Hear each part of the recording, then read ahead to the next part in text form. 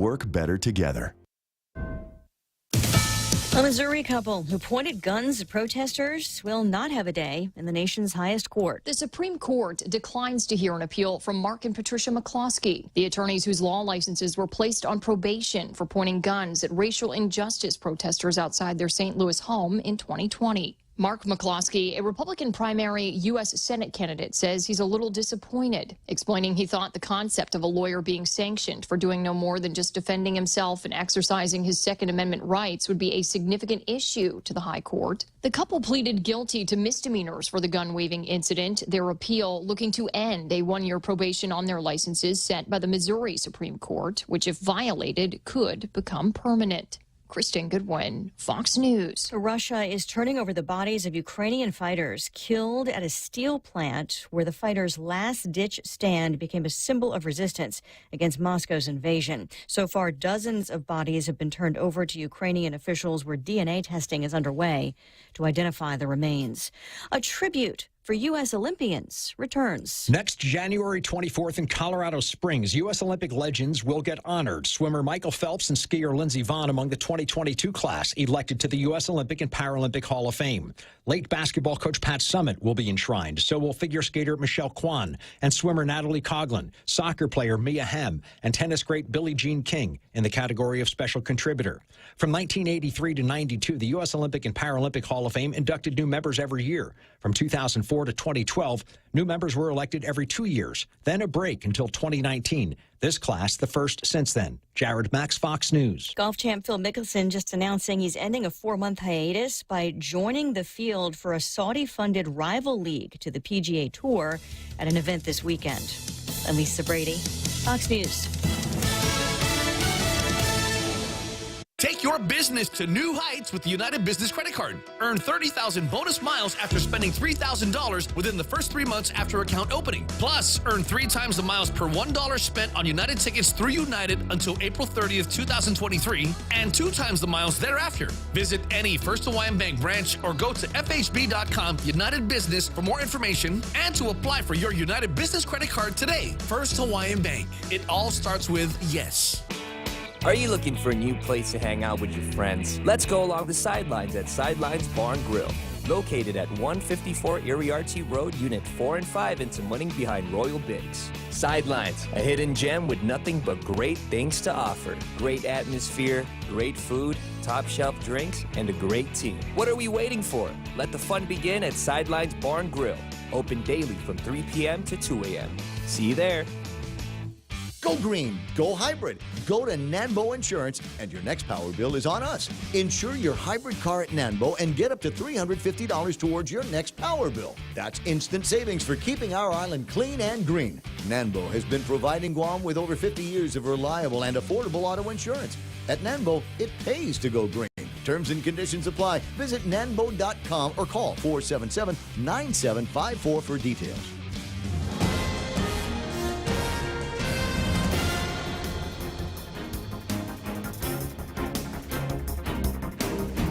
Day at 6:06. I'm Montesova Tyron with a look at your local news on The Point. A 31-year-old woman was arrested after being accused of stabbing a man at a residence in Assen on Sunday morning. Suni Vargas was charged with aggravated assault as a second-degree felony and family violence as a third-degree felony, along with special allegation of use of a deadly weapon in the commission of a felony. According to court documents, the victim allowed Vargas to sleep over despite there being a stay-away order between the pair. They got into an argument. The victim spit on her face and told her to leave. Now, the victim then saw Vargas holding a knife and his leg was bleeding. But in his account to police, he said he didn't know if he was stabbed or if he walked into the knife. The victim suffered from a puncture wound to his upper left thigh. Vargas was found in a parked car and appeared distraught when she allegedly told officers that she told him to leave her alone, but he wouldn't leave her alone. Police searched the car and found the kitchen knife and blood on the blade, along with another knife, which authorities also confiscated. Meanwhile, the driver involved in a serious 3-car collision that happened on Sunday morning in Tamuning remains in critical condition this morning. The man was taken to GMH after he was pulled from the vehicle. Another victim was involved in the crash, was taken to Naval Hospital with less severe injuries. Guam police, meanwhile, continue their investigation into that crash. And a man who was serving 50 years in prison for raping 2 children is fighting to have his conviction overturned and seeking a new trial. Mookie Callahan was 16 at the time he raped his victims. He's appealed his conviction in the Supreme Court of Guam. It's actually the second time he's taken the case to the High Court after he won his first appeal and was given a new jury trial. The victims were said to be 7 and 4 years old when the incidents occurred, and this was back in 2011. Callahan then was found guilty on 6 counts of first-degree criminal sexual conduct as a first-degree felony and 6 counts of second-degree criminal sexual conduct as a first-degree felony. We'll have more news right after this. Half a day. Patsy Gogri from Security Title here with information about what a title company does. The title side of our business determines who owns a property and guarantees your ownership with a title insurance policy. The escrow side acts as an independent third party, managing the transfer of money and documents between the buyer, seller, lenders, and others. Security Title has a management of real estate closings down to a science. Give us a call. We are here to help. Gas prices continue to skyrocket, and this week it marked the highest ever on Guam at $6.34 for a regular gallon of gas. And Senator Jim Moylan is petitioning the Speaker of the Legislature to call for an emergency session to address several bills that deal with gas prices. Moylan calls the situation a crisis and wants senators to convene and address the 4 pieces of legislation. One of them would completely eliminate the liquid fuel tax. That's Bill 261. And then another one would reduce the liquid fuel tax by 4 cents per gallon. Moylan says that none of these measures would actually eliminate the problem. However, it would bring the conversation to the table and provide consumers some relief. The Speaker has not commented on if she will call for a special election or a special session. Meanwhile, Attorney General Levin Camacho has officially filed his paperwork with the Guam Election Commission. Camacho currently is running unopposed, although 2 others have indicated that they will be running for AG. Doug Moylan and Peter Santos indicated that they would be up for the challenge. However, neither have filed their paperwork. There are currently 80 days left until the primary election. The deadline to file is June 28th. And an estimated 1,300 members of the U.S. Armed Forces will take part in an exercise called Valiant Shield, and the 9th iteration of the field training will include events in the Marianas and the Republic of Palau. Valiant Shield will be active through June 17th, according to the notice from the military. Those are your top stories here on The Point. Here's Ray with your weather. That's such a great name for an operation, though, right? Yeah. Valiant Shield. I like it. Yeah, if guys like us had come up with it, it would have been like a grumpy old exercise. That's what we call it. Just get off my yard. Kind of Operation Get Off My Yard. All right, what do we got today for weather for the Valiant Shielders? Mostly sunny skies today. Highs near 88 degrees. East winds up to about 14 miles an hour. And do we already have the first gay sunrise picture of the morning? Yes, we do. There it is. There it is. Look at the pink color. It's a pretty color. Is this a little light blue up there? Did you say pink? gay or K? No, I said gay. Scattered showers in the forecast today. Mostly cloudy. Lows around 77 degrees. Easterly winds up to about 14 miles an hour. For tomorrow, partly sunny skies along with some scattered showers. Daytime highs near 88 degrees and easterly winds 9 to 13 miles an hour. Scattered showers and mostly cloudy skies in the forecast for tomorrow night. Every single one of these forecasts is calling for scattered showers, and I don't know how we're going to get any kind of scattered showers up anywhere. There's no clouds in the air. Where are these scattered showers supposed to come from? There's nothing. Look at the map where Guam is. You can see it. I don't know if Landon and Brandon are drinking, man. Dude, These weather reports. I actually saw one of them last night, the skinny one. Yeah. I run into him for which one? Brandon. Okay, so I run into Brandon last night. And he was talking about how tired he was, and I'm going, for what? There's there's nothing to report on. There's nothing happening around here. That's got to be making you guys tired. Maybe you know what it is, to practice for that Lincoln Logs thing. Yeah. I'm sure that they're practicing. I bet they're getting into that. Like marathoners get into their training routine. I wonder if they're going to have like a taper week before everything gets started. Where they're going to peak. They're going to peak. You're peaking. You don't want to do anything because you might injure yourself. Your Lincoln Log assembly thing.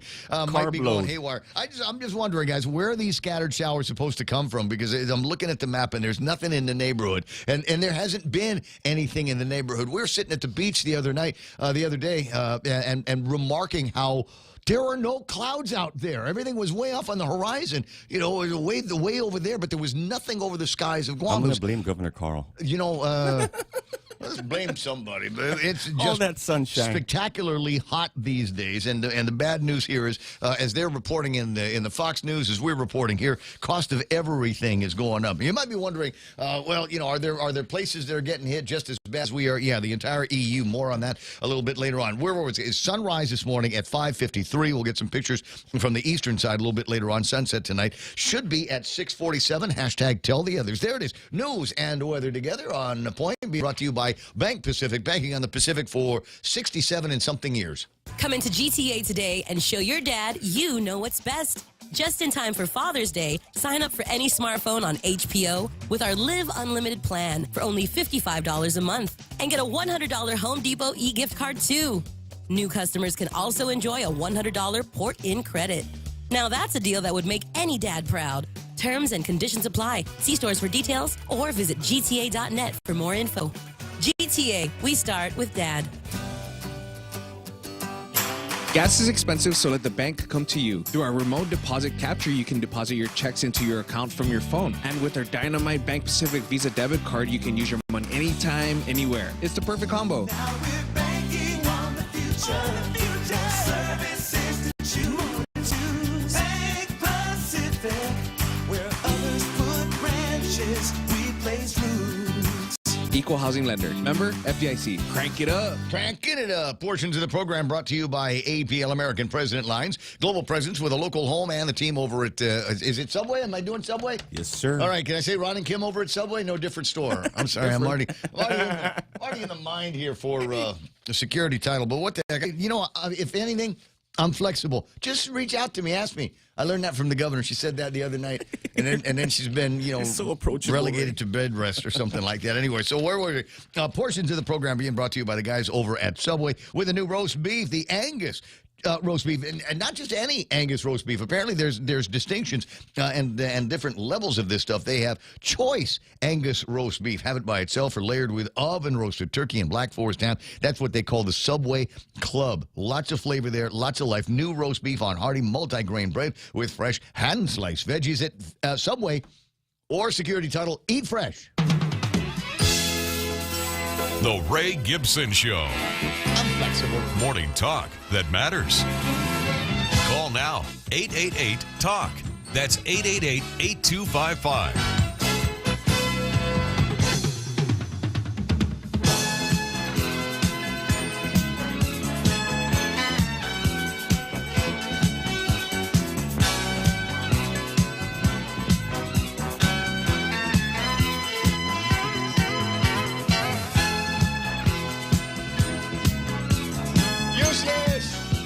Useless. This is how we're starting the program here this morning, and you might be going, there's just so many places where that would apply. Me? Well, yeah, where's... No, not you. Not okay. You're the opposite. You are a useful guy. You're the fabuloso dude. You're the wake up in the morning and always check and make sure that we're ready to go on the YouTube side and remind me to read the thing for Beyond the Box. And I'm just going to come out of the closet right now, Ray. Oh, yeah? Yeah. Okay, good. And do you have your little flag? I do. Some people are saying, it's not a red one. I'd like to, it being Pride Month and everything, I'd like to come out and get me a rainbow flag, but I don't know where you can get them anymore. Apparently, they bought all of them for the display over at Adeloop. I passed by there yesterday. Yeah, China sold out on their rainbow. Cannot find anymore. We've solved all the problems here, and whatever. I'm looking at the newspaper front page of the Guam Daily Post, and it's talking about how we don't have enough guys and staffing challenges with the Department of Police, with the Department of Fire, and with the Department of Corrections. Not enough guys to do those vital jobs to keep the community safe. But you know what? The priority for the administration, the priority for Adeloop, was to make sure that they had an adequate number of Pride flags to fly at Adeloop over Pride Month. You know what? Cops will take care of their cop stuff. Fire will take care of the fire stuff. As long as we've got the pride flags over at Adeloop, then everything will be all right with the community. We know where our priorities need to be. We know. Anyway, hey, welcome to the program. Excuse the mess. It's the Ray Gibson Show on 93.3 The Point. My name is Ray. Thrilled as usual. That's my name. My name is Ray Gibson. Thrilled as usual to be here with you Tuesday morning. And lots and lots to get to, as you've already heard. Real Joe coming out of the closet. Congratulations. I'm made leave that alone if you don't mind with the rest of the morning. There might be some people that could be somewhat alarmed with the conversation. Or there will be people asking, well, so Grinder, is that where we find you? That's Real Joe. He gets the phone when you call it 888-825-888-TALK. The Meme Machine online and working. Pretty pictures from Sarita's house. Do I have the Pirates Cove picture? Yes, I do. All right, we're going to get started on Taco Tuesday with some beautiful golden sunrise shots from the eastern side of the island where Jeff from over at Pirates Cove is working on getting you into your personal Taco Tuesday zone. Thank you very much. Got some other stuff. Actually, Joe sent me some stuff on the Meme Machine that I'm going to share with you at some point here this morning. And no, I think I can do it now. I think I do. So Mark Cruz is going to call later on, and he was telling me about this new thing that they've got that Henry has up at the racetrack. Yeah. And I said, well, what is it? And he sent me a video of it, and so I'm looking at the video here. And I'm thinking, hold on a second. Here's the shot.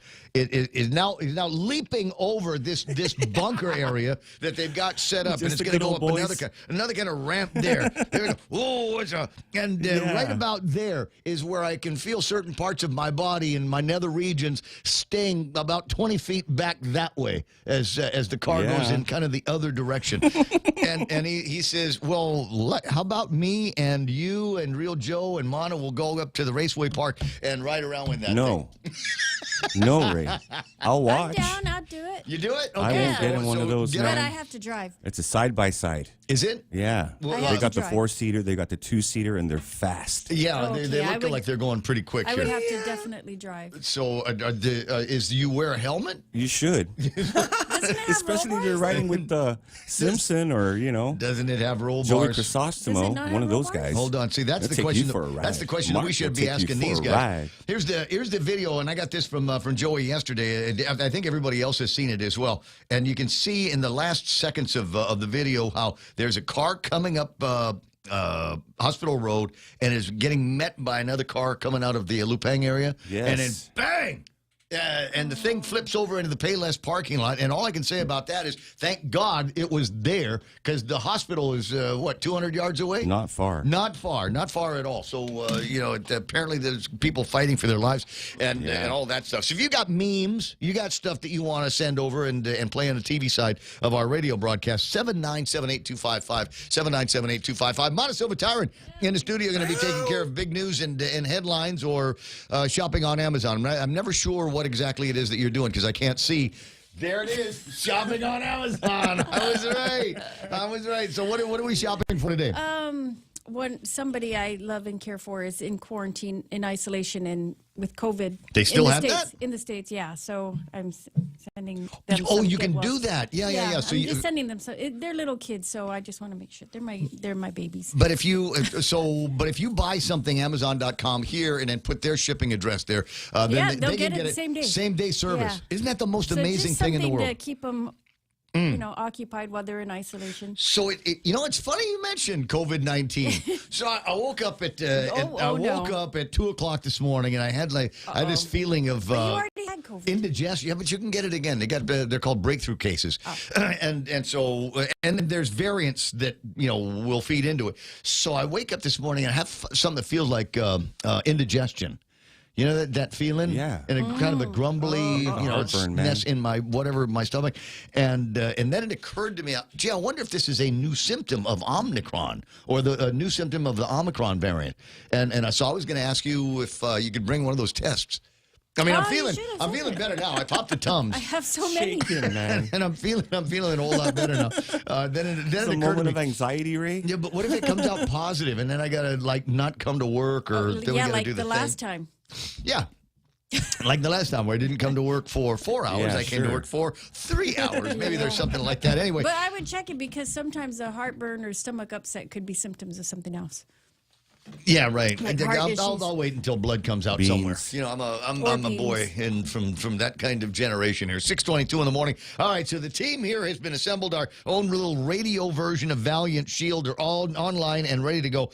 I gotta remember I want to use this phrase, the AR-15 of radio. I think because it's an AR-15 type weapon, AR type Well 15. assembled. Yeah, and I'm just thinking maybe we ought to take that along. It's kind of like super dangerous morning show because you never know what's going to be coming out of our mouth. You got an idea, based on news and headlines and whatever, but you never really know what is going to be transpiring in this program. All right, speaking of AR-15 type radio people, here's some AR-15 type listeners. Sometimes you want to go where everybody knows your name, and they're always glad you came. You want to be where you can see our troubles are all the same. You want to be where everybody knows your name. You want to go where people know people are all the same. You want to go where everybody knows your name. And we're all here, and as usual, big man Rico B comes up number one. Don't know what kind of science or magic he's using, but congratulations, Rico B, followed by JBSN, the radio station's secret shopper. I got John Ray typed to know online. Mark and Francis Ismail are there, sending their buenos wishes out. Kenneth Polino, there's Tim Zedeker. Brat Wood is online. Huff and Jerome McDonald's going to be doing some traveling soon. I'll get you some details on that a little bit later on. MT Farron and Jane Nauta. Let me see Ken Brown, who is in the mainland. And Ken Brown sent me early this morning what has got their attention out in the States. Where did I put that, Ken? Is in there somewhere? Or was it Jerome? No, it was Jerome that sent me the numbers here. Mendocino, California, in Northern California, a gas station there is currently charging nearly $10 a gallon. 2 days ago at Schlaffer's Auto Repair in Mendocino, Supreme Unleaded was $9.91 a gallon. Regular was listed at $9.60 a gallon. And the numbers on the mainland continue to go up. Let's go, Brandon. How about that? Kenneth, I'm sure, sent me something. Pretty Sarita Garin saying, another hot day to kick some ass. She didn't want to put the S. She didn't want to put the second S behind that. So it's like just want to kick ass is what we're going to be doing today. So you're such a kick-ass girl. I appreciate that. Lena McDaniel is online. I got the real Joe Cruz saying, go women, kick ass. Greg Basnight, good morning, Guam and all the Point family. There's Marla Carbolito and Franklin Meno. Hey, Biba. Bunker is online. No way, Biba Bunker. Jose Tetpagbo Jr. says, banana sedus. Keenan McCausland from the upper left-hand corner. What's that, Ismail? Oil, gasoline, and coal have doubled in price since Brandon took over, and electricity has almost tripled in certain areas. Yeah, I'm feeling that. Brandon's solution, go buy an electric vehicle. I'm with you. They just have no concept of the upsides and downsides of all of these things. And as soon as people start buying those electric vehicles in bulk, here's the scary thing, right? Is they've got batteries in them. And at some point, you're going to have to take out the batteries and put new batteries in. Oh, I thought you were going to say touch your tongue on the battery. Some point. That's how you check if it's working, right? But all the rest of the stuff looks. I just worry about what the replacement costs of these batteries are going to be. And I got a truck. It's going on 6 years old now, and I haven't had to change hardly anything on this except the gasoline. I put new gasoline in on a regular basis. I don't know that we will ever get to a point where it will make financial sense for me to investigate an electric vehicle. Gemma Bustamante online saying, good morning, everybody. Let's get the point fix started. Dennis Larson, the B-man, is there. Brennan Fausto, Jigo Jarhead, living the life. Yeah, let's go. I got, let me see, Joe Cruz asking about James Howard. And Keena McCausland. Oh, yeah.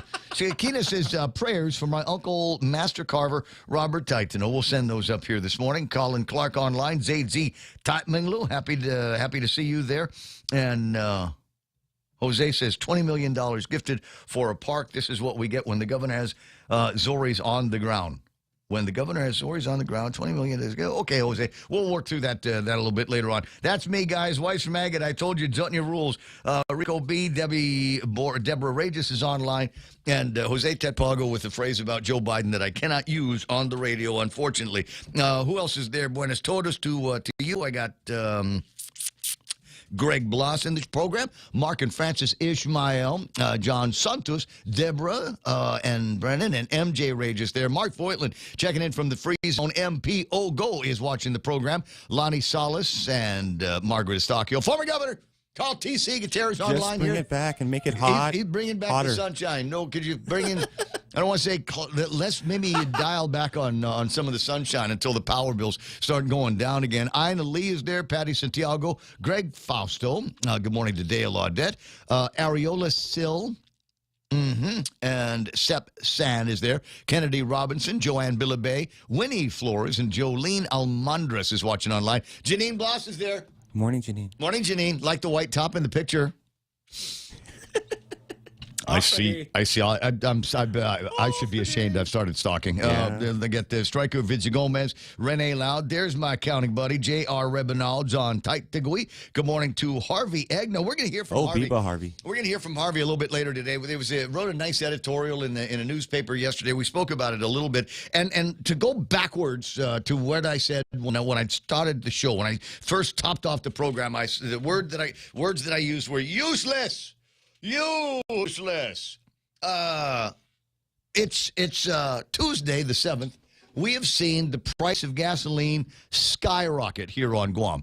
And there doesn't seem, we're on our own. We are literally on our own. It's like the only people over at the legislature that seem to care about this at all, Jim Moylan and Therese Terlai, and she's got her own pieces of legislation. Joe S. has got something that is going to be temporary that doesn't seem to line up with what all of our expectations might be. But here we are. Are we going to wait until gas is $10 a gallon before the legislature does something about it? Every day we get closer. There are 80 days between now and the primary election, guys. Gotta milk it, right? I'm telling you, the people of Guam are going to remember that when we needed the legislature the most, they were silent. They were useless. They were impotent. Did not lift a finger to help out the taxpayers. Sounds here like on a past Guam. relationship, right? Oh, yeah. So that's okay. Look, the other side always, brings up all kinds of crap from the past. Oh, the Americans did this in 1898. Oh, there were slaves, whatever. Yeah, like I did that. So I have to continue to suffer for that. It is exactly like that relationship where the girlfriend, chooses what thing that you did 10 years ago that pissed her off. I guarantee that their husbands and wives have been married 50 years. They're listening right now. And I guarantee every once in a while it'll come up. She'll say, good morning. Yeah. Remember that thing, when you were hanging out with my cousin at the party. You didn't know I was there, did you? I saw everything. Yeah, honey, that was in 1977. But it's still, it's still relevant and it's still something that you get to fight about. So this is something I'm never going to forget here. Gasoline at $6.30 some odd cents. The Public Utilities Commission is going to be getting into a special session here. Did you see the advertisement they put out? Either put out in an ad or they sent it to me in an email where they're talking about a reason for the Public Utilities Commission to meet in a special meeting. And at that meeting, they're going to review GPA Docket 22-15, a petition for levelized energy adjustment clause adjustment for the period from July to December 2022. Do you think the prices are going to go backwards? Do you think in this special session of the Public Utilities Commission that they're going to have, that they're going to go, yeah, the people of Guam are paying too much for electricity. Let's take it back to what it was before. You know what? Let's eliminate the fuel surcharge for a couple of months and see if that makes Ray Gibson happy. I don't think it's going to go in quite that direction. We'll get some of the experts to get me some testimony here on the radio. But Harvey, I appreciate you writing that article in a newspaper yesterday. I hope it gets seen by at least anybody that will be able to provide some kind of relief, and maybe a cash relief or something along those those lines to the folks. Dorothy Jesus, Francis Sunga's there. I got Rose Babauta, Big Sister Shelley online listening in from beautiful California. Kathy Ilagan, good morning to you. And Pam Duvall, who is the hot sister of the program. Ow. How flexible are you? Not only touch your toes, but can you touch your toes and then flatten your hands in front of your feet? She says she can. You know, he's such a lucky husband. Let me see. Rudy Rodolfo, the original Burger King, is there. I got Drew Tenorio, Stephen Klein checking out the program. Judy Shockley, Tony Uggan is online. Cheryl Ochai, and good morning to Jason Dinkle. There's Senator Sandra Regis. Biba. Heather. Jose Tetpago and Heather Paris pick 5 special at Payless is getting brutal.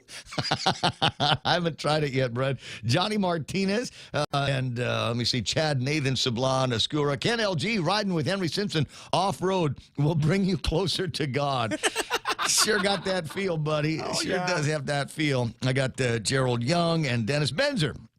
Damn, I'm going to have What's New Pussycat in my head all day. Look, Tom Jones, I'll do a celebrity birthday right now. Tom Jones is like 82, 83 years old or something like that. And forever, Big Sister Shelley can attest to this. We used to watch him, I don't know, Friday, Saturday nights on KUAM in black and white. It was that long ago, but he had his own talent show on television at one time. And he'd get out there and he'd sing about the same 5 Tom Jones songs, you know, just kind of different rotation, different order, different band playing in the background.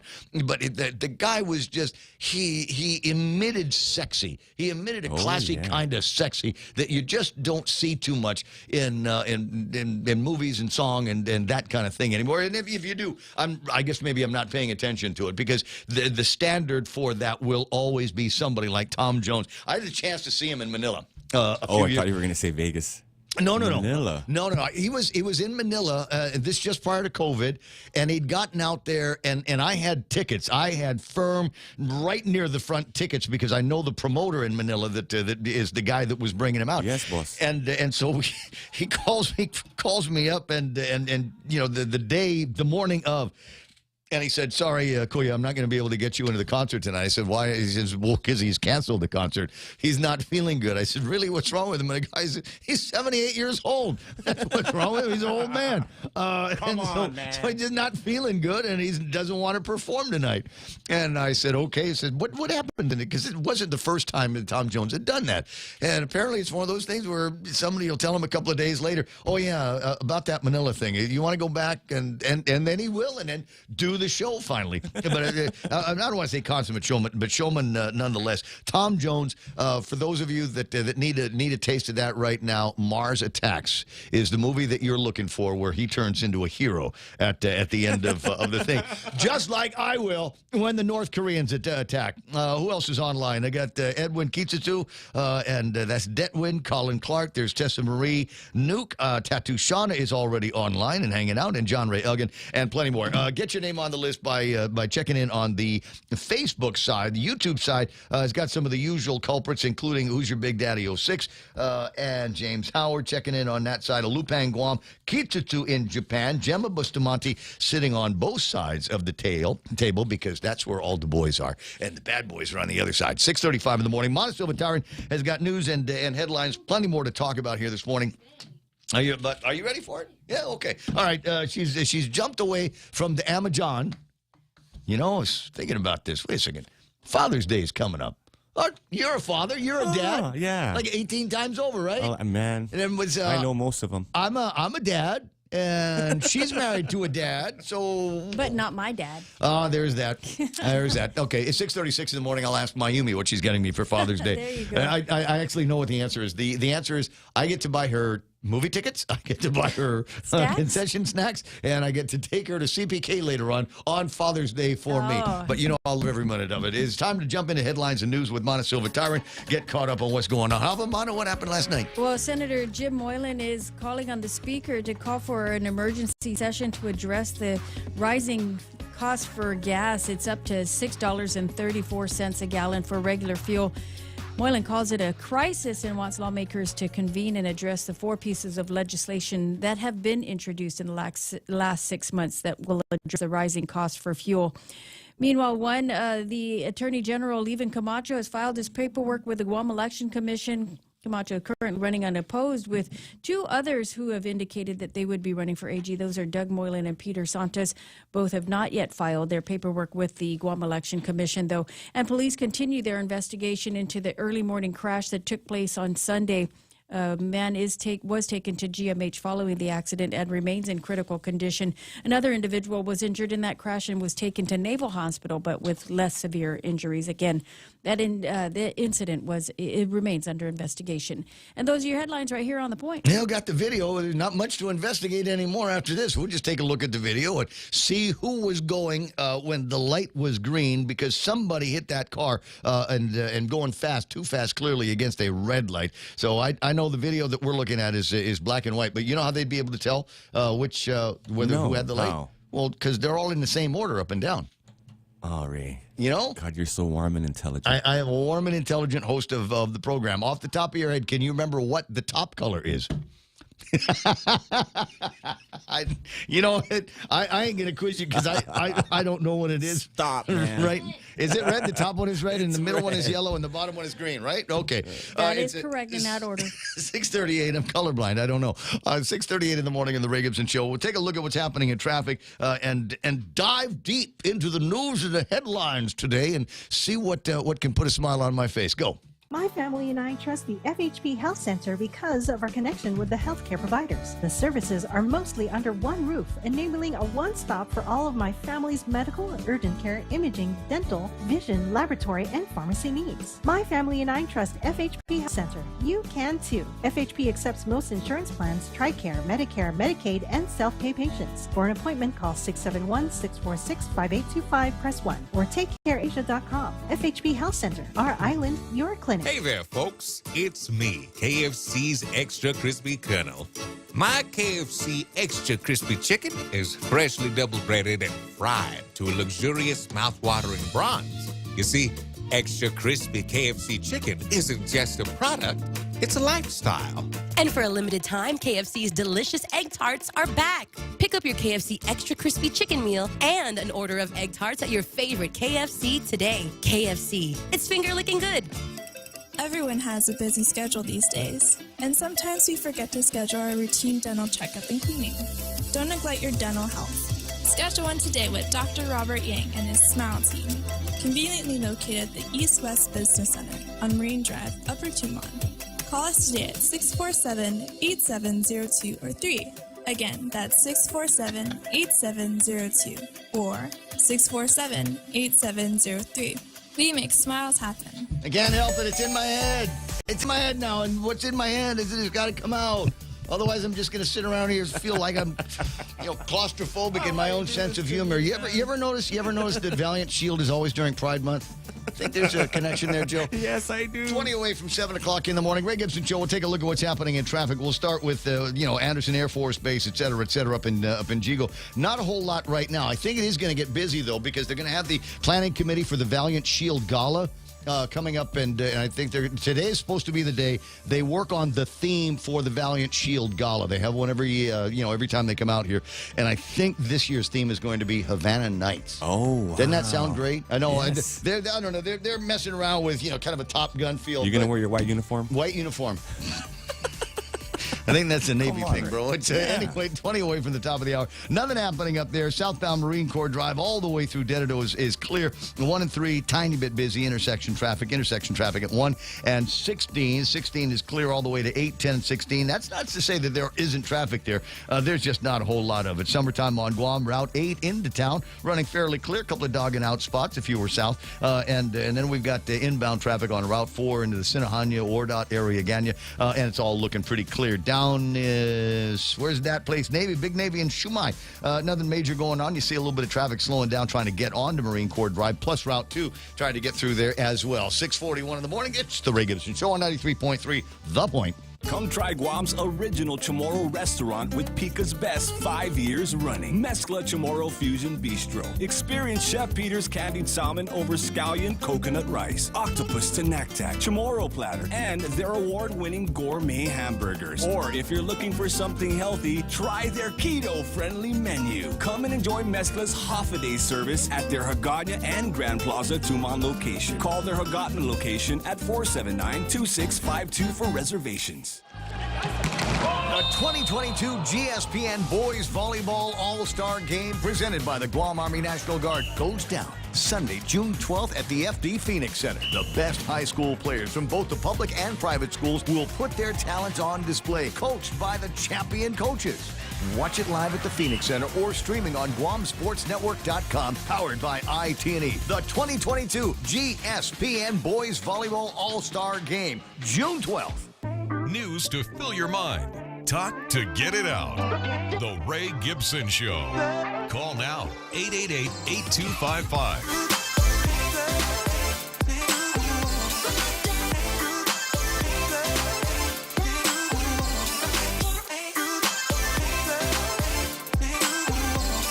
Bada bing, bada bang, bada boom. 6:42 in the morning. It's the Ray Gibson Show. 888-8255, 888-TALK. And we start with the big guns, man, bringing out the sunshine. And the guy that I suggested yesterday, between him and Jerry Perez, have done too good a job bringing tourists back.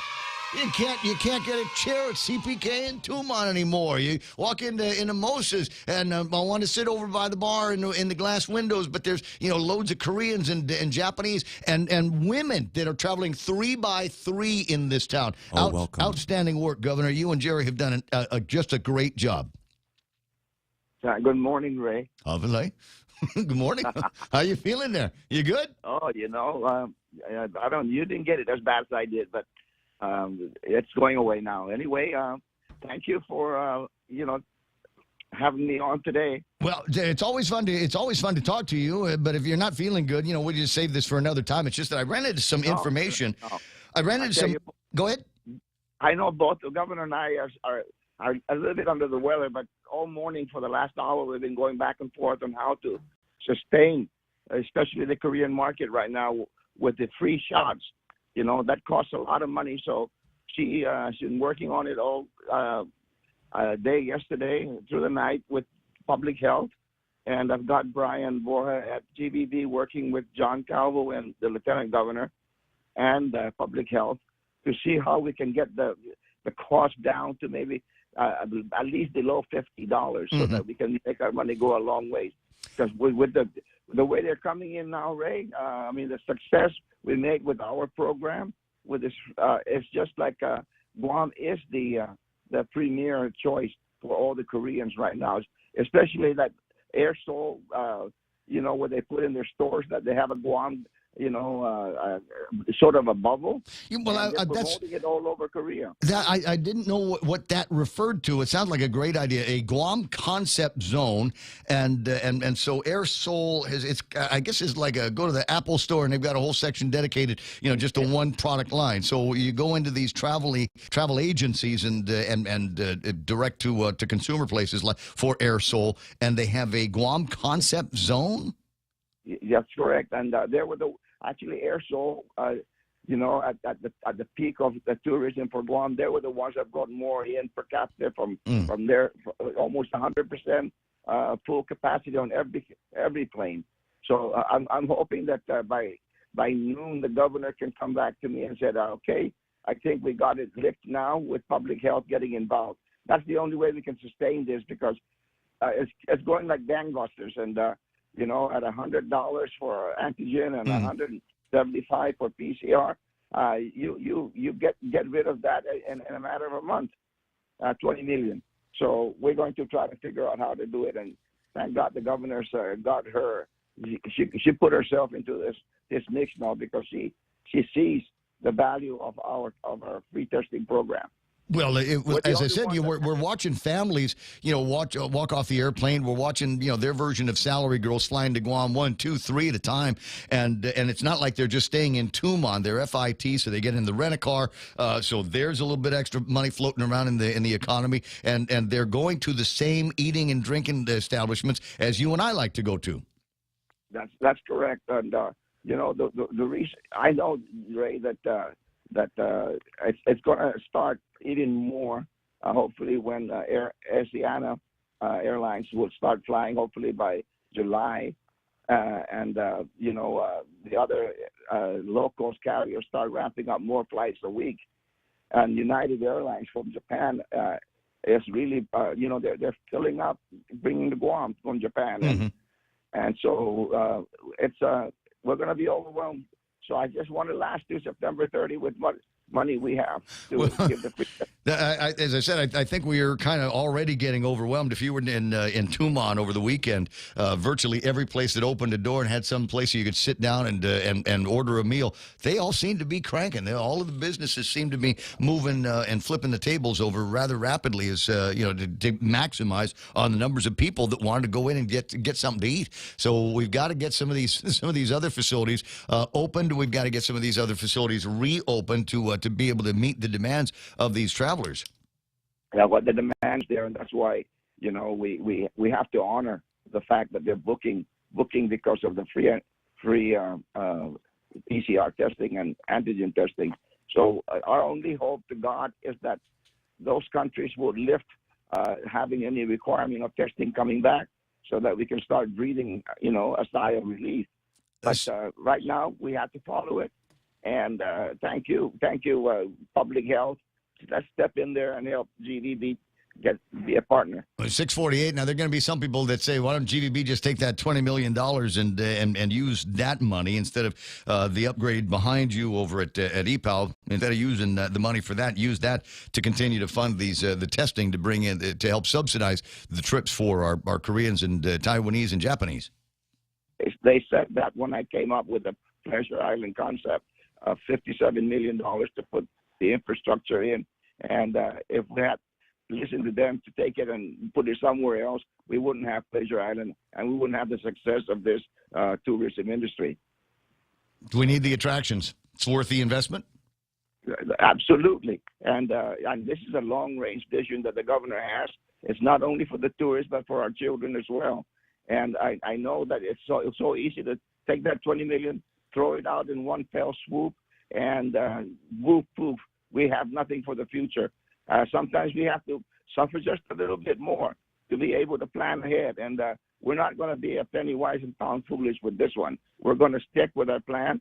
We're going to stick with the governor's vision and get that project, moving forward, so that by 2025, we have it all complete. 6:49 in the morning. I'm talking with former Governor Carl T.C. Gutierrez, business czar and GVB czar, visitors bureau czar, and talking about that investment in Tumon behind his office, essentially. What about Mataping? Is that still on track? Because we're not dipping into or using other funds. Using the Mataping project for other funding options, are we?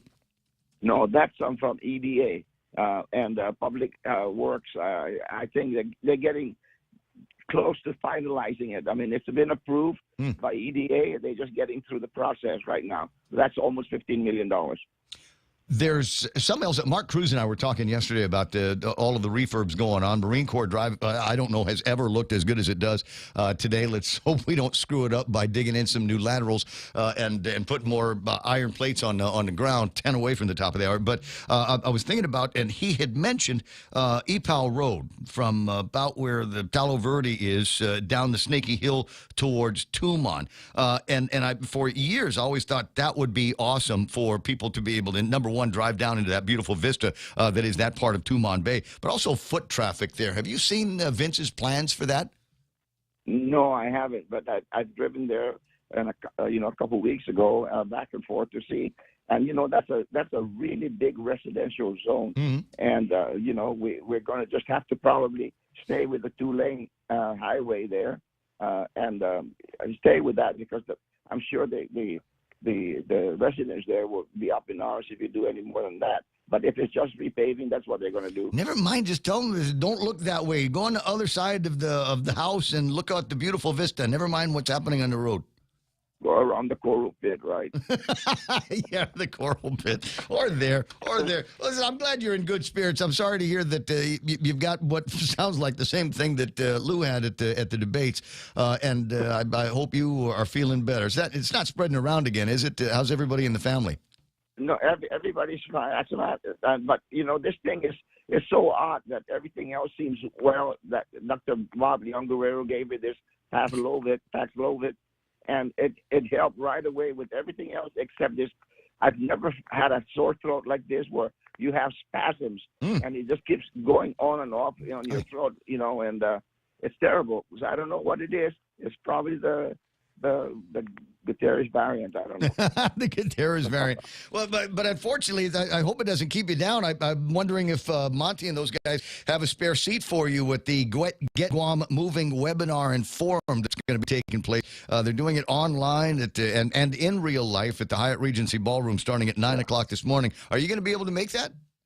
No, I can't get out of the house yet, according to the doctor. But I've got people watching it, and key here is I hope they would concentrate on what they can put together for their businesses. Monitor themselves. They're the ones that are tourist attractions, etc. And we will certainly help them, and we have been helping them. But I believe that to be successful in bringing tourists in, there's got to be some kind of incentives that you can give out. And GVB has the incentives to do that. We'll watch and see what the final report is. I don't know that I'm going to be able to make that get together. I was invited, but we'll just have to wait and see. Uncle Carl, you take care of yourself. Hug and a kiss to Auntie Jerry. Thank you very much, Ray. She just left this morning to go to Lily's graduation at Davis. She's going to go into vet school. Oh my God. Yeah, so I'm blown away. Wait a second, Lily's only a couple of years older than my own daughter. What do you mean she's graduating from college? She just turned 22. Oh my God! And so I'm cold-eating it alone here and at home. Well, if you need anything, let me know, and I'll have Joey come over and take care of you.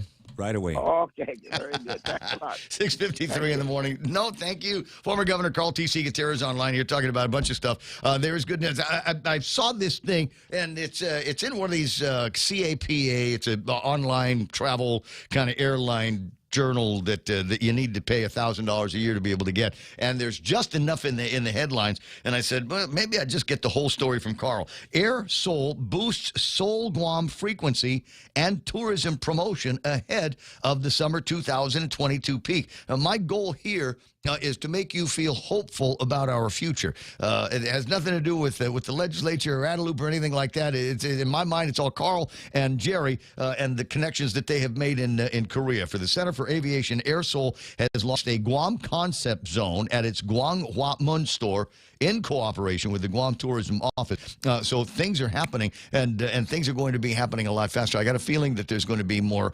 flights that will be added to the schedules and more seats, more airlift capacity that's going to be coming out. And he's right. I think we got to take a good look at the current inventory of fun and activities that we have right now and figure out how to build on that.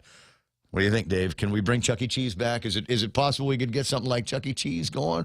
How about Tagada? Isn't it time that we get Tagada 2.0 down there? Yeah, bigger and better. Doesn't have to be like right there. I've got this vision. My concept was we've got the Tagada over here, and they're going to be doing that thing, and then we've had another place where there's another kind of amusement activity for families and especially families with little kids. Different attractions for little kids. It doesn't have to be anything crazy and outrageous, and all doesn't have to but an outdoor version of what we've got inside the Micronesia Mall somewhere in Tumon, right?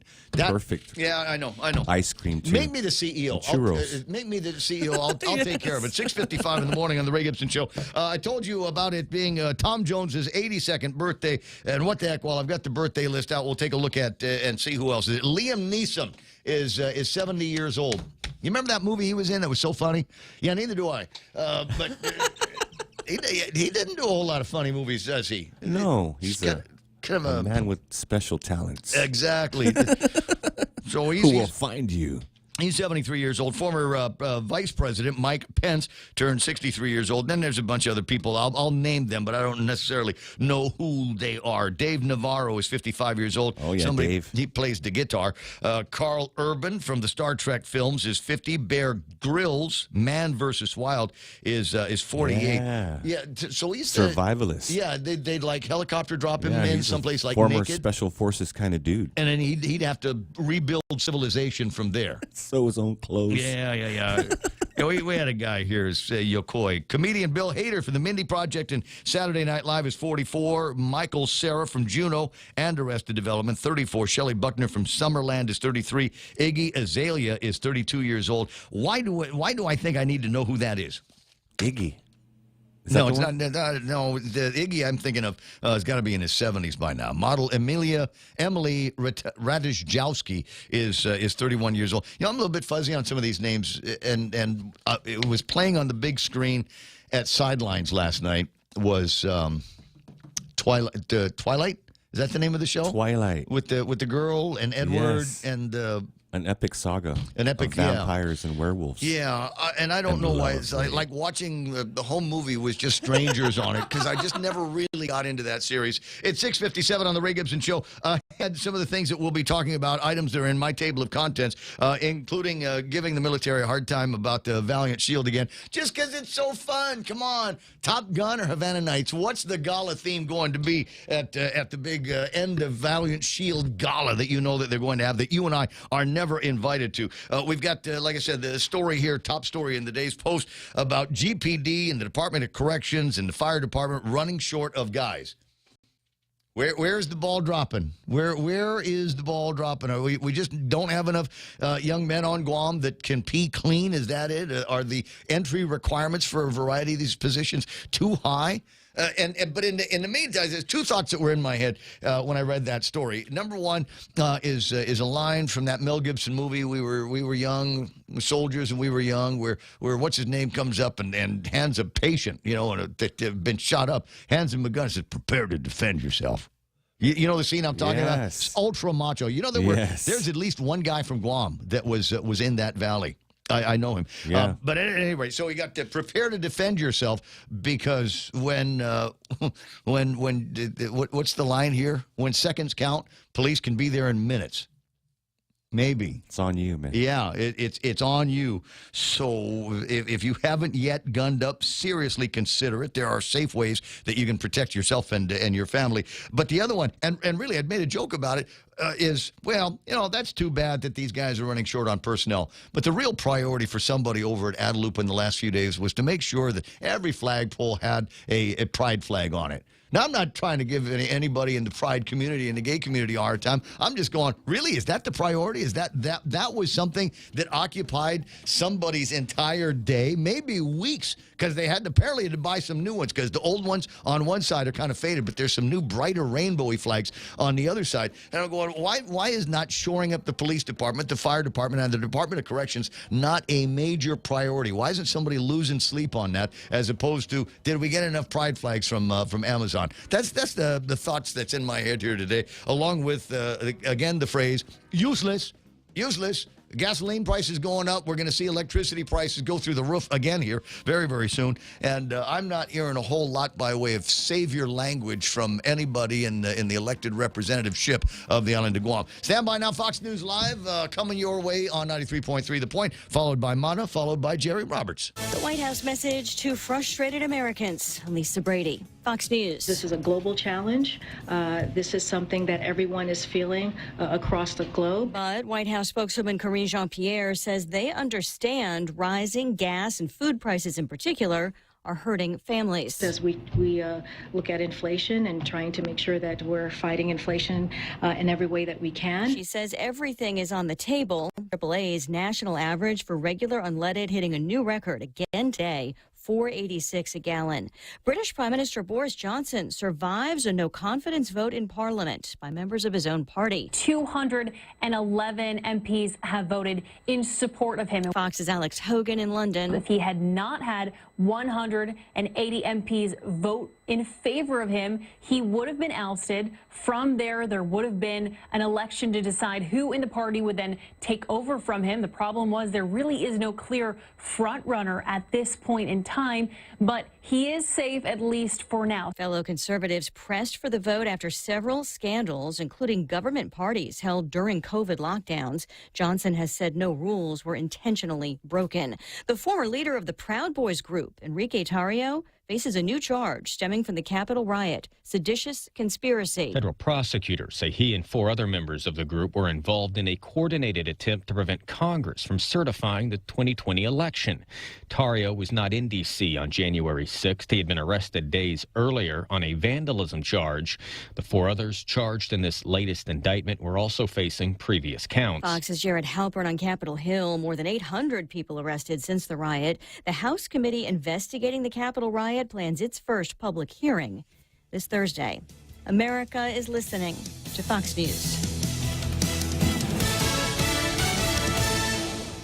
$15 might not get you that far, but Chili's is bucking the trend with $15 meal deals. At Chili's, $15 gives you not 1, not 2, but 3-course meal deals complete with a drink, a starter, and an entree.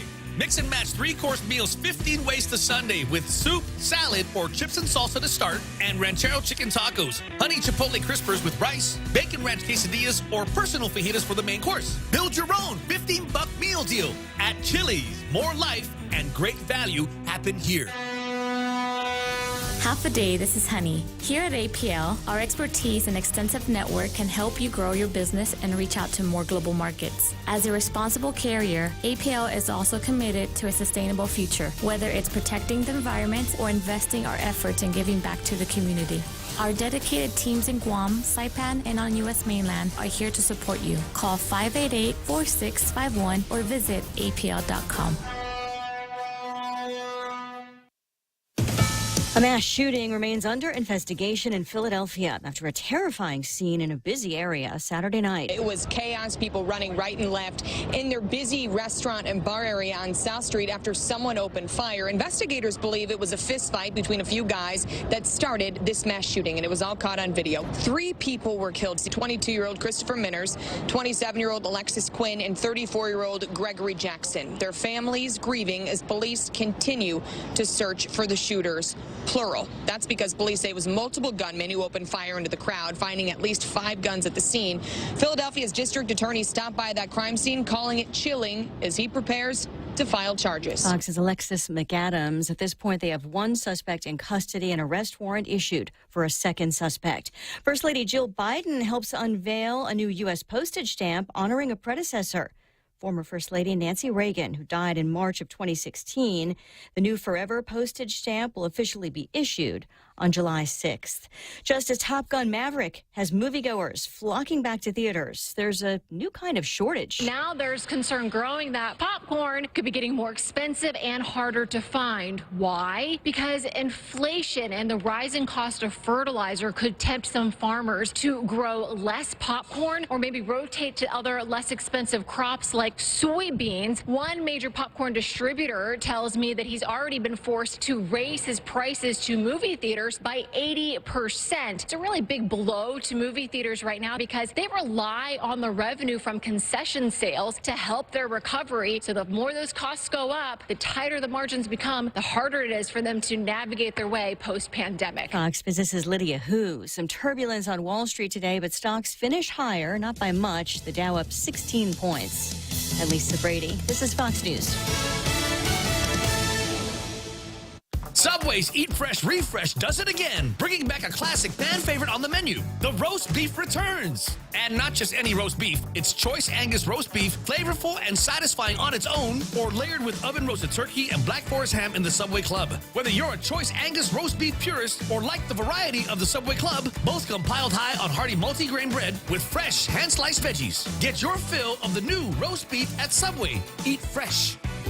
Half a day. Patsy Gogri from Security Title here with information about what a title company does. The title side of our business determines who owns a property and guarantees your ownership with a title insurance policy. The escrow side acts as an independent third party, managing the transfer of money and documents between the buyer, seller, lenders, and others. Security Title has a management of real estate closings down to a science. Give us a call. We are here to help. Oh, what's for breakfast at KFC under $3.95, you ask? What's for breakfast at KFC that's different than the other guys, you ask? KFC's chicken wrap, sausage wrap, the Colonel's chicken congee, chicken fried steak, sausage biscuit and gravy, and biscuit sandwiches made with KFC's original fluffy biscuits. All for under $3.95 and all only at KFC. Plus, with waffles and the Colonel's chicken fried rice, we've got something for everyone. So visit KFC for breakfast today. It's finger licking good.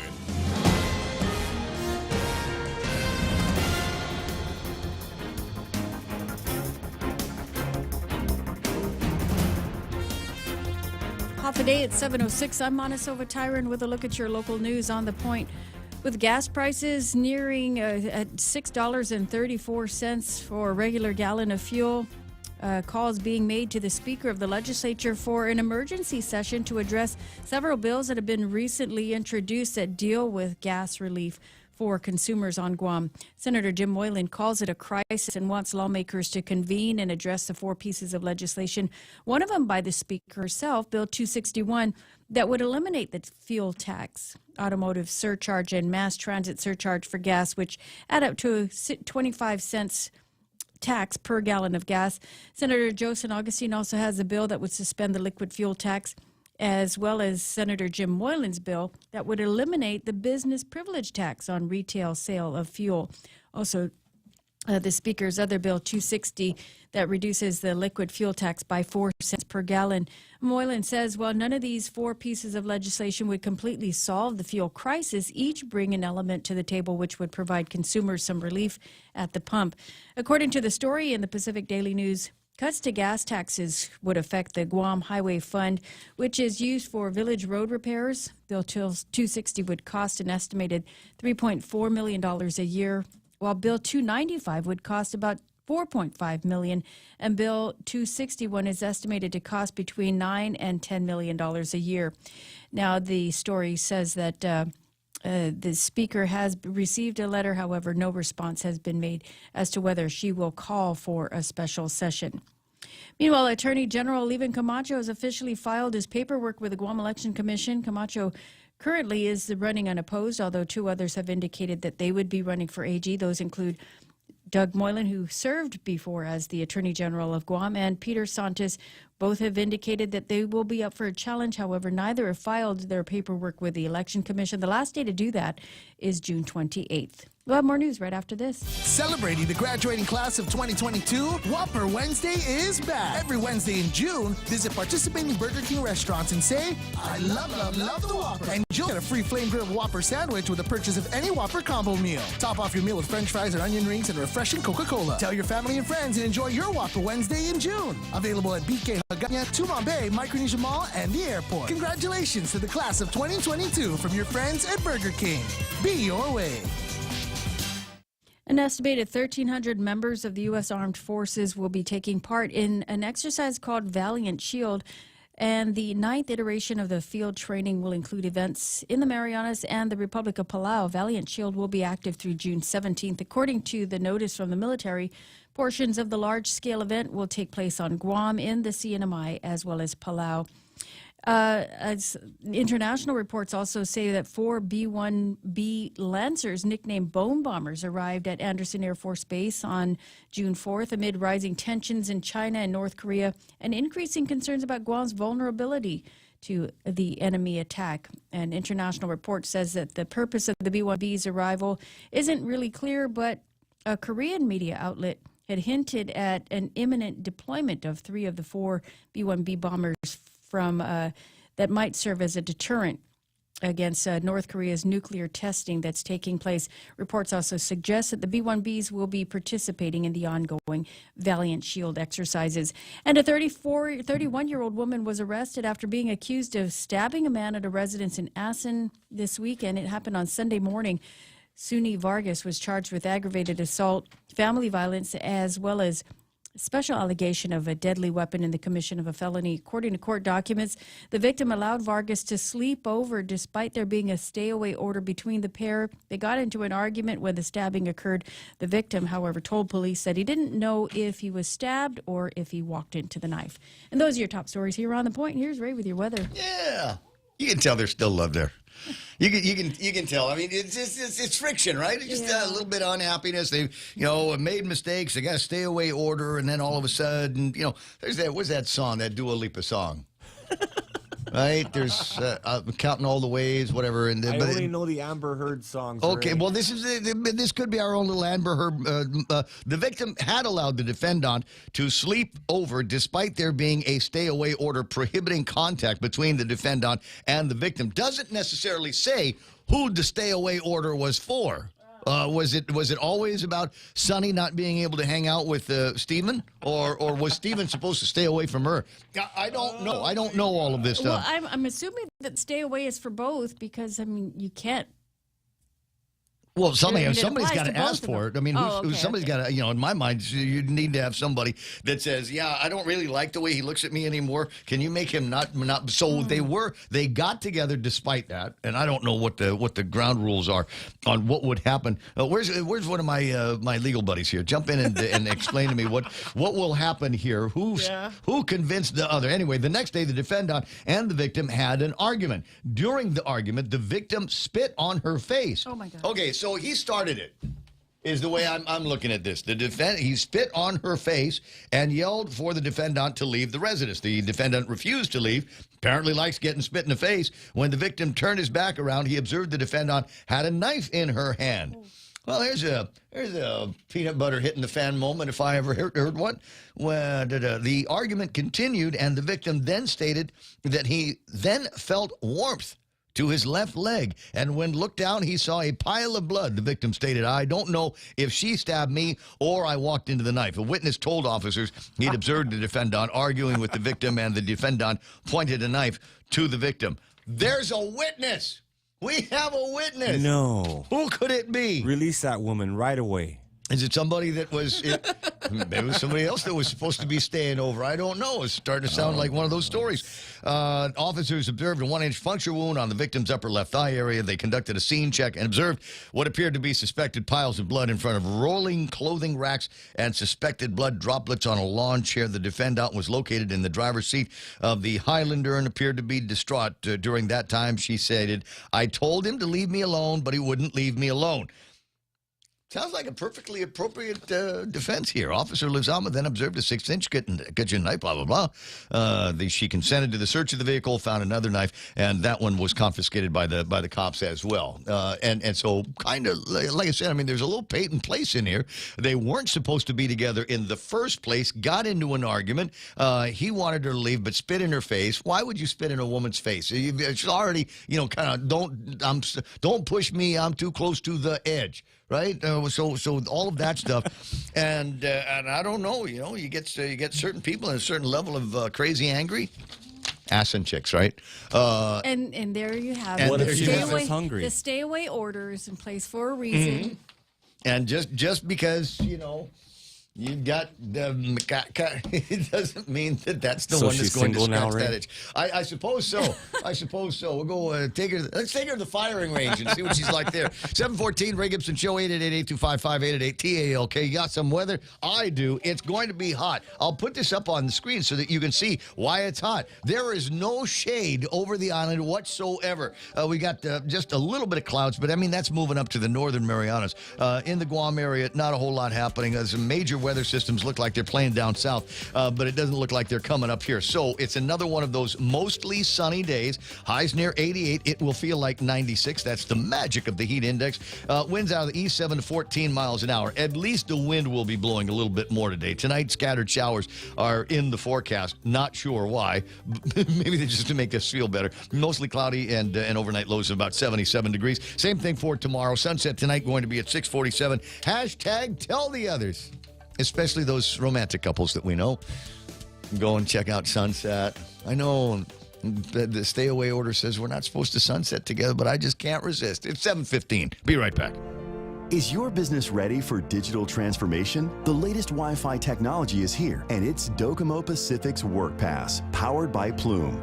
WorkPass unlocks connectivity, productivity, and security tools all in the palm of your hand.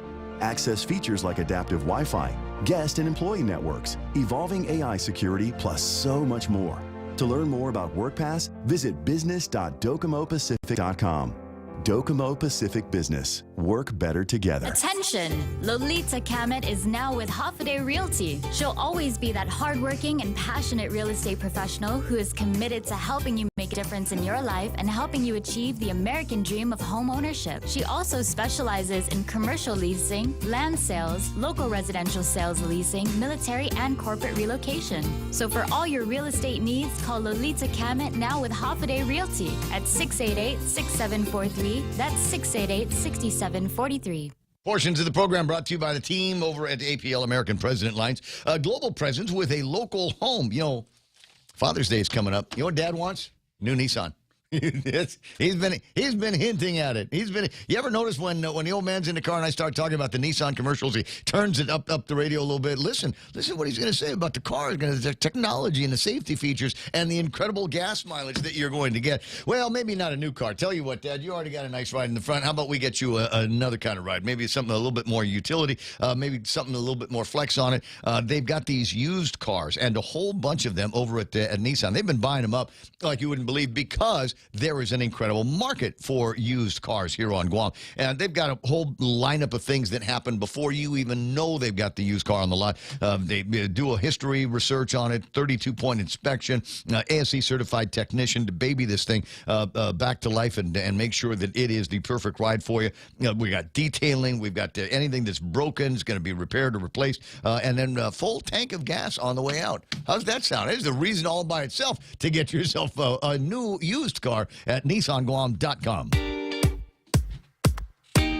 The Coconut Wireless is back. The Ray Gibson Show.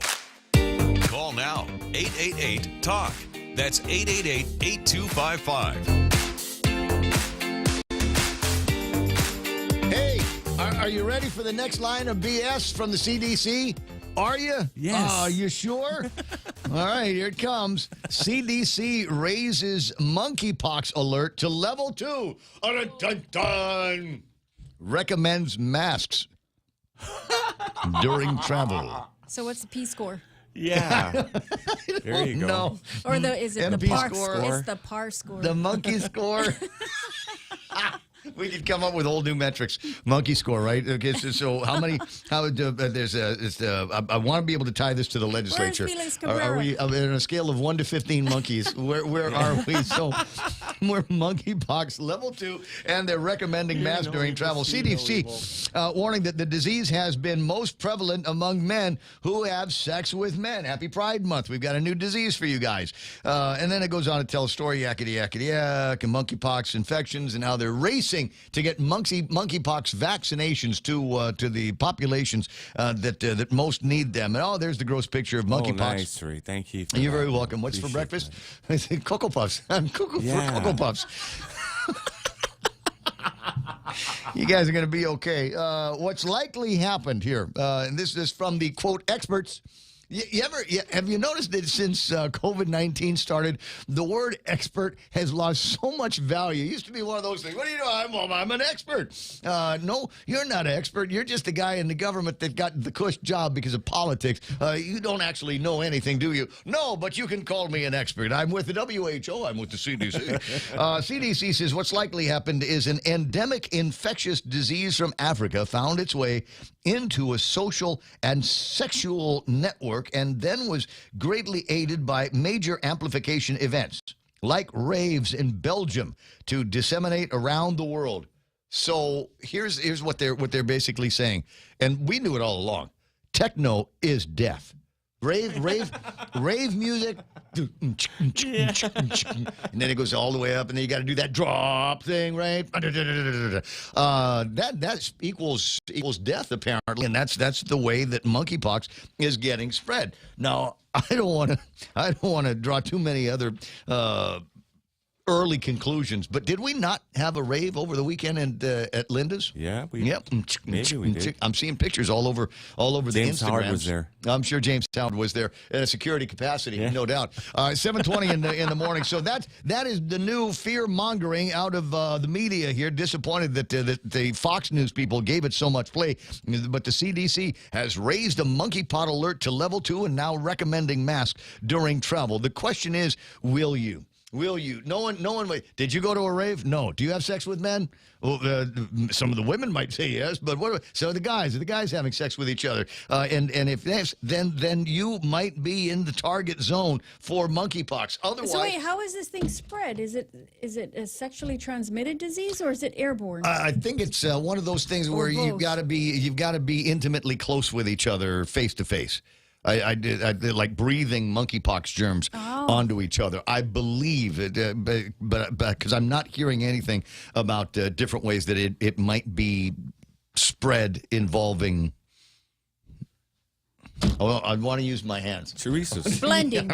Blending, if you will, of precious bodily fluids. 7:21 in the morning. Let me get to the markets and see how everybody did. Do I have any market information on the screen at this time? I do. All right, numbers in the green here this morning. That's good for their Monday. S&P 500, 41.21. They picked up a dozen points. NASDAQ up by 48, closing at 12,061. Dow Jones Industrial Average, this is tiny. It's almost imperceptible. 16 points in the green, 32,915 is where they ended up. The FTSE, Nikkei, Hang Seng in the green here this morning. Big winner is Hang Seng, up by 571 points. Shanghai up by 40. I got the VIX up by about a third of a point, and the DAX picked up 193. On the commodities, got oil trading at $119.40 for a barrel. Ugly. When I looked at it earlier this morning, it was at 118.20. Must have been some bad news afoot here. 119.4 is where they are right now. And the Tapas number's frozen at 128.29. They did not raise the prices on this side of the fence yesterday. I thought they might, but what the heck? I've not seen where the numbers are going today. They're still trending up, getting closer to that record territory, or are they going to move down? The reason why we're all interested in all of these things is because we need them to get around. I'm serious. I got a telephone call from a buddy of mine, and I had something of his. He said, "Hey, can you drop it off at my place?" And he lives. His place is right down, just past Adelup, right? You know, that first housing area in Aspen, PD area. And I'm like, bro, you're far away. He says, I'm literally 60 seconds outside of Agana, and you always come to Agana. I'm 2 minutes away from Mosa, is how he described the place. 2 minutes away from Mosa is how he described the place. You know you're going there anyway. Can you just drop the thing off over at my place? And I'm like, yeah, but dude, when we get together again, you need to get me like an expensive beer. It's not going to be one of those things where you buy the cheap stuff at the foodies. I want the really, really good stuff. I want the $15 a pack stuff. You know what? I want the Chiefs one, the Island Chiefs. Right, you get 4 of those for what, $20? 3 Chiefs. Exactly. 7:23 in the morning. Jerry Roberts has got the extra point coming your way here in just a second. But let's finish up with the Bitcoin number. Do I have anything? You do. 31,515. It's up. It's up. A couple of G's. Well, based on, we don't know. Somebody woke up happy and they started just selling Elon it off Musk. and they got good prices for it. So they kept it going and yanked the thing up to 31K. Yeah. Not bad for a Bitcoin. Okay. Gotcha. As I said, we got Jerry Roberts in the studio, and they usually talk about businessy stuff at this time. And I don't know if we've got time for the whole thing, but there's a have you noticed? And I think everybody has. I have not necessarily seen it as additional line item fees on receipts, but they say in the States that's starting to happen more and more since the start of the pandemic. Restaurants that have managed to survive have new weird titled fees, non-cash adjustments, fuel surcharges that you're seeing on restaurant bills, kitchen appreciation. According to analysis of about 6,000 restaurants, 36.4% have added service fees at some point between April 2021 and April 2022. They say, look, we're not pocketing any of this. This is not going into the margins. we're not making a profit on this. Price of supplies in the restaurant game is up 17.5% year over year over year. And they add that on as a fee. Right. Rather than building into the price. Does that mean when the prices for all your PPEs or all your mitigation, all of the other fees, if they go backwards, will you eliminate those fees? No. No, of course not. No. This is the way business works. Once we figured out where just how much push we can do, that will set the new line in the sand on prices. Yeah, and the answer is very little. 7:25 in the morning. Stop going there. Yeah, go find someplace else, or find people that are rewiring the game.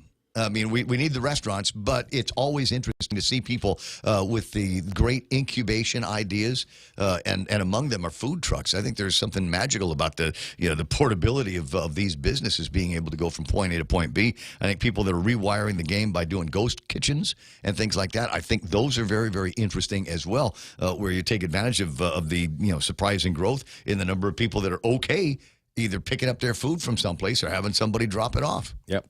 So go ahead and support those guys if you wish. 7:26 in the morning, Jerry Roberts in the Extra Point. It's Tuesday, so you get 2 times Jerry. One time on the radio, brought to you by First Hawaiian Bank, and then the other time in today's Guam Daily Post. They let me back in again? They did let you back in there.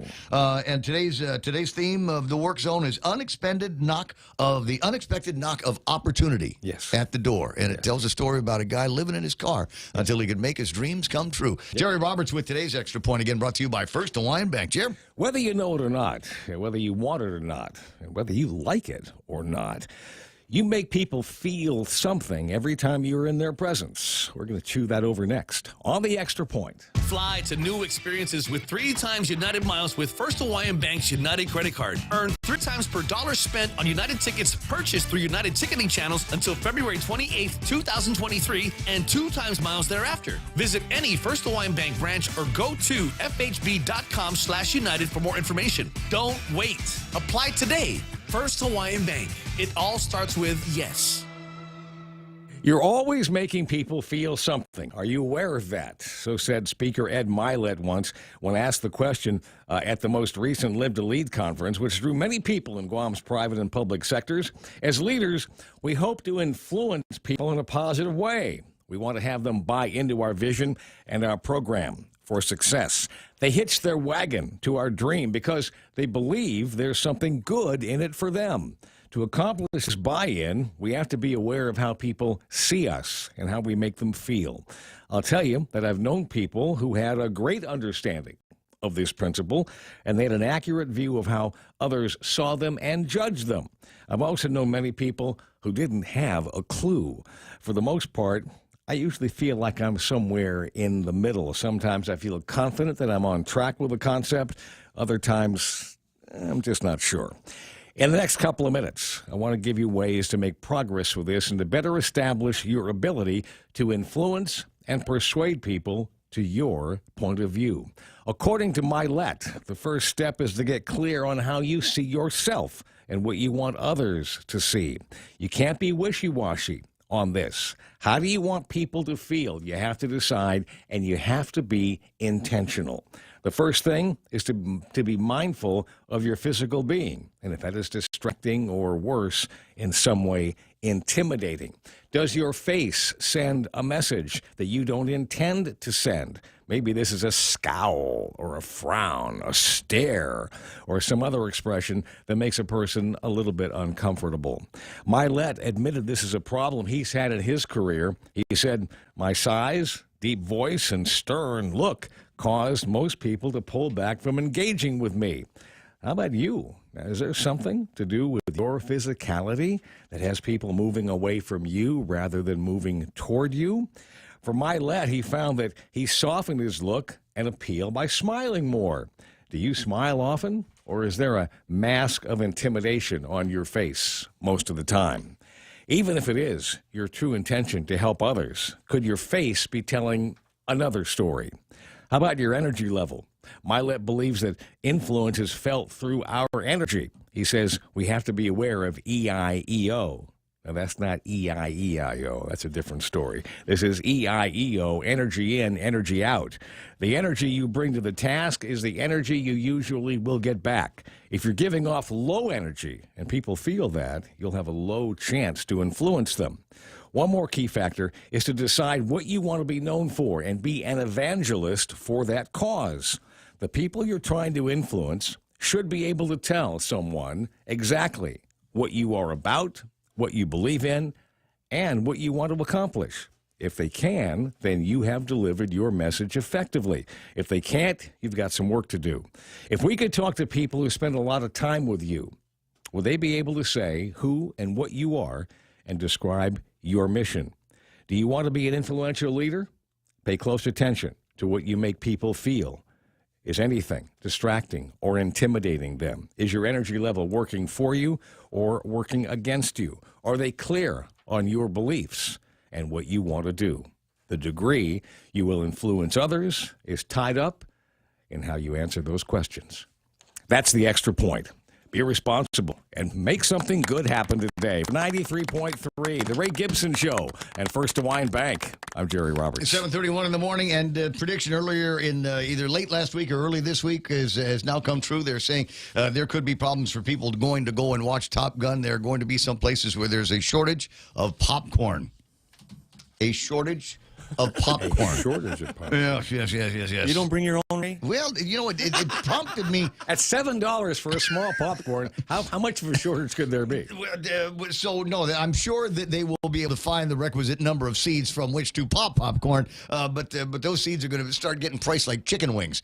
You know, it's going to be $1 for each little morsel of popcorn. You know something? I actually went the other day. I took my son. He wanted to see something else besides Top Gun, which was on like 7 of the screens. Right. And they have a deal now. I think all the theaters do this now.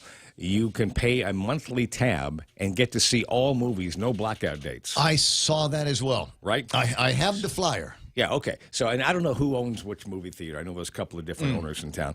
But it was like $18, $20, and there's different tiers. It's $18 to $24, $25 a month, and you can see any movie you want, including Top Gun and all the good movies. So if you get something like that on a regular movie pass, where you're spending that kind of money every month, well, then who cares what the popcorn and the drinks cost? Because it all kind of averages out at the end, right? Depending on how often you use it. Yeah. And for $18.95, we'd be there every week. Well, or maybe a couple times a day. I mean, because they have matinees and, things after work. You pop in and see a movie and stuff.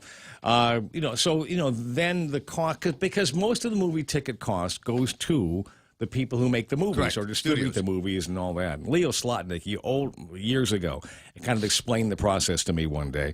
And he says, we don't make much money off the actual movie ticket. We make a little bit, but it goes to the people who make the movies. We live and die based on concessions. Correct. That's it. So, I mean, I don't begrudge the theater guys for charging, a higher price for drinks and popcorn and candy and stuff like that because, they got to live too. Otherwise, there's not going to be any movies, right? So as far as all that goes, but yeah, I think the key to it, you got to find a happy point somewhere. They're going to have to start thinking about that. At the same time, maybe that's why they're giving these passes for cheap, because that way it kind of gets around. Well, it just gets butts in the chairs, and the butts in the chairs are going to be hard to resist getting a $7 hot dog and a $5 soda. Because we're conditioned for it. We're conditioned to do those things. And somehow they figured out a way to get around the movie distributors who want $8 or $9 for every time you go to one of these things. So I've got, in my mind, I'm going, what's the catch? There's got to be a catch somewhere. Yeah. And I haven't honestly had a chance to take a look at all of the features of the agreement and the deal. But I do also know that there's a buy-in time on this, right? You can try it for 30 days for nothing. I don't know about that. Check again the next time you do go to watch Top Gun. Well, yeah, I haven't seen Top Gun yet. But if you pay the $20 a month and you go 4 or 5 times, or like let's say once a week, as you're talking about, right? Then you make a $5 ticket. Now it's zero. Yeah, you zero out the thing at pretty quick. 7:34. Like I said, I've got the flyer. I'll take a look at it. Regal is the theater we're talking about over at GPO. I was there the other day and was just blown away by the idea that I could pick my own seat. I thought it was a great new advancement that we have, and then I found out they were using that for contact tracing. I said, "Oh, this is stupid." Really, all of that there just for dumb COVID? Never mind. You mean the Department of Public Health and Social Services came and sat next to you? Am I going to ask you questions? Absolutely. Well, one guy wanted to hold my hand and eat my popcorn. I said, no monkeypox for me, son. 7:35 in the morning. That's Jerry Roberts. He does the extra point. We jump into Montesilva Tyrant, who is going to be taking care of big news and information for us all day long, including with this cast here where we start. It's brought to you by the guys over at Burger King. Is it Wednesday? Tomorrow is Wednesday, and that means it's I Love the Whopper Wednesday deal just for graduates in the class of 2022. Well, not just for them. It's just because we love them so much. That's why that's happening. Also being brought to you by Lolita Camet at Hoffaday Realty. Let her make all of your dreams come true. You can always count on Auntie Loli. Now, with news and headlines, here's Montesilva Tyrant. What happened? Well, there's a call for a special session. The Senator Jim Moylan sending a letter to the Speaker of the Legislature actually asking for the emergency session in order to address the rising cost of fuel. He says that there are several bills that have been introduced at the legislature that would address the rising gas prices, and he says while none of them will solve the problem, he says it does bring the conversation to the table to help bring some relief at the pump. More than 1,300 current and prior year tax refunds will be mailed out this week. The Department of Revenue Taxes processed the returns that have been filed on or before April 11th, and that equates to about $4.2 million. And those are your headlines right here on The Point. I got you. 7:36 in the morning on the Ray Gibson Show. Simon Sanchez up a little bit later on. We're going to be talking about where things might be going. Well, it looks like things are going to have to go in a certain direction when it comes to electricity. West Texas crude trading today at $118.20. But there are some other interesting updates that have happened in the world of the utilities, including Guam Solid Waste. So we'll touch on some of that a little bit later on. It's 7:36 in the Ray Gibson Show. Be right back. Win a $100 gas card when you purchase Gasolina energy drinks. Be one of 5 winners and enter now when you purchase 3 for $4 Gasolina 8-ounce or 3 for $5 Gasolina 16-ounce energy drinks. Drawing on June 21st. Free gas with 76 Circle K. Take it easy. Ice, baby. Get a 10-pound bag of ice for only 95 cents when you purchase a 12-pack or more of any soda or beer. Only 95 cents for a 10-pound bag of ice. Swing by Circle K today. Conditions apply. See stores for details. Circle K. Take it easy. Check out the newest hydro and garden center to hit Guam, Crop King Hydro. We have a huge selection of plant nutrients, soils, hydroponic mediums, organic pest control, pumps, plant support, tools, and so much more. Call 635-4769. 635-GROW. Open Monday through Saturday, 10 to 6 at the Dededo Satina Mall, right across from Payless and Paradise Fitness. For whatever you grow, think Crop King Hydro. Crop King Hydro.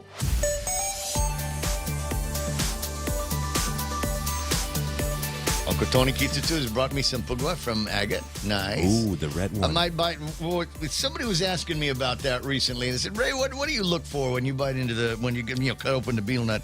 And obviously, I like a little bit of fragrance from the outside, being outside, hanging out in the tree, rain, sunshine. Well, it's not been raining lately, but you cut into the thing, and my favorite is when you cut into it.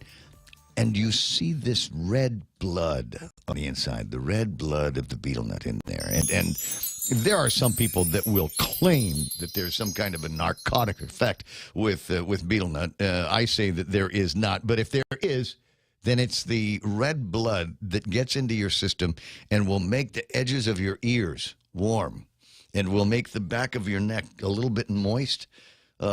That's the feeling that I absolutely love when I bite into these things. All right, you want some traffic? I'll get you some traffic here from the land of red-blooded betel nut. Let me see here. We'll start with the south and work our way to the north. I got a little bit of traffic over Big Navy in Sumai because, a lot of people trying to get down there because that's where the work is. A little bit of traffic headed northbound Marine Corps Drive. That's meeting up with some southbound Marine Corps Drive traffic, but not a whole lot of it. Inbound traffic looks like things slowing down up around Ordot, Salampago area. A little bit of traffic over in front of the car store in East Agania, and Route 8 traffic. Not so bad here this morning. There's no major car lines to worry about. I'm not even seeing a whole lot of dogging out here. And then we get into 8, 10, and 16 running a little bit busy here this morning, but nothing major because there's no school and most everybody has left island. Either for good or for vacation, or just, where are you going? States. Why? Shopping. Gonna go shopping for clothes? No, I'm shopping for a new place to live. 7:39. And Anderson Air Force Base looks like it's a little bit busy getting into there from around where the gain is and then all the way up. 20 away from the top of the hour on the Ray Gibson Show.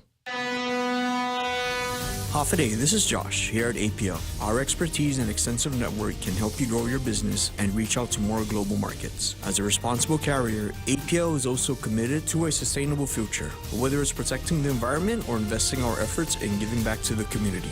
Our dedicated teams in Guam, Saipan, and on U.S. mainland are here to support you. Call 588-4651 or visit www.apo.com.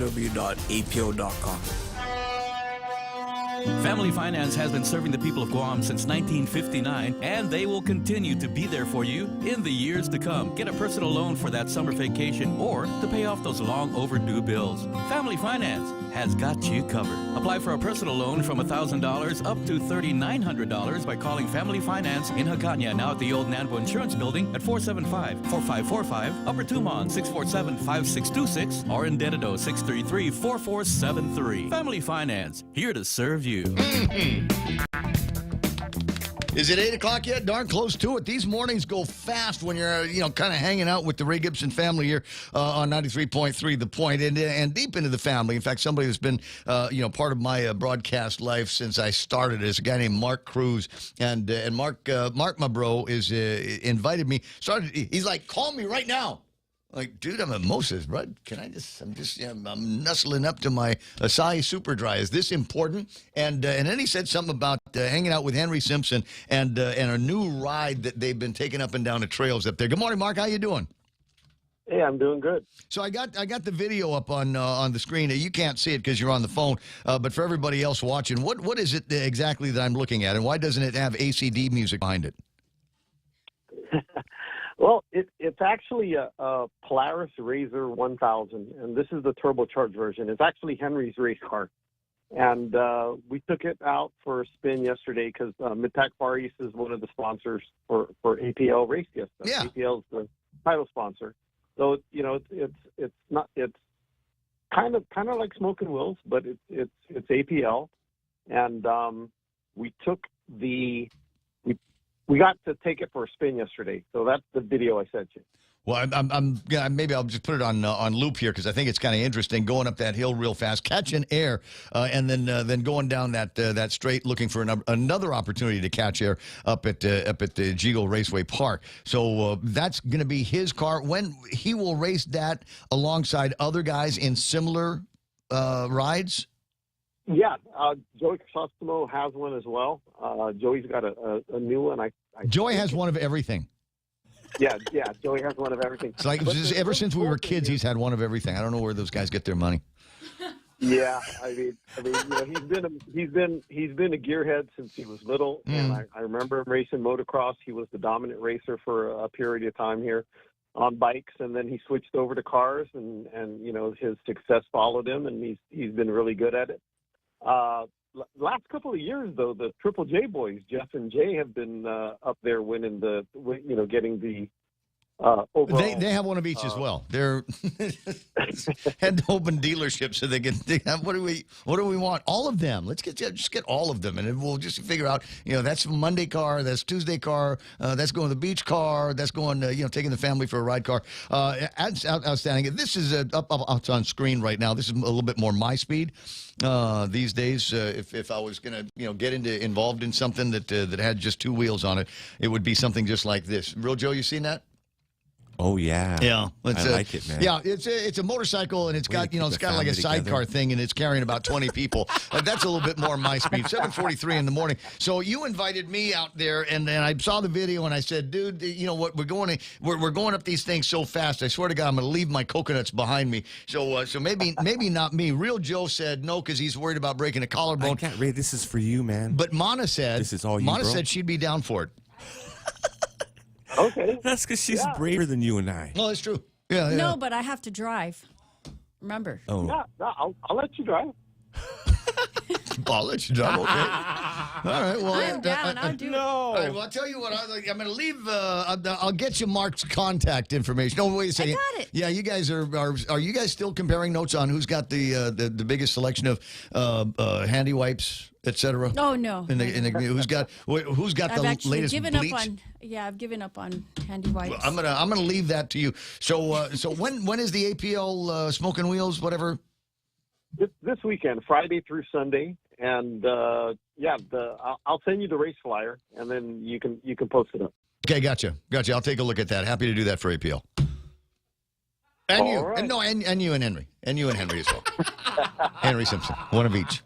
Ever since. 7:44. I'll talk to you pretty soon. You have a great day. 888-825-5888-TALK. What the heck? While I'm in PSA mode now and helping out some friends, this is a gas grill. I don't want to say barbecue grill because some people say barbecuing and grilling aren't the same thing. Look, you figure it out. It is a Grill Pro 3-burner stainless steel 30,000 BTU LP gas grill. And this would look good in anybody's side yard, patio, front yard, whatever. And it can be yours. All you need to do is win it. And to win it, what you want to do is, and we'll see if we can get Army Lynn on the line talking about this a little bit later on. But what you want to do is, it is part of a fundraiser. Now I'm looking for the information from Dyron. It is for a fundraiser that they are doing for the Gold Star family. Oh, you know, I'm in. Yeah, well, it's easy. I'll get you the details on it, but it's like $10 an entry, and I don't think there's going to be that many entries. Yeah, $10 per person per slot that gets you a chance to win this barbecue/grilly thing, and it's gas. You don't have to worry about charcoal or anything like that. So I'll get you the details in just a second. There it is. Go to woodywilliams.org. Scroll to the monuments section and search for Guam, and it will come up. The grill raffle will come up. All proceeds will benefit the Pacific Islands Regional Gold Star Families Memorial Monument. Thank you for your support. And get a hold of Dyron or Army Lynn. And Army Lynn's like the A-team. When she knows that you've got money in your pocket that's burning a hole and can help out one of her organizations, she will find you. So get a start on that. Need not be present to win. Great gift to keep for yourself. Looking for a minimum of 40 people to purchase a ticket slot, $10 donation to get yourself a raffle slot to win it. Drawing will be done live once I get at least 40 slots sold. And again, need not be present to win, but you do need to be on island in order to win, because if you win this thing and you're in Connecticut, yeah, guess what? We're not going to send you the grill thing. We'll send you a gift certificate to the Eagle store in Connecticut or someplace like that. But those are the ways that you can get a hold of those kinds of things. 7:47 on the Ray Gibson Show. What else was I supposed to do? Are we back into the talking thing? The talk radio thing? Okay, here I want to get this up on the screen because every once in a while something will pop up on the regional scene, and it will it'll put a little bit of apprehension. I don't want to say fear. I fear no man, but it does give me a little bit of apprehension about excuse me, what the future looks like, or what it could look like. International Business Times on the World Wide Web has a story. And the lead paragraph says North Korean leader, excuse me, Kim Jong-un has been briefed about the plan to fire missiles toward Guam. To which I ask, whoa, hey. Hold up. Wait a minute. What is it? Look, we just joke around about you being crazy and, not necessarily of 21st century mind. But lobbing missiles towards Guam, and then there's a little bit more to it.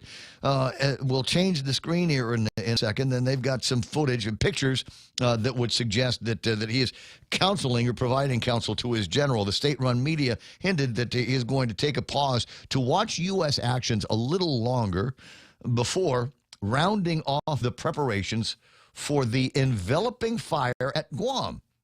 What? Newly released photos showed him looking at a map while being briefed by his aides, and some of that is up on the screen right now. There's actually audio that goes along with this where you can see a Korean woman narrating. The map appears to show the launching sites where its submarine shipyards are located. And there was one version of these. There it is. Hold on, let me pause on that. Did that look like Anderson Air Force Base in that picture? Yeah. It's the same place where Pyongyang had test-launched missiles, including SLBMs, in the past. So is that something that we need to worry about? It was just the other day that they lobbied. How many missiles out of North Korea the other day? 8 of them. Yes. And now the idea. Now they're doing a tit for tat. The South Koreans and the U.S. are firing off some missiles just as a show of force. Well, how about that? It's in Yahoo News today. Okay, well. That you get stories like that, and then stories about CDC monkeypox level 2, and they want you to wear masks when you travel. Look, I'm just not going to raves. Australia's got our back, Ray. Do they? Yeah. I worry about them. It's 7:49 in the morning. Is that my buddy? Simon? Yeah, yes, Simon Sanchez. From the Consolidated Commission on Utilities. Welcome home. Oh, it's good to be home. I love my country, but I love my island even more. Yeah. Now, how Junior doing? What is it, Ironman? Yeah, my grandson and his buddy finished the Ironman. He did it in 13 hours and 40 minutes, and his buddy did it an hour later. Amazing. And Ray, there were 60-something Ironmen, and I was talking with the judge the other day, Judge Klitsky, about male or female. When you cross the Ironman line, they just say, you are an Ironman. They don't say Iron person, Iron woman. They just say Ironman. But 60-somethings were crossing it. People were doing their 30th or 40th. You know, they're in their 50s, our age, right? And then this one lady in her early 60s crossed the line, looked at her time, and said, I'm going to Kona, because the World Championship Ironman is in Kona, and COVID kind of moved it to Utah, but it's back to Kona this year. But the championship of all championship Ironmen is held in Kona, and she qualified, 60-something woman qualified in her age group to go to Kona to do another Ironman. And these are 240 miles, 2.4-mile swim, a 14-mile bike ride, and a marathon to finish. And he blew out a tire with 50 miles to go. But these guys have self-sealing tires that will seal one time, and it's sealed. And he finished his bike race, and he finished his race. And other than being a little tired, I mean, he was so motivated, so proud to see these young men, the mental fortitude to just do those things and to try it. And yeah, we went up to Tulsa, and I learned there's a difference. I had never been to Oklahoma. I learned the hard way that there are international airports at Tulsa and at Oklahoma City. Oh. But we were staying in Tulsa, you know, because they can fly to Canada and Mexico, right? But when we pulled in at midnight on a Thursday night before the weekend race in Tulsa, I found out my rent-a-car and my hotel room were in Oklahoma City, 90 miles away. I was not really... Auntie Lou was not, I fell very far down on the rating list there, but I didn't have to sleep in the car. I found it. Fortunately. And yeah, well, and it turned out the PGA had moved, you know, I'm a golf fan, and they have 4 majors a year, and the PGA had moved one of the 4 majors to Tulsa the exact same weekend. There were no cars, there were no hotel rooms. I spent way too much money to stay at the Red Roof Inn because it was better than driving 90 miles at midnight. And but we got to see the race, and they swim off the Arkansas River through Oklahoma in a part of the river. They can't see much. He said the ocean water prepared him very well. There's more current out here in the ocean, and the bike rides and the runs of southern Guam prepared him very well for that Ironman. And both of the young men were able to finish. It's quite an achievement, and to see all these folks just do it for a living. Oh yeah. It amazes me. And you know, I'm a marathon guy. I'm not in current marathon condition right now, but you know, it's one of those things that you got to work at. But you know, you do marathons, and people go, "Wow, you do marathons." And the guys that marathoners look up to are the guys that are running marathons to finish a triathlon with 100+ miles worth of biking and a couple of miles worth of swimming. None of that sounds very, very easy to do. And then all 3 of them are done together. Didn't that originate in Kona? Didn't that come down to 3 different athletes sitting around going, well, my sport is harder than your sport. No, and the other guys in my sport is harder than your sport. And they said, well, let's try all of them at the same time. And they did. And that's how we get Ironman. Anyway, 753. So I don't know how it got in. I don't know how it got invented, but they call themselves the 1%er. I think Attorney General Levin Camacho has done 1 or 2. There's that Craig Weymouth from Guam that has done a number. He did a half an Ironman in Vietnam, and I think he qualified for Kona but didn't go because of an injury. Funny that. But there's a handful of Ironmen on Guam that have successfully done at least one. And, you know, he's 26, and he was talking about when he might do the next one. Usually it takes me a couple of days to start being optimistic about doing anything like that again to my body. 7:55. Let's jump into a couple of things that we're working on here, and I cannot remember because it's too early in the morning and I don't have my notes on me. But Public Utilities Commission is getting into a special meeting, and among the things that they're going to be talking about is the LEAC for July through December of 2022. I feel like we should be bracing for that. Think there ought to be. I mean, oil's at 118. Well, I mean, as I shared with you, California, San Francisco, gas is over $6 to $7. Even in Oklahoma and Texas, right? They were complaining that their unleaded gas was $4.25, up $1 from the year before, right? And it's the other thing I wanted to share with you. I was thinking about with the call, and I go from Oklahoma then we go down to San Antonio. We drive down there. It was great drive our country. But the next day, 30 miles later, there's the shooting in San Antonio, and then a week later, there's a shooting in Tulsa. Yep.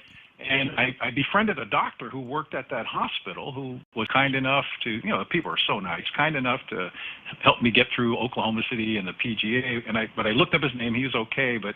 But yet in Oklahoma and Texas, we know how they feel about gun rights, constitutional rights to carry arms. And I don't take a position one way or the other.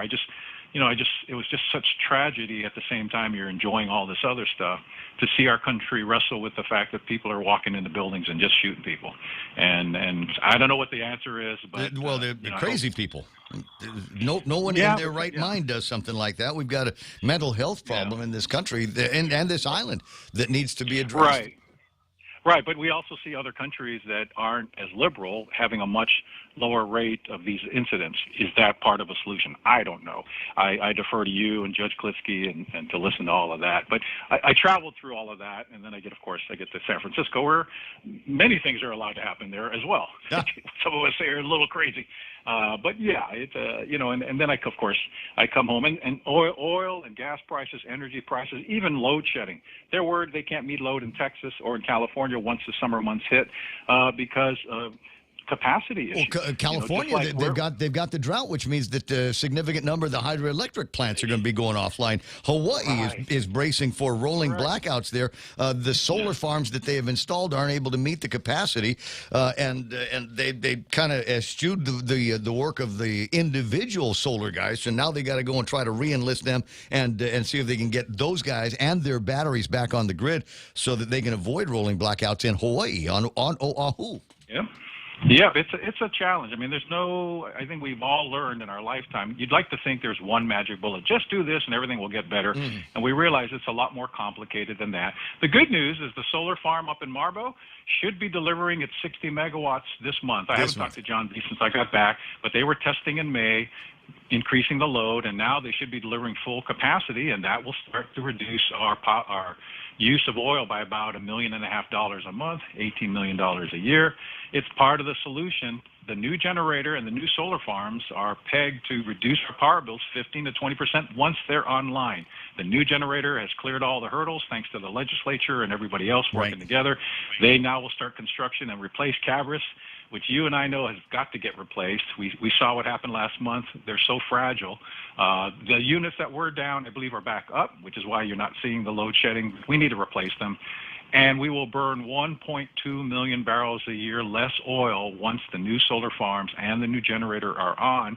And what are we paying today, Ray? 117? 118.20 as of 5:30 this morning. And I want to say it's gone up to 119.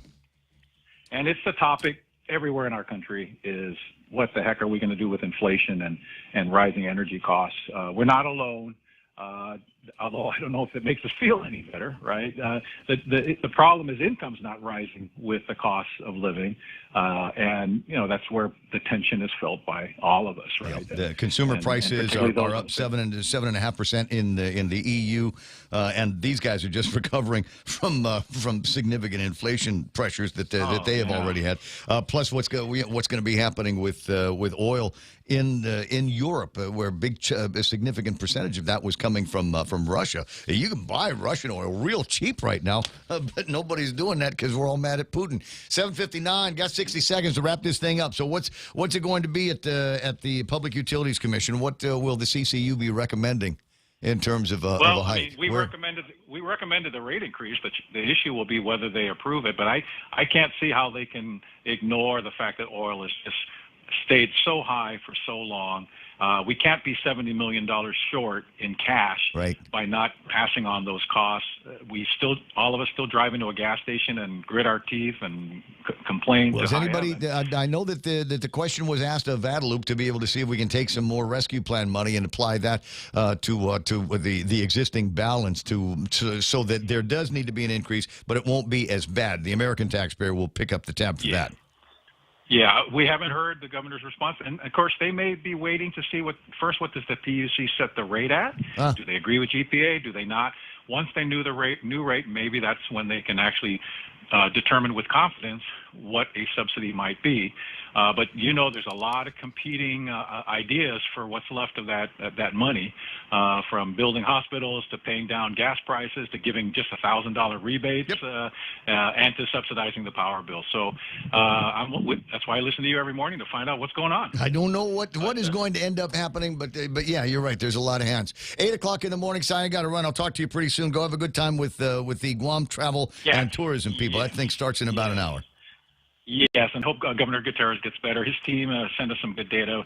He's right. We've got to get ready to prepare for the return of visitors, as slow as that may be. But it looks like it's advancing a little bit faster than I had anticipated. There seems to be a summer surge that's going to be going on. There's a lot of demand for Guam, and there's a lot of additional airlift that they weren't talking about last month. They're seeing people lining up to buy tickets, and they're all saying, "Okay, let's ramp up the airplanes. Let's get as many butts in chairs and get them in the air as quickly as possible." I'll talk to you soon. Hugging a kiss to Auntie Lou, and welcome, boy. Welcome back. Take care, Ray. Thank you. All right, here comes the Fox News in the point. The Conservative Party to remain in office. I think it's an extremely good, positive, conclusive, decisive result, which enables us to move on, to unite, and to focus on delivery. Still, 41% of lawmakers voted against him, which will likely weaken him as a leader. The vote came after revelations Johnson and his top aides held parties during COVID lockdowns. The former leader of the far-right group, the Proud Boys, and other members have been charged with seditious conspiracy for what federal prosecutors say was a coordinated attack on the U.S. Capitol. Henry Enrique Tarrio and 4 others were previously charged with conspiracy counts. On Wall Street, stocks ticked slightly higher. The Dow added 16 points, the Nasdaq plus 48. The S&P gained 12 points. America is listening to Fox News.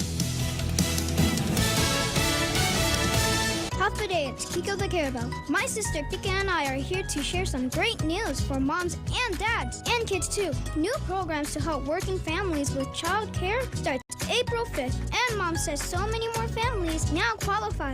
Visit GuamChildCare.com for more information and to apply today. Program Penila is brought to Guam's working families by DPHSS, GIDA, Governor Lou Leon Guerrero, and Lieutenant Governor Justin Ori. This ad is paid for with federal funds administered by the Department of Public Health and Social Services. Kings Guam World Tennis Tour, presented by GTA, is bringing international tennis back to Guam. 4 weeks of international play will swing into action with 2 weeks of juniors, followed by 2 weeks of pros, May the 15th through June 12th. The Guam National Tennis Federation will host world-ranked players who will be coming to Guam from all over the world. Netters will compete for ranking points and cash to improve their position among the world's best. Matches will be played daily at the Guam National Tennis Center in Harmon, starting May 15th through June 12th. Special thanks to our platinum sponsors, Dimension Systems, New Gen, American Medical Center, and Morico Equipment. Billionaire Elon Musk is threatening to drop out of the Twitter deal, even though he may have to pay a fine for doing so. Elon Musk sent a letter Monday morning warning he would walk away from his $44 billion takeover deal if Twitter doesn't provide data on fake and spam accounts. This is the first time Musk has formally put this warning in writing, as opposed to tweeting. Twitter had previously downplayed Musk's threats. He has publicly questioned the accuracy of Twitter's public filings about its spam accounts, which the company says represent 5% of its user base. Musk claims the number is 4 times that. Roger Stern, Fox News. The public defenders representing Marjorie Stoneman Douglas school shooter Nicholas Cruz have tried to withdraw from his death penalty trial after the judge ordered them to move forward with jury selection, even though one member of the defense team has COVID. The judge said she didn't want to further delay jury selection, which has gone on for 2 months. A new class elected to the U.S. Olympic and Paralympic Hall of Fame. Next January 24th in Colorado Springs, U.S. Olympic legends will get honored. Swimmer Michael Phelps and skier Lindsey Vonn among the 2022 class elected to the U.S. Olympic and Paralympic Hall of Fame. Late basketball coach Pat Summitt will be enshrined. So will figure skater Michelle Kwan and swimmer Natalie Coughlin, soccer player Mia Hamm, and tennis great Billie Jean King in the category of special contributor. From 1983 to 92, the U.S. Olympic and Paralympic Hall of Fame inducted new members every year. From 2004 to 2012, new members were elected every 2 years, then a break until 2019. This class, the first since then. Jared Max, Fox News. At the box office this weekend, Top Gun Maverick continues to come out on top. Its second weekend of release with $86 million in ticket sales in North America. Doctor Strange in the Multiverse of Madness in second with $9.3 million in ticket sales. I'm Lisa Lacera. This is Fox News.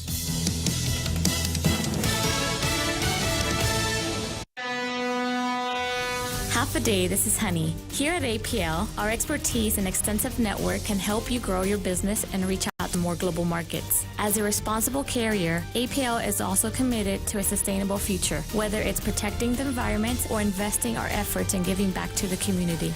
Our dedicated teams in Guam, Saipan, and on U.S. mainland are here to support you. Call 588-4651 or visit apl.com. Are you looking for a new place to hang out with your friends? Let's go along the sidelines at Sidelines Bar and Grill.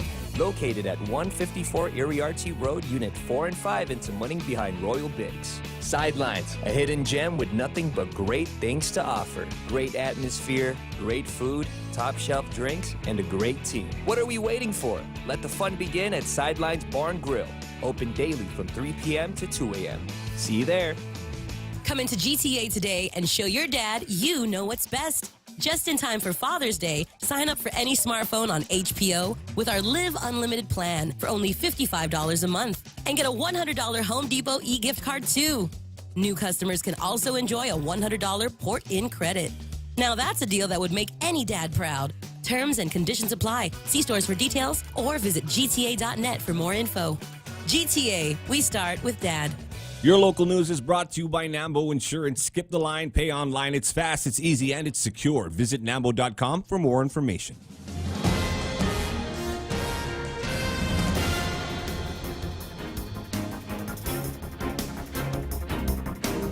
Half a day, it is 8:06. I'm Ana Silva Tyron with a look at your local news on the point. With the gas prices up by $6.34 for a regular gallon of gas, Senator Jim Moylan is petitioning the Speaker of the Legislature asking for an emergency session to be called in order for them to address some measures that were introduced that deal with providing gas relief at the pump. Moylan calls it a crisis and wants lawmakers to convene and address the 4 pieces of legislation that have been introduced, one of them by the Speaker herself. That's Bill 261, that would eliminate the liquid fuel tax, the automotive surcharge, and mass transit surcharge, which would add up to about 23 cents per gallon of gas. Senator San Augustine also has a bill, and Senator Moylan also has a bill that would eliminate the business privilege tax on the retail sale of fuel. Moylan says, while none of these 4 pieces of legislation would completely solve the fuel crisis, they each bring an element to the table which would provide consumers some relief at the pump. More than 1,300 current and prior tax year refunds were processed and mailed out. Reverend Tax put out the release that those who have filed on or before April 11th, they've received their tax refund. It's worth about $4.2 million. Tax refunds paid to date reach $144 million, they say. Attorney General Levin Camacho has officially filed his paperwork with the Guam Election Commission. Camacho currently running unopposed, although 2 others have indicated that they would be running for AG. That includes Doug Moylan and Peter Santos, who've indicated that they would be up for the challenge. There are currently 80 days left until the primary election, but as of this morning, only 2 delegate candidates have filed their paperwork.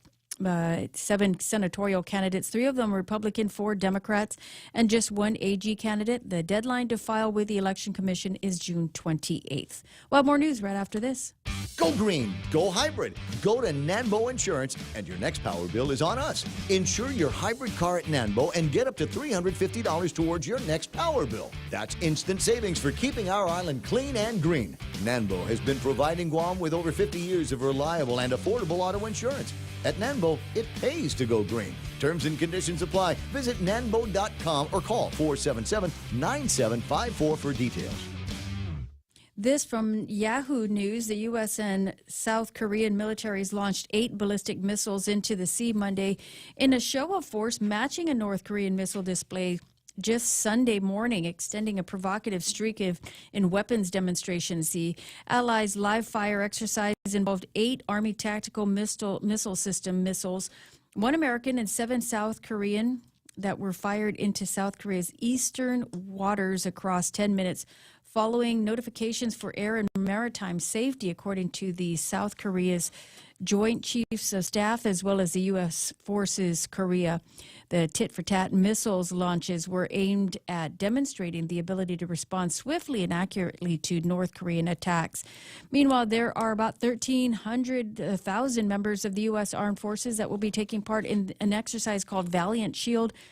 It's the 9th iteration of the field training, which will include events in the Sinai as well as Republic of Palau. Valiant Shield will be active through June 17th. And those are your top stories here on The Point. Here's Ray with your weather. 10 after 8 o'clock in the morning, Ray Gibson Show, until it's not going to be anymore. Yes, some incredible things that are happening in our lifetimes and going to be fun to observe.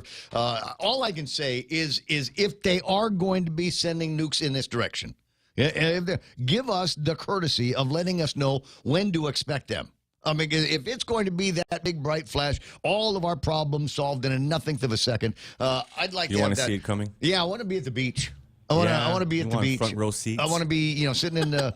I've got the greatest show ever. Exactly, and I just want to just let me sit in the water, right? Just, cold beer in my hand, and we'll just watch that one last big firework, the one last show, the last big boom, and then all of a sudden everything is over. It's lights out, and I wake up on the other side of the Rainbow Bridge with my dog. It's 8:11. Yes. On the Ray Gibson Show, mostly sunny skies today. Highs near 88 degrees. I just don't want to be caught with my pants down. I mean, who wants to be in the toilet when the bright flash comes? East winds 7 to 14 miles an hour. I got mostly cloudy in the forecast for tonight. Overnight lows about 77 degrees. It really isn't moving that much. It's hot 77 at night and hot 88 during the day, and that's what we've got for you for the next couple of days. Heat index will make it feel like it's 96 degrees over today and tomorrow. A sunset tonight is going to be at 6:47. Hashtag tell the others. There's news and weather together on The Point. Family Finance has been serving the people of Guam since 1959, and they will continue to be there for you in the years to come. Get a personal loan for that summer vacation or to pay off those long overdue bills. Family Finance has got you covered. Apply for a personal loan from $1,000 up to $3,900 by calling Family Finance in Hagåtña, now at the old Nanbo Insurance Building at 475-4545, Upper Tumon 647-5626, or in Dededo 633-4473. Family Finance, here to serve you. Hey there, folks. It's me, KFC's Extra Crispy Colonel. My KFC Extra Crispy Chicken is freshly double-breaded and fried to a luxurious, mouth-watering bronze. You see, Extra Crispy KFC Chicken isn't just a product, it's a lifestyle. And for a limited time, KFC's delicious egg tarts are back. Pick up your KFC Extra Crispy Chicken meal and an order of egg tarts at your favorite KFC today. KFC, it's finger-licking good. It's 8:12 and time to start thinking about APL. American President Lines, a global presence with a local home meetup with the APL folks over the weekend when you hang out with them at the APL Race Fiesta, which is starting, according to Marcus, going to be Friday. They got some events on Friday, Saturday, and Sunday. What day do you suppose they'll have the cheapest beer? That's whatever that day is. That's when I'm going. Just the sound, the sound of the vroom vroom engines and the smell of fuel. Did you see that nighttime 5K? You like that? You know what? Yeah, the dirty run. It's a trail run. It's a trail run. I did get that from the guys over at Southern Mountain Gear, and I was tagged in that post because they want to know if I'm going to go up there on Friday. But here's the thing. It's Friday. It's Jigo. Yeah.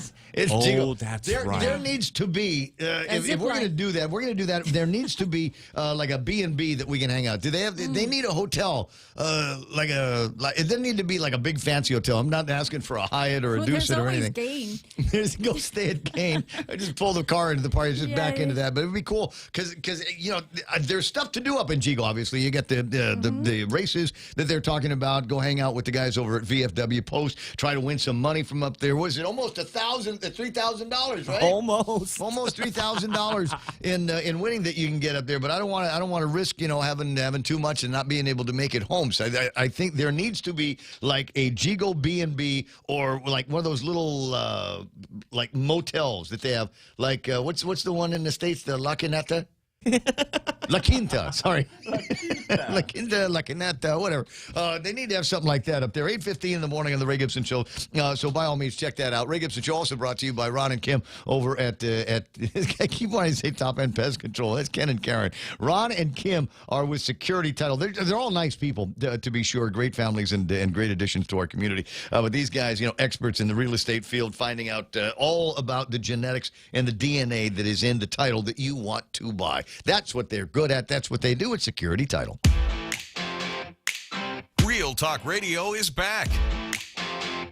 Welcome to The Point, Guam's FM News Talk Superstation. 8:15 in the morning, Ray Gibson Show. We go from and Harvey, I see you there. Just don't move. I need to get this out of the way. My other friend named Ray is on the line, and I don't know what he wants to talk about. It's been pellet guns, regular guns, and the North Koreans and Chinese. What is it today? Other stuff. But hey, no, I wanted to say that a nuclear blast is survivable. I spent some time in Europe and Asia as an NBC officer, so I got the training. Right. There are different kinds of nuclear blasts, air, surface, subsurface, depending on, what is used. It's survivable. So, and I don't think that they're going to blow do I want it? Totally... Do I want to survive? Yeah, you can you can survive as if, it's far away and it's radioactive somewhere else. And there's a possibility that if it's in the airburst, it can actually go back towards them. Depending on where the wind is blowing.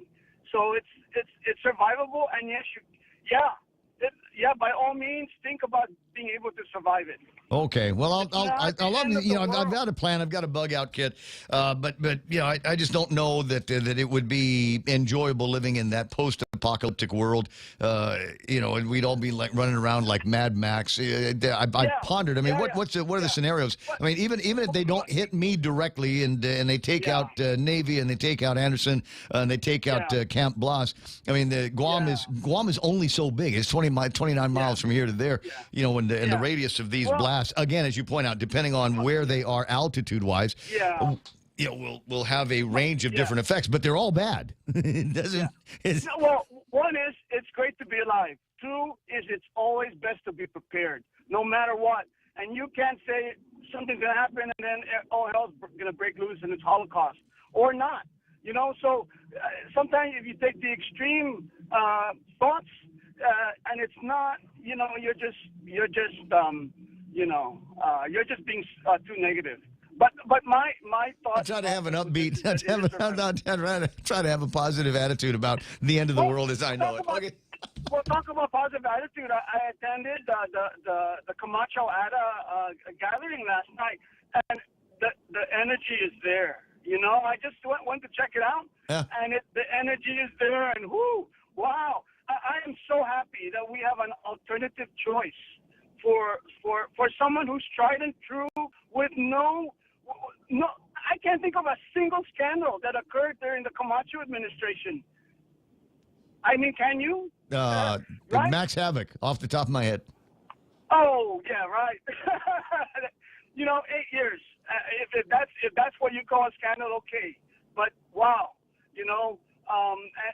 Or everybody has to be accountable for everything, and one of the things that I still believe was a major mistake was basically telling Carl Gutierrez and Ed Untalan from who was at the time. These guys had a really good plan that would have answered all kinds of problems and taken care of all kinds of issues up on Teedzin. Would have put together a Teedzin Trust. People that were living in submerged property underneath underneath the airport. They would have been taken care of. Now what do we got up there? We got the original landowners. Some of them got their land back. Some have done appropriate things with them, but for the most part, when you drive up and down Teedzin, that's a slum. It's a slum. It's embarrassing.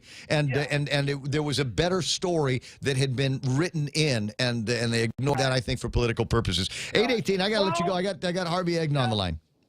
All right, thanks. All right, buddy. I'll talk to you soon. Look, maybe they've got a plan. Maybe that's the thing, is to bring Camacho back, and we will unslum that section of Teedson. Maybe there's a way that we can finally do what we were supposed to do with it, and build ourselves a highway that would go through the center of the island. There would be another place.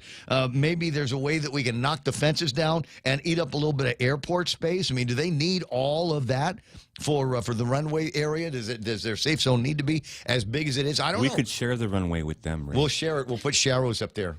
So you land the plane. When you're not landing the plane, we're going to do Zumba. Harvey Egna's on the line. Good morning, Harvey. How you doing, buddy? Hey, good morning. How are you today? You know what? Intrigued this morning. If you were listening at 6:11, and I first had a chance to crack the mic. Useless was the first word that came to mind. This entire government is failing all of the people of Guam.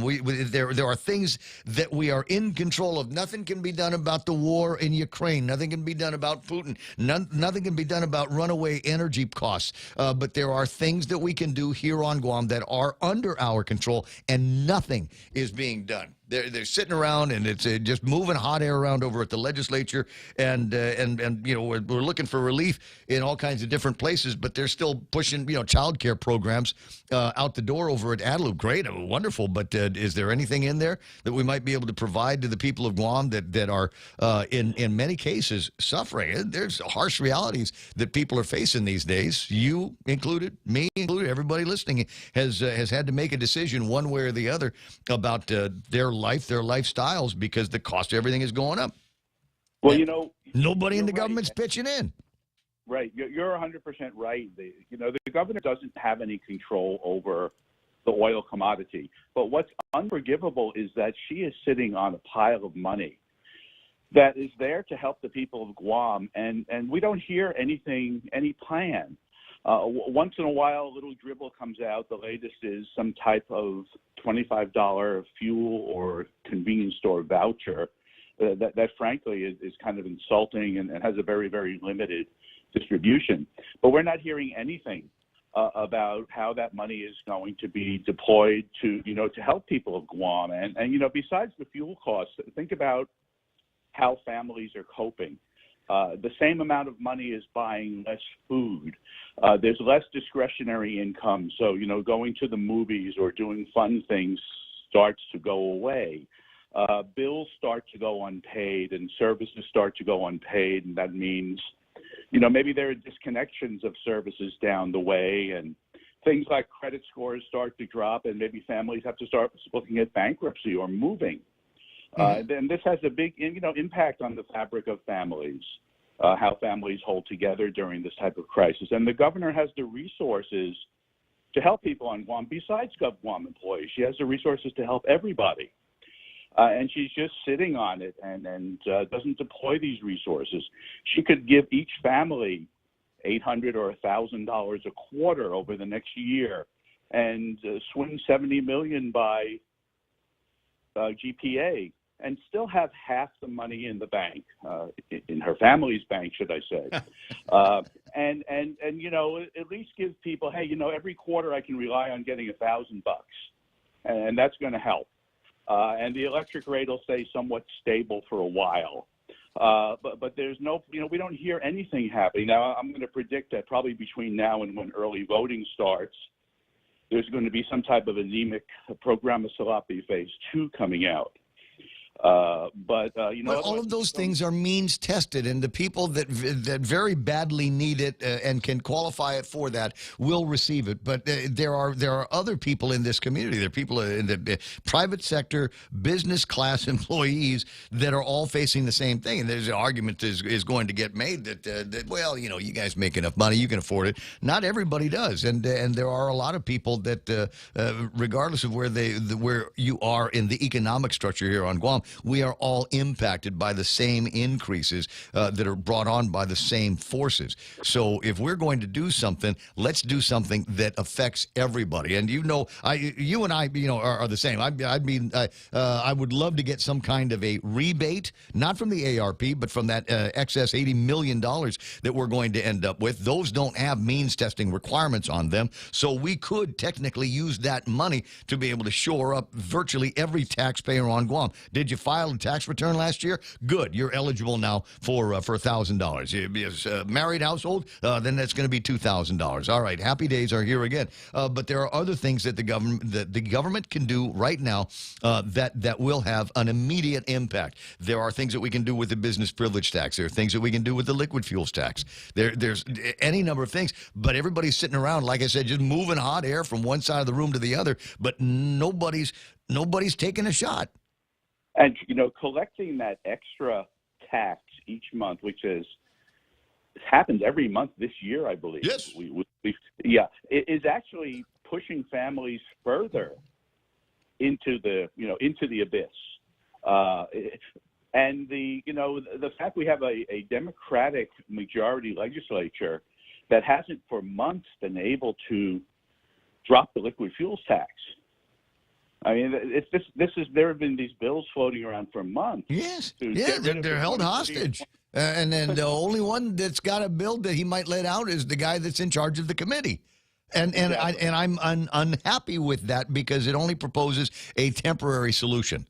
I think we need to look at this all the way through and say, all right, if we're gonna charge a liquid fuels tax, then we need to see some real work getting out of it. There's so many raids on that tax. There's so many other places besides the secondary and the tertiary roadways where that money goes to that has nothing to do with it. So it seems to me that maybe we'll scrap that and fund those funds with other more appropriate origins if they still need to get funded at all.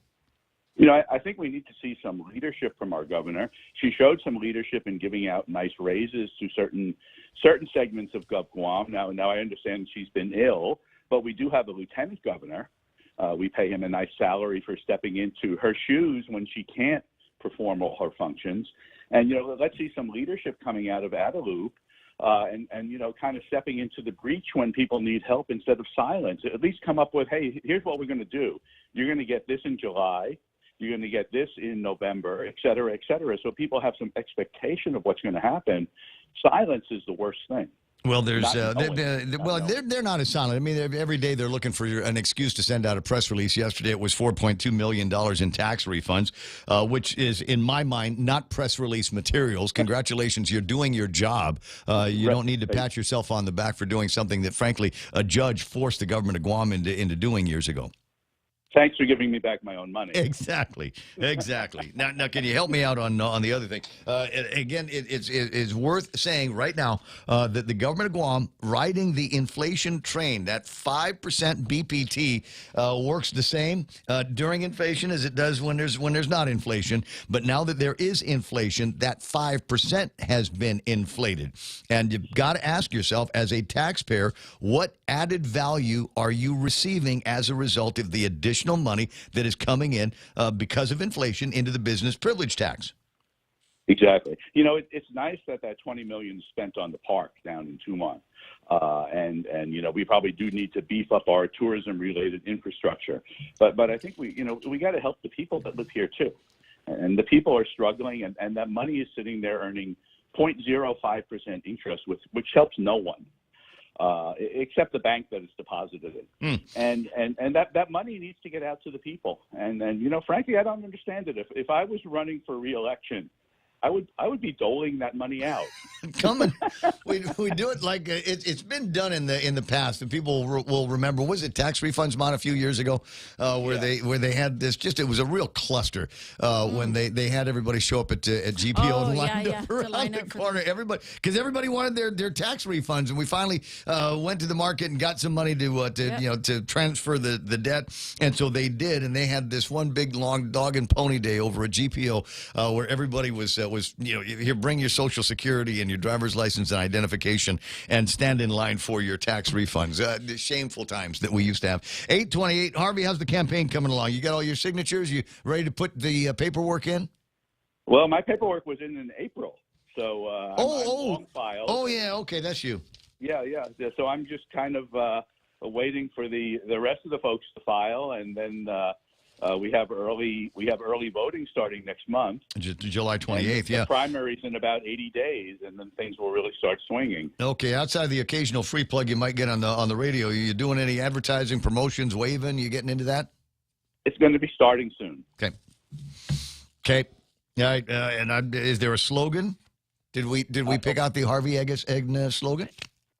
You'll be seeing that also. I'll be looking forward to it. I'll have my account executive call your people, and we'll get some ads on. Let me know when you guys are doing fundraisers. If you do, may I recommend Sidelines. Went to Sidelines last night, hanging out with John and his team out there. In fact, John and his son. His son's working. His son is doing like his graduating year summer job at Sidelines. So he's fixing drinks and bussing tables. But they turned me on to something. It's on the menu.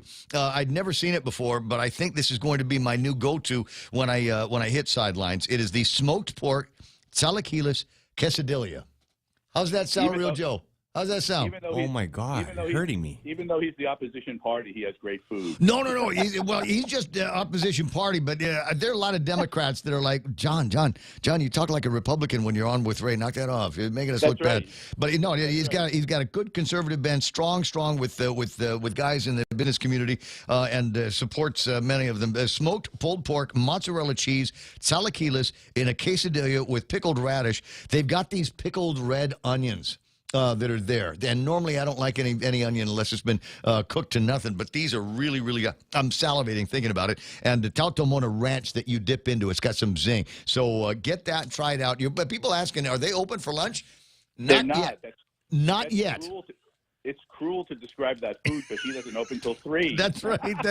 But isn't that funny that Harvey knows they open at 3?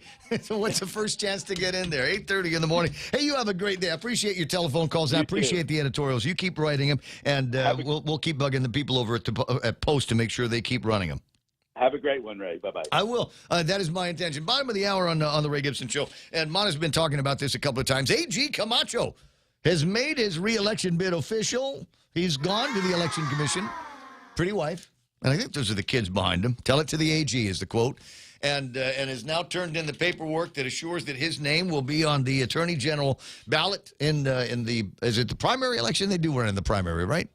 Yes. Okay. So he's the only one? He's the only one that turned in the paperwork. Oh. Yeah. The paperwork sucks, bro. I know. Well, if we get him, I'm not saying, if he calls in, or I don't like to be the guy on the radio, when you get somebody's got a new job, first instinct of a talk host is to find the person that had the old job, and then all they got is they just talk smack about each other, right? Like Robert Underwood and what's his name? I'm just wondering if there's any Nicholas competition going down. Well, is it Peter Santos? Oh. I don't know. I can't tell with him. Man. Yeah, I know. It seems like he's running 2 campaigns. But anyway, A.G. Camacho makes the re-election bid. There's always a quote for which I can pick apart. But I want to get, who I'd love to hear pick this quote apart? Mustache Wisdom. Can you, and I hope, Bob, if you're listening, I know you are, somewhere between 4 and 6 this afternoon. It'd be leaving Camacho versus the truth. During the 3 years I've served as your Attorney General, I've taken concrete steps to protect the environment. What? Wait, hold on. I don't remember saying voting for you so you could protect the environment. We don't have environmental thugs that are beating up landowners like that video that I played yesterday. We don't have environmental thugs getting high on meth and beating up their girlfriends. And don't worry about that. That's not the big deal. The push at the Attorney General's office should not be environmental justice, whatever that means. I have taken concrete steps to protect the environment, secured millions of dollars to address the root causes of crime. Really? How is that addressing the root causes of crime coming up here? Have we gotten to a point where we don't have people that are jonesing to get chronic later on? Need a little more of this. Yeah. And what else is he?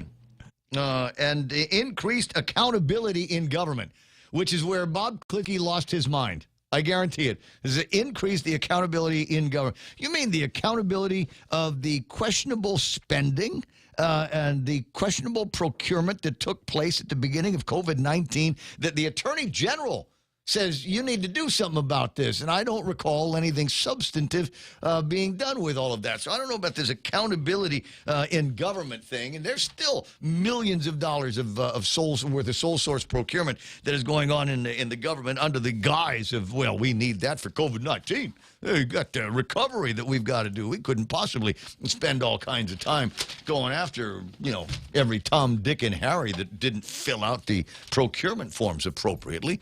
Anyway, 8:34 in the morning. I mean, so there's my picking apart of leaving Camacho's filing quotation.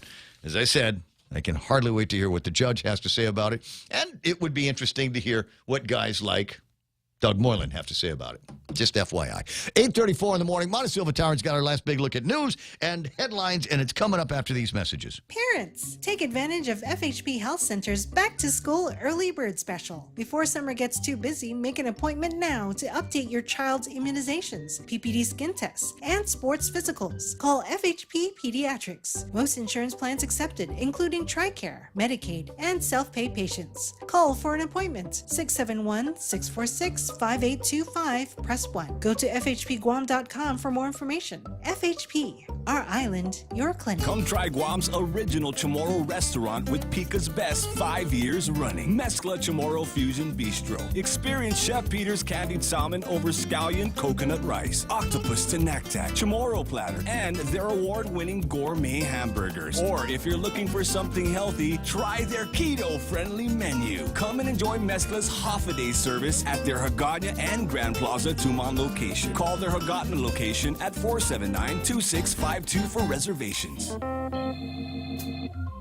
8:35. Yeah, Ray Lynetta, you got to be careful asking questions like, "Hey man, come on! We didn't have any controversies, didn't have any major scandals in the Camacho administration." And if you believe that, Ray, don't look at Facebook Live comments right now, because there are people going over an entire litany of questionable decisions that were made in and around those times. Bottom of and I'm not saying with terrible things that don't vote for him now. That's not what I'm saying. Is just got to be careful with the gaslighting. We're expecting a significant amount of gaslighting, and that phrase there that I just read from Levin is a great example of it. We will get more of that from virtually everybody else that is running for government. You've just got to ask yourself. Are you better off today than you were 4 years ago? Are you better off today than you were 2 years ago? And if you can't answer yes to either one of those questions, then the deal is you've got to take a look at decisions that you and others like you have made in the voting booth. And I don't know, search your soul and pick out. I mean, for no other reason, just pick up a whole bunch of new people like Harvey Egner that nobody's ever heard of before. The only thing I know about him is he's got a beautiful family. And he's a foster dad, nice guy, educated, knows his numbers, and has never been on the radio just throwing wild nonsense out there. He leaves that, of course, to me. But I'm just saying, Sandra Regis, there's another one. Bunker. I'd love to see what Bunker can do. Bunker's a nice guy. He's real smart. John Savars, and he's a nice guy, and he's not afraid to say it like it is. And I think we've got too much of people in politics that want to dress every little thing up and turn it into, I don't know, a Christmas card. You can't Christmas card everything. At some point, you got to say, look, we're in it deep here, guys, and this is what I think it's going to take to get out of it, as opposed to the platitudes of, here's our problem with trash. We don't have enough organic. We need more organic items in our product streams. We need more. Here, use this phrase, circular economy. You know what it means? Nobody knows what it means, but they like to say it because they think it's one of those things. Hey, that bag thing really helped me out, Ray. Yeah, that bag thing. Ask Helen Middlebrook about plastic bags. Anyway, it's 8:37 in the morning. Montecillo Tyrants, she's already standing up.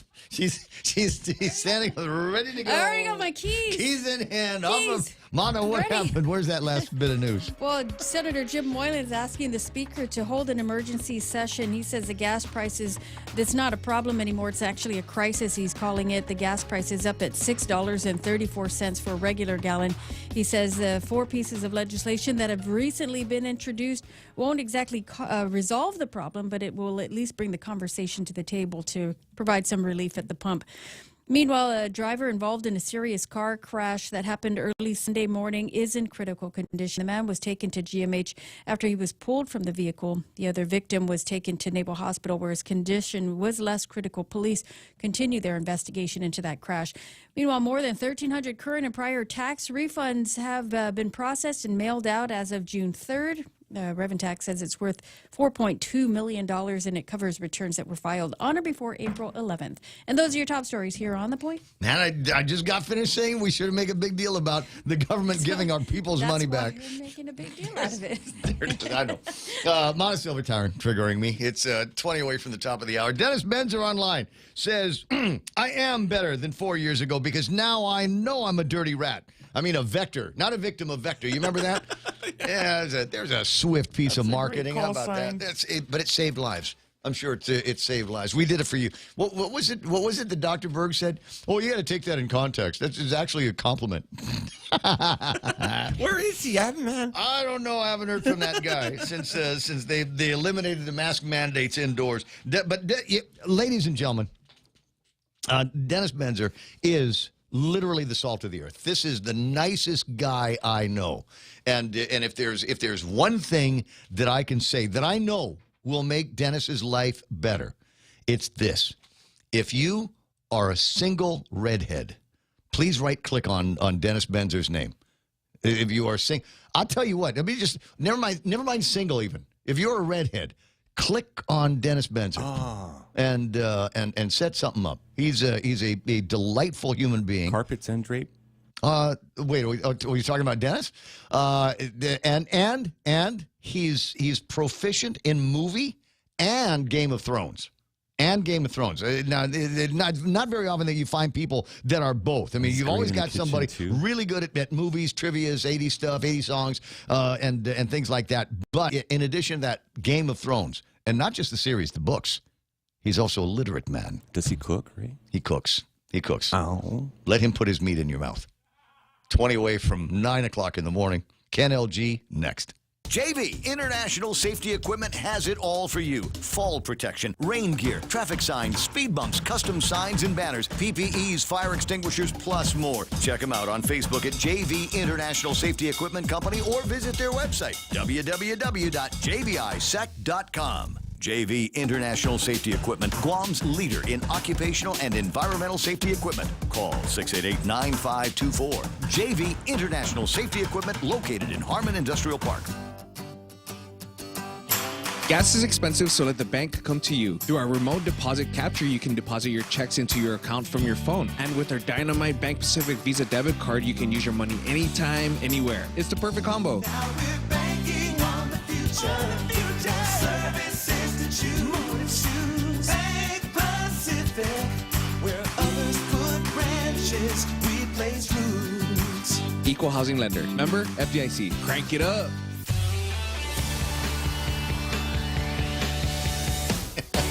Sorry, that's funny. He was Dennis. I'm getting back to this. Let me just load up a little bit more on Dennis because it's true. We had a get together at the beach on Sunday. A couple of friends had birthdays. I just said Marissa, Marisa, PC, etc. And Dennis was there. And this is the kind of guy he is, right? So Dennis is there. Everybody's at the beach having a good time. We got our seltzers. We got our beer. We got chicks in bikinis. I mean, buttocks everywhere. And where was Dennis? On the grill the entire time. I saw him get out from behind the grill once. Remembered he wasn't wearing pants, and then he went back. But he didn't. I swear to God, I never saw him hanging out in the water with everybody else. The most important thing, and this is why I love him so much, is he made sure that everybody got a taste of something good. It was either something that he brought, prepared, and cooked on the grill, or it was this drink that he said was apple cider. But I don't think it was really apple cider. I think it was another kind of concoction completely, because it was one of those things. You take a sip of this, in about a half hour, you can't feel your face anymore. So good job, Dennis. Good job. Right-click on him. And you know what? I made a big deal about redheads. That's just a preference. But and if you're interested in meeting up with a nice guy, super personality, and he's got a job. And he can No shop way. on and he can shop on base. Employed. He can shop on base. Right on. It's 8:43 in the morning on the Ray Gibson Show. A little bit later on, I'll do the same thing with Chad Escura and see what. Well, I'm able to get something going in his life. The other Governor Leon Guerrero, Ken LG's online here. Good morning, Ken. How you doing? I'm doing good, and I was going to take the day off, but you spun me up with leaving Camacho, And I'm here to take issue with the statement you made. What's that? You said that there's nobody out there that appreciates him, or words to that effect, and that's not true.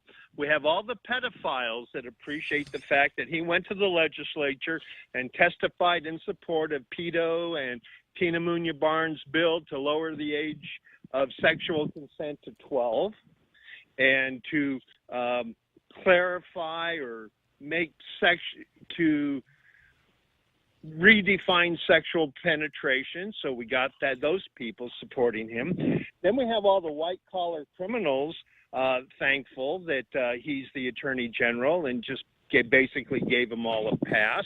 And not to mention all the rapists that he's released and all the people with guns and machetes and home invasions and sexual predators that are now roaming our streets with instructions not to contact that kid next door to you. Oh, sure.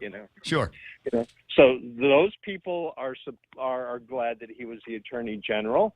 And anytime, just for kicks and giggles, because I'm in and out of the courts a lot on various things, just sitting there and listening to the representatives of his office during arraignments and schedules, I mean, it is just a joke. I mean, they walk in there with a stack of folders about, foot thick, and all the way through, it's really PR, for those of you who don't watch Law and Order, personal recognizance. Right. So we're just turning them out. And then we see these newspaper stories about some of these people have been PR'd 2 or 3 times within the past couple of years, and they're still walking around loose and still being PR'd by our current Attorney General. Virtually every day there is a magistrate report where where the language is specific and the police officers are arresting people that are on a pretrial release. Or funny enough, they've been through something and the most they got was probation. Well, I expect him to join the latest class action I saw. There's a group of Mercedes owners in Germany that have filed lawsuits against Mercedes-Benz over deceptive advertising practices. Oh, no. Apparently, in Germany, Mercedes-Benz was running ads touting how their cars will hold their value, and in the time of COVID, when people are getting their cars repossessed, the values of the cars have dropped. And so I expect to see a press release announcing that in an effort to protect the people of Guam who have owned Mercedes or may at some point in time in the future own a Mercedes, I have joined in the class action suit in Germany against deceptive advertising practices against Mercedes-Benz. You never know. Well, did he score a touchdown though on that one suit against, what was it, that chemical that goes OxyContin? in? No, not that. I think that was another one, but it was an error. PFOAS. What is it? The PFOAS, the chemical in the firefighting. Right. It's the stuff that just never ever goes away. Right? Is that what he did to protect the environment? It could be, although, that was going to be a given, That was a class action suit that was prosecuted from North Carolina. Yeah, and one of a bunch of them that had come out. So it was, here's a moving vehicle and chances for a big settlement are pretty good out of this company. So everybody, you're a dumb attorney general if you don't buy into this particular case. So I don't know about that. The disagreements that we may or may not have on who the happy beneficiaries are of his time in office. I'm here to tell you these are 2 scary stories. Staffing challenges from the Department of Corrections, the GPD, and the Guam Fire Department, and the idea that we've got a guy who, in my mind, has done a very, very inferior job of protecting the people of Guam from just hundreds of thugs. Well, I think that goes back to, his lack of support for public safety has demoralized a lot of those officers, because they are literally putting their lives on the line. And, to see them walking out of the police station before they even get done with the paperwork, I'm telling you, they don't even turn off the car. Yeah. Well, listen, I got to go to the court, and I'm going to go get magistrate, and should be back in about 20 minutes. So don't turn off the car. Yep. Yeah. Well, it goes back to the fact that he has proven he has proven the uselessness of an elected attorney general position. Unfortunately. And what we need is a public prosecutor, and I'm finishing my paperwork. I'm hoping to turn it in this Friday on the voter initiative process. Because just imagine if Doug Moylan, instead of running for attorney general, where 50% of his time would be dealing with government stuff, if he ran as public prosecutor, where 100% of his time would be sitting there at the police station, welcoming these people out of the patrol cars. Well, here's the problem. Here's the problem is we've got people at the legislature that are soft on crime, unfortunately, and believe that all these people, they're just victims of circumstances, and if only there was no white privilege here and everybody were treated the same and had access to the same advantages, then I'm sure that these people would not find themselves on the off the straight and narrow path to goodliness and godliness. So we got to take care of them. We don't want an aggressive prosecutor, because that means that more of these people will be further brought before injustice by being incarcerated and sent to jail. So yeah, we would have an elected prosecutor's office, but they'd starve that thing out. They wouldn't get any money. They wouldn't get any resources. And prosecuting attorneys should not be cheap in my mind. I think because these guys are going to be going up against some high-powered and high-paid defense attorneys that we've bred here on Guam. Yep. Well, that's why we have to. What do you want to do? You want to bring in an amateur prosecutor that we got at the bottom of the barrel to go up against Randy Cunliffe? Forget about it. Well, that's why we need to do this as a voter initiative. You remember Jack Fineprint Rosenzweig? That guy could get anybody off. Yeah. Well, it goes back to the quality of the people see, we elected these people. They confirmed the ones that are sitting in offices, and with the exception of the Attorney General, we elected him, but that was a big waste, and we don't get a say once they're in office until this election comes up, and hopefully we won't have a big say, but we can't count on the politicians to make these reforms. That's why I'm doing it as an initiative, because I've been trying for. Yeah, I know, but it's just there's the initiative process in and of itself, and then we got to get over the Santos amendments, 50% plus one, all of this other stuff. So good. I'm glad you're doing it, so I don't have to. I do get this here from Peter Santos, who says, because he's clever, vote for Pedro. It will make all your dreams come true. Well, I'll remember the line from Napoleon Bonaparte, but I got a feeling. So, Peter, are you in? Sorry, not in. For some people, that's a bad word. Are you going to run in the Attorney General race? Are you going to put your paperwork together? Will you be filing to compete against Levin Camacho and potentially against Doug Moylan and whoever else might have an eye on the job? There's a lot of JDs out there. So, and I'm asking you now, Peter, to give me your response online so I can read it to everybody. I don't even know if he's there. You typed that just a couple of minutes ago. Nick Perlowski chiming in. John Ananich, I would disagree. If the AG is part of the cabinet, then we still have what we have now, an AG who won't prosecute someone because they're pals. Ooh, bam! Nick Perlowski's all over it this morning. Well, that's what the difference is, you see. 90% of the time when you go to the Attorney General's office with a complaint against the government, they're conflicted out because they represent the government. So let him go back and represent the government. A public prosecutor is not going to be conflicted out. A public prosecutor would have been going after the administration on those fraudulent expenditures of the CARES Act funds.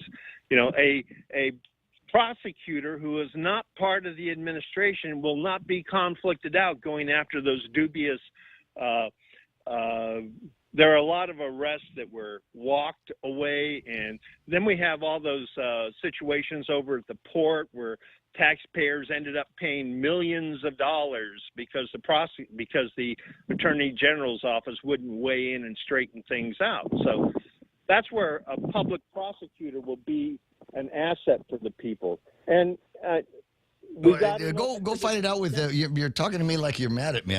Go fight it out with Ananich. That's what he was saying. So develop the argument, and nobody's telling you not to do your thing. You keep going there and do that voter initiative. Let's see what happens. Well, I keep hoping that Peter is actually going to take action and throw his hat into the ring and run for Attorney General.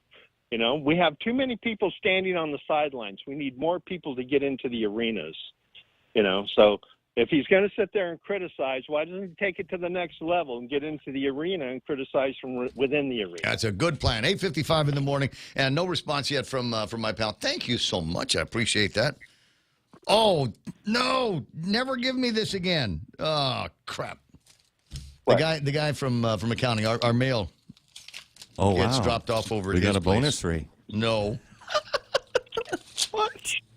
Just one last comment. No, it's a summons for jury service. You just got there's served, a lot man. of people that are under the mistaken impression that they don't want to vote because if they register to vote, they might get jury duty. But here on Guam, the jury pool doesn't come from the voter roll. It comes from the driver's license rolls. So if you don't want to go to the jury, if you don't want to take a risk of getting on a jury, register to vote and turn in your license, you see, and ride mass transit. That way you won't get pulled into a jury, but you'll never get to work, you know. But that way we have a chance that we can get some decent representatives in political offices. That's what happens. You talk smack about the Attorney General, and then you get a summons from the court to go and sit for voir dire on the jury duty. Like people have got time for that crap. 8:55 in the morning. Ken, I'm going to run. I'll talk to you pretty soon. Okay. All right, Talk buddy. to you later. 888-8255-888-TALK is the telephone number around here. Interesting story that Real Joe sent me, and I'm looking at the picture of the lady wondering what village she might be from. Indiana woman allegedly tracks boyfriend with an Apple AirTag and kills him after spotting him with another woman. Tomorrow, Ray. So for sure. none of it. Easy now. All right, first, what zodiac sign? Gemini. There we go. It doesn't say anything about her name, but that is an incredible story. And one of those things that honestly, you need to think about. These Apple AirTags are incredible technology and you can buy them. You can go Beyond the Box. They've always got some in the inventory over at Beyond the Box. But you've got to be very, very aware of who it is sharing itself with. And there are some people that will just I don't know how it works and how you could make it so that if I had an Apple AirTag, you could go like search for the AirTag and then lock into it. I don't know how that happened. On the other hand, did he have the AirTag or did she plant it on him? Did she plant the AirTag in the guy's car, meaning that she would know wherever it was, anywhere on the planet it was, using that network? Interesting conversation. My understanding is they are supposed to have, how do I say this? There's supposed to be some kind of prevention, some mechanism to prevent people from being able to detect and follow your AirTag without you knowing it. And I also want to say that there's a crowdsourcing thing where people can watch the connections that get made with these AirTags and then let you know that maybe somebody is messing around with it. I don't know. 8:57 and change. Be very, very careful with new technology. However, one of the big deals, and we haven't had a chance to talk about it today because busy, but the guys over at Apple have decided to unveil all of the goodness that is going to be coming out of iOS 16 for your iPads. and it all looks pretty good. There's supposed to be some new things happening with the watch, some new things happening with the Mac. There's the better chips that are out there and better software. And I guess one of the things that they want to do is to make your iPad more like a PC, and that is where you got an iPad and you call up an app, and the app occupies the entire screen. And then a while ago they came up with one where you can share the different apps. You can have two apps on the screen, a little sidebar thing that moves it over. But it wasn't as in my mind. I know what they were trying to do, and that wasn't it. What they really tried to do, and apparently they've done in the new iOS 16, is you can open up, the app will occupy a window. Like in Windows, it will occupy a window, and you can resize that, and then you can open up another app, and it will occupy another window. So you'll get more of like a PC experience on your Apple Pad device. Now, there are some people that say, "Well, it's about time," and then there's some people that say, "No, you know what? I want my Apple iPad to be an iPad. I don't want it to be a smaller or less useful kind of a PC experience." So that's, in my mind, kind of an interesting thing that I don't know if I get a chance to talk about, I will. But an interesting, if not prophetic story. Indiana woman allegedly tracks boyfriend with an Apple AirTag and then kills him after spotting him with another woman. Yep. There's hometown crazy on that one. There's guys out there that are imagining in their head a woman in their life that would do exactly that kind of thing. Stay home and cook rice. Yeah. Man. So when she says, "Hey, honey, you want anything? I'm going to the mall. I'm going to go check out Beyond the Box." The answer is not only no, move, leave Guam, sell everything that you have. Don't sell everything you have. Abandon it and get on a plane and go someplace where she cannot find you anymore. Hey, look, it's 9 o'clock in the morning. You found the Ray Gibson Show. Hope you find it interesting. Got to take a break here and come back with Fox News Live. It shouldn't take away from the mission. I'm Lisa Lacera, Fox News. Those comments from the White House as the president of Mexico pulls out of the Summit of the Americas. When President Biden hosts the Summit of the Americas in Los Angeles, Mexico's president will not be there. Neither will leaders from Venezuela and Nicaragua, who weren't invited. Press Secretary Karine Jean-Pierre says the absences will not distract from discussions of topics such as immigration. But we can still have a fulsome conversation. There is a full agenda where he's going to be very busy. Jean-Pierre says the president will not deviate from his pledge to not invite those he has called dictators to the conference, which Mexican President Andrés Manuel López Obrador is protesting. Gernal Scott, Fox News. The White House says the president of Mexico will visit the White House next month. British Prime Minister Boris Johnson has survived a no-confidence vote, securing enough support from within his party to remain in office despite a rebellion that will likely weaken him as a leader. Charges filed in connection with Saturday's mass shooting in Philadelphia. Philadelphia officials say Karan Garner faces charges including aggravated assault and violation of the Uniform Firearm Acts in connection to the mass shooting downtown. Karan Garner is on video shooting back toward the area where the initial confrontation takes place. Assistant District Attorney Joanne Pescator says Garner, who is being treated for injuries, did not have a license to carry. Prosecutors issuing a warrant for a second unnamed person. Fox's Kristen Goodwin. 3 people were killed and 11 wounded in several weekend shootings in the entertainment district. The U.S. military investigating a suspected insider attack by a U.S. service member in Syria at a U.S. outpost. That's according to a senior U.S. defense official. America is listening to Fox News.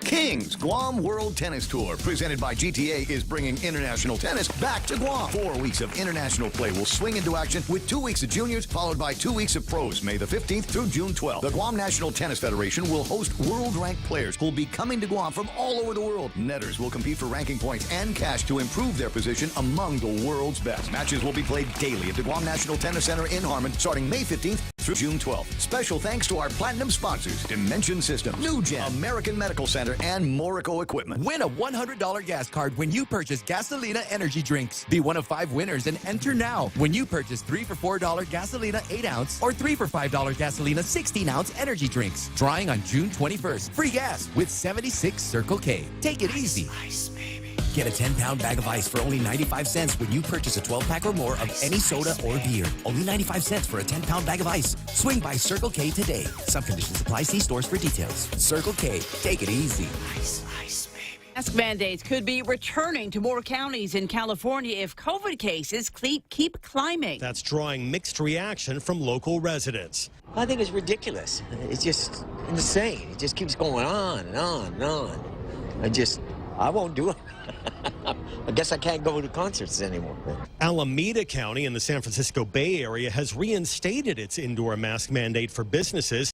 Alameda, which includes the city of Oakland, has a medium community level of COVID activity, according to the CDC. But some local health experts are concerned about highly infectious Omicron subvariants driving increasing levels of transmission. In Atlanta, Jonathan Seri, Fox News. A three-judge panel has dismissed a lawsuit that sought to force all 100 members of Virginia's Republican-controlled House of Delegates to face an election this year. The panel ruling longtime Democratic Party activist Paul Goldman lacks the standing to pursue the lawsuit. Ceremonies in France and here in the U.S. marking the 78th anniversary of D-Day, the day thousands of U.S. and Allied troops stormed the beaches of Normandy, France, in what was seen as the end of World War II in Europe. This massive operation, which ultimately enabled the liberation of Paris on August 25th, would not have been possible without the devoted service of Allied soldiers from all backgrounds in every role imaginable. National World War II Museum Chair Jane Drampa. Less than a year later, the Allies accepted the unconditional surrender of Nazi Germany. An Iraqi court has sentenced a British citizen to 15 years in prison after being convicted of smuggling artifacts out of the country. The verdict handed down for 66-year-old retired geologist Jim Fitton, whose lawyer had argued his client had no criminal intent. A German national tried with Fitton also was found with no criminal intent. I'm Lisa Lacera. This is Fox News.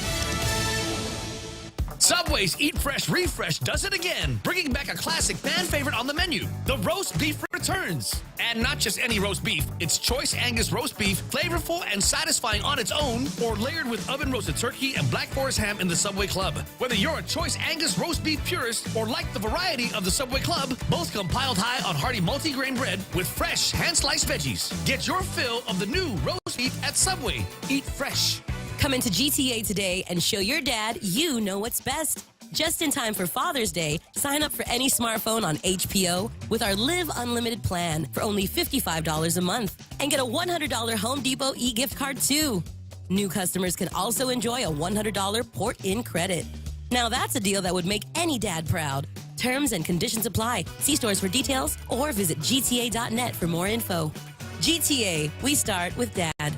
Fly to new experiences with 3 times United Miles with First Hawaiian Bank's United Credit Card. Earn 3 times per dollar spent on United tickets purchased through United ticketing channels until February 28th, 2023, and 2 times miles thereafter. Visit any First Hawaiian Bank branch or go to fhb.com/United for more information. Don't wait.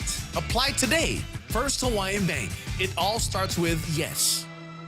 What happened? Is it my turn to say good things about APL American President Lines, a global presence with a local home, also the main sponsors of the big race fiesta that's going to be taking place all weekend long, Friday, Saturday, Sunday, up at the Raceway Park in Gigo. On screen right now, we got, who's that guy? Jimmy Moylan. Jim Moylan. You see him? Biba. He's got a big sign in front of him, and the sign says he's actually out in front of the legislature. Congress building? Yes. Congress building in Kenya. I just worry if I say Congress building, people won't know where I'm talking about. Oh, you mean the legislature? Yeah. Well, then why don't you just say the legislature? So Jimmy Craig demonstrating, if you will, in front of the legislature with a sign that says emergency session now on fuel tax. Oh, bro, you spelled session wrong. Nah, it's just fine. He spelled it right. I just make you look. Emergency session now on the fuel tax. He wants a legislative body that he is a part of to not be useless. Oh, man, Jimmy, I don't know. They've spent decades being useless around here. And then they've gotten used to it. Wait a second. You want us to get together and come up with something that's actually going to make a difference in people's lives? Wait, we got to get this cleared by, I don't know, certain people in Adelup that we might be afraid of. And they're going to come back and say, no. Make it look like you're going to do it, but then don't do it, or go ahead and take it to the floor of the legislature, but only 8 of you support it. That way I can veto it, and everybody can come through and say, well, I tried. And then in my veto message, I'll just say, no. Yeah, it's unconstitutional. No, can't do that. Can't change the liquid fuels tax. Otherwise, the urgent repairs in the roadways in the villages won't ever get taken care of. People will die. The ambulances won't be able to go down certain roads because we didn't have the money from the liquid fuels tax to take care of the potholes and put lines and maybe street or whatever. They're going to come up with something, and it will sound plausible to stupid people. Solar lights. Exactly. No, we need that liquid fuels tax money. The ambulances. What are the driver going to stop the car over there at the pothole and then walk the rest of the way? Come on, man. I can just see all of that. This is the way it works at the legislature. A useless body. But I appreciate Jimmy Craig actually trying. And what will happen, as I'm now going to say for the 3rd time, is there will just be hot air moving from one side of the legislative building to the other. Hot air over here, and then we'll add the hot air talkers over there, and then they'll move the hot air over in the other direction. That's what's going to happen. That's what's going to happen. And the end product will be something that is temporary and won't be adequate to the tax. In fact, it'll probably cost motorists more. It'll probably cost us more. And maybe when you peel that onion apart, maybe there are people that are saying, you know what, there's other departments and agencies that I think would be able to benefit from this liquid fuels tax. But if we're not generating it, how are we going to get these guys in there? How are we going to get the blessings of all of this taxpayer money into these new special funds that we want to create? It's got to be careful. Perfect example of how nothing gets done around here. 10 after, what is it, 10 after already? Real Joe printed out a couple of stories from the other media here, the newsrooms. Oh, I did? Yeah. Guam Department of Education's new superintendent may not assume that position before Fernandez's last day. I'm assuming that I don't think that's should be a concern. I think they need to plan for that.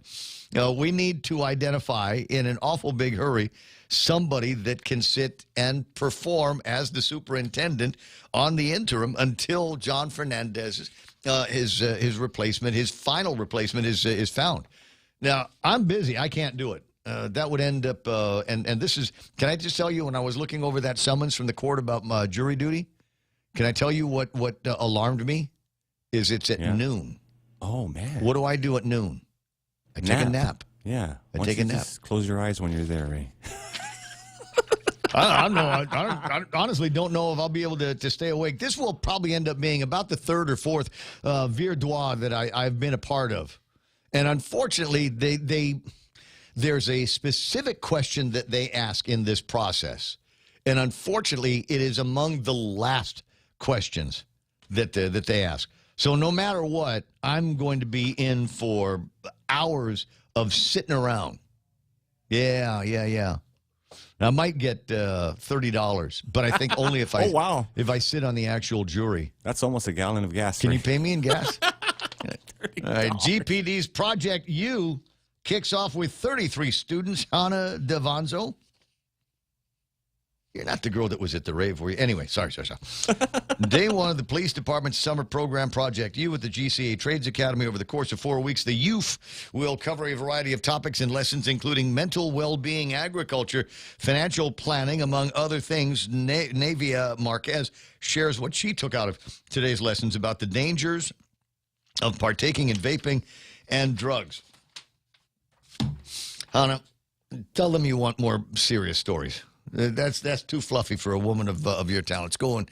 Or a guy of your talents. I'm not really sure. But go and talk to the news director and tell them Ray Gibson said. 888-825-5888-TALK. 12 after 9 in the morning. And we've spent a lot of time, for some reason, I don't know, talking about movies today. And I want to say thanks very much to my friend Tim, who heard me talking about not being able to find Top Gun on Netflix.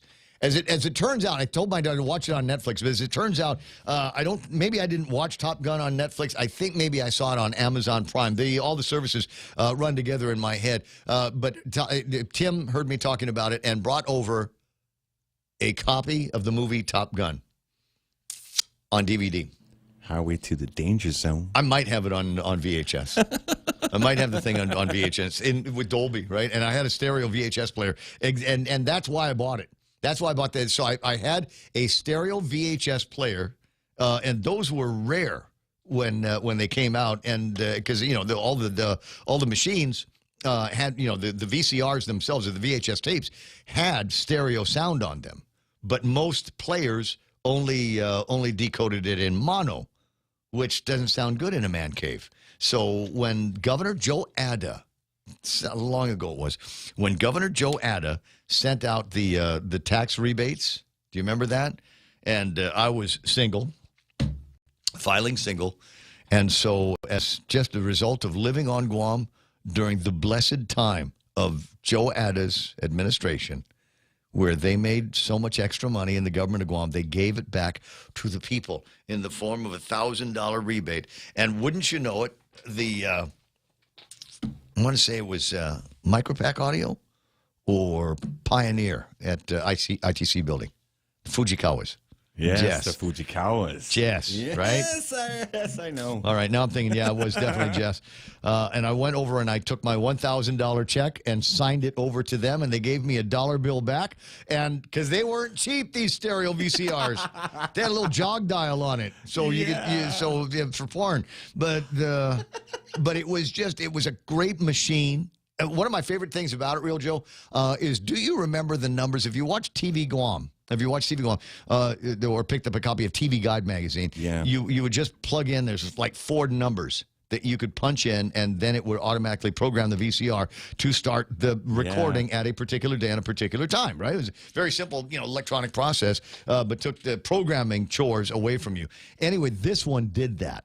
And so you could plug in the numbers, and it was very, very groovy. And even for channels that that we didn't have the data and the code on, I had a piece of software that would do it. You plug in the day and the time, and it would give you the numbers. Oh yeah, I was total nerd. And then GPA something took a dump, and my VHS that played in stereo that did all these magical things stopped. And I was never, ever, ever, ever able to get it started again. And that's the truth of the story here.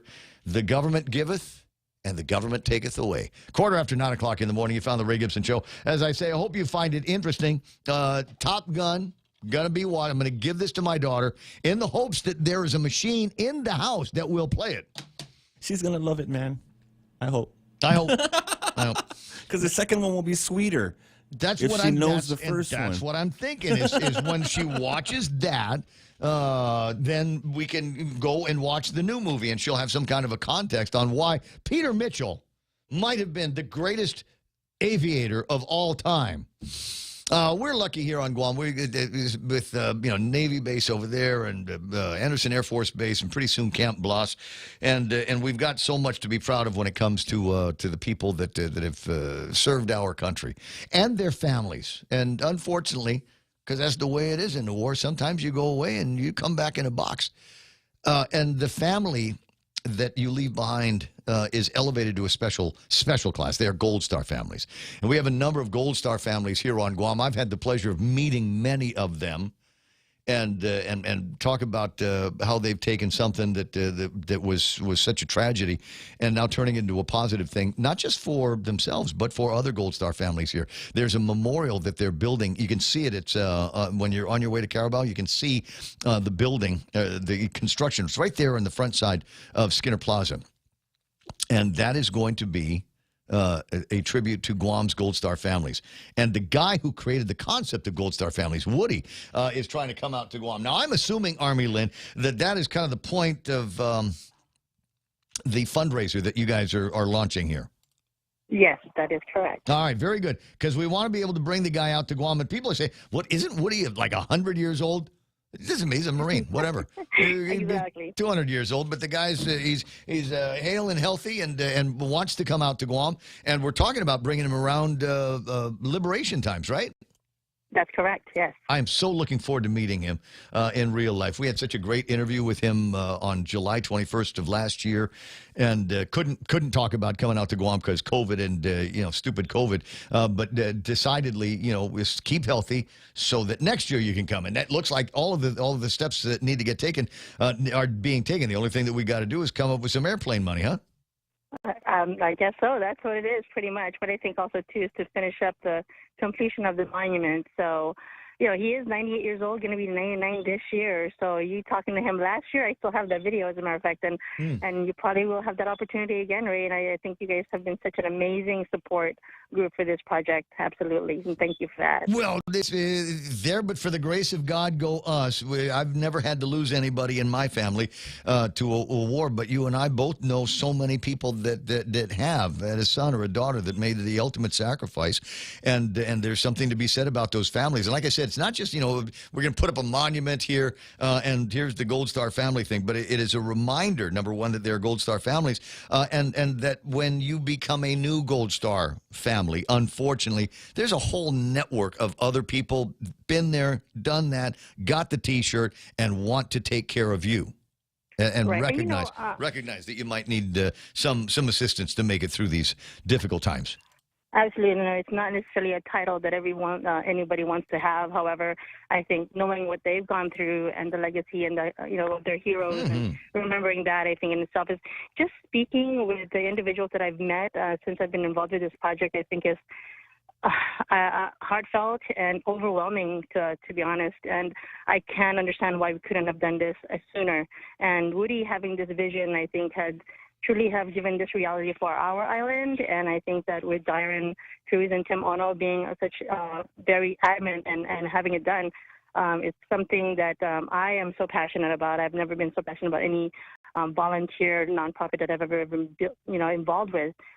This is not just for us, not just for Gold Star, but for the entire community. I mean, imagine Woody is a liberator, Guam liberator, and for him to come back comes full circle. And for that in itself is such a blessing for our island and also for the Gold Star families, and to show them that, they are important and they are going to remember it, and we're never going to forget, not only their loved ones that have passed on and paid the ultimate sacrifice, but at the same time to remember them that they still go through it. I mean, no matter how long it's been, they still go through it. And just talking with just even one person that's a Gold Star member, you will feel exactly how they feel, and to this day, they're just amazing people.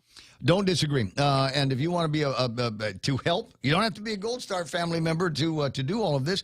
There is a drawing that you guys are going to be doing soon for the Grill Pro 3-burner stainless steel black 30,000 BTU LP gas grill. I've got it up on the screen right now, and it says $10 per slot. And I'll tell you what, I'll make you a deal on this, something like this.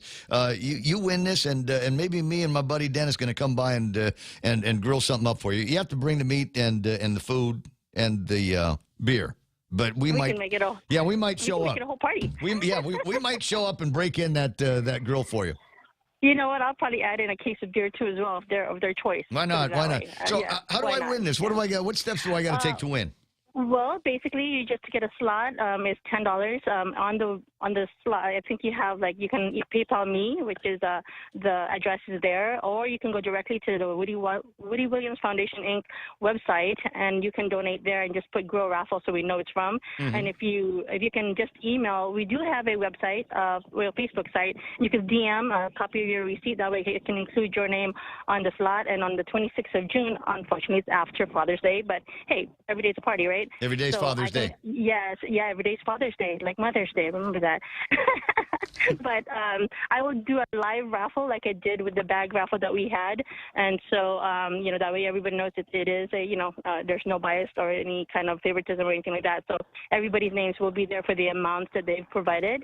Initially, I was just going to do a minimum of 40 and do it, but it seems like such an overwhelming response, and I think it's not just to win the actual barbecue grill, but I think it's just to support the project in itself. And any funds that we get today will definitely benefit the project even when it's completed. So I think it's a wonderful thing that the community can get themselves involved with, and even just one ticket, one slot will assist in the greatest way possible. So yeah, and there's a lot more things coming up. Get in there. Just not only this grow effort, but eventually GTA has been very generous as well. So there's a possibility we might have some 80,000 miles up in raffle in the coming future too as well. So.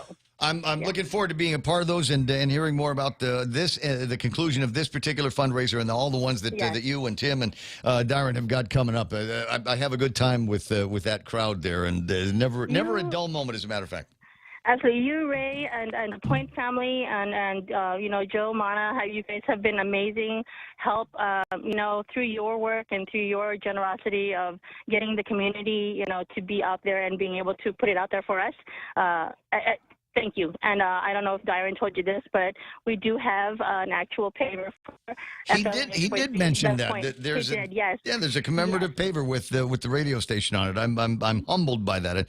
I wasn't expecting the gift. I frankly would have bought one anyway, but I'm so glad that you guys chipped in for buy us. one with your name. Maybe you should buy one with Mana's name on it. Joe. I'm just loaded with money here. The power bills. My power bill is still in the 1 or 200s, and my gas bill. Forget about it. I sent you a picture of my gas bill, and that's on base. Oh, I saw that. I saw that. Over $100 for your ride. 9:23 in the morning. Army, it's always a delight talking with you, and hope we get caught up soon. All right. Well, you have a fantastic rest of the day. And again, I'll get you some details. We'll continue to talk about this until I'm told that we've got ourselves a winner for that grill. But that's always nice. Or, you know what, if you're in the area, swing by. There's usually somebody doing some work out there, and if it's Dyron or Tim or Army, just put some money in their hands, and I'll make sure it gets to all the right places. I'd like to meet that guy. Which one? Woody. Oh, yeah. Oh, my God. He was just a kid when he came here. Yes. A total inspiration to everybody. And, one of these guys that just kind of stumbles onto the island in the middle of the Pacific towards the end of the Second World War, becomes a liberator, and then goes on and has a really interesting life after that. Unfortunately, they come too often anymore these days.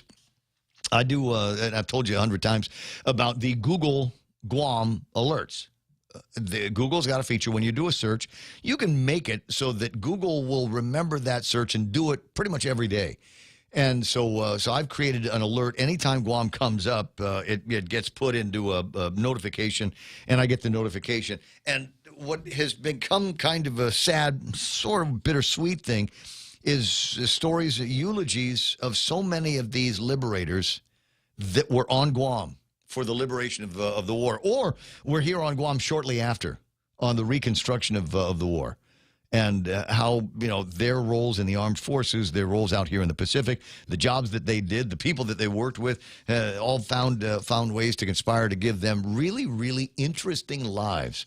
And folks that are passing away in their 80s and 90s that were a part of, and forever will be a part of our history.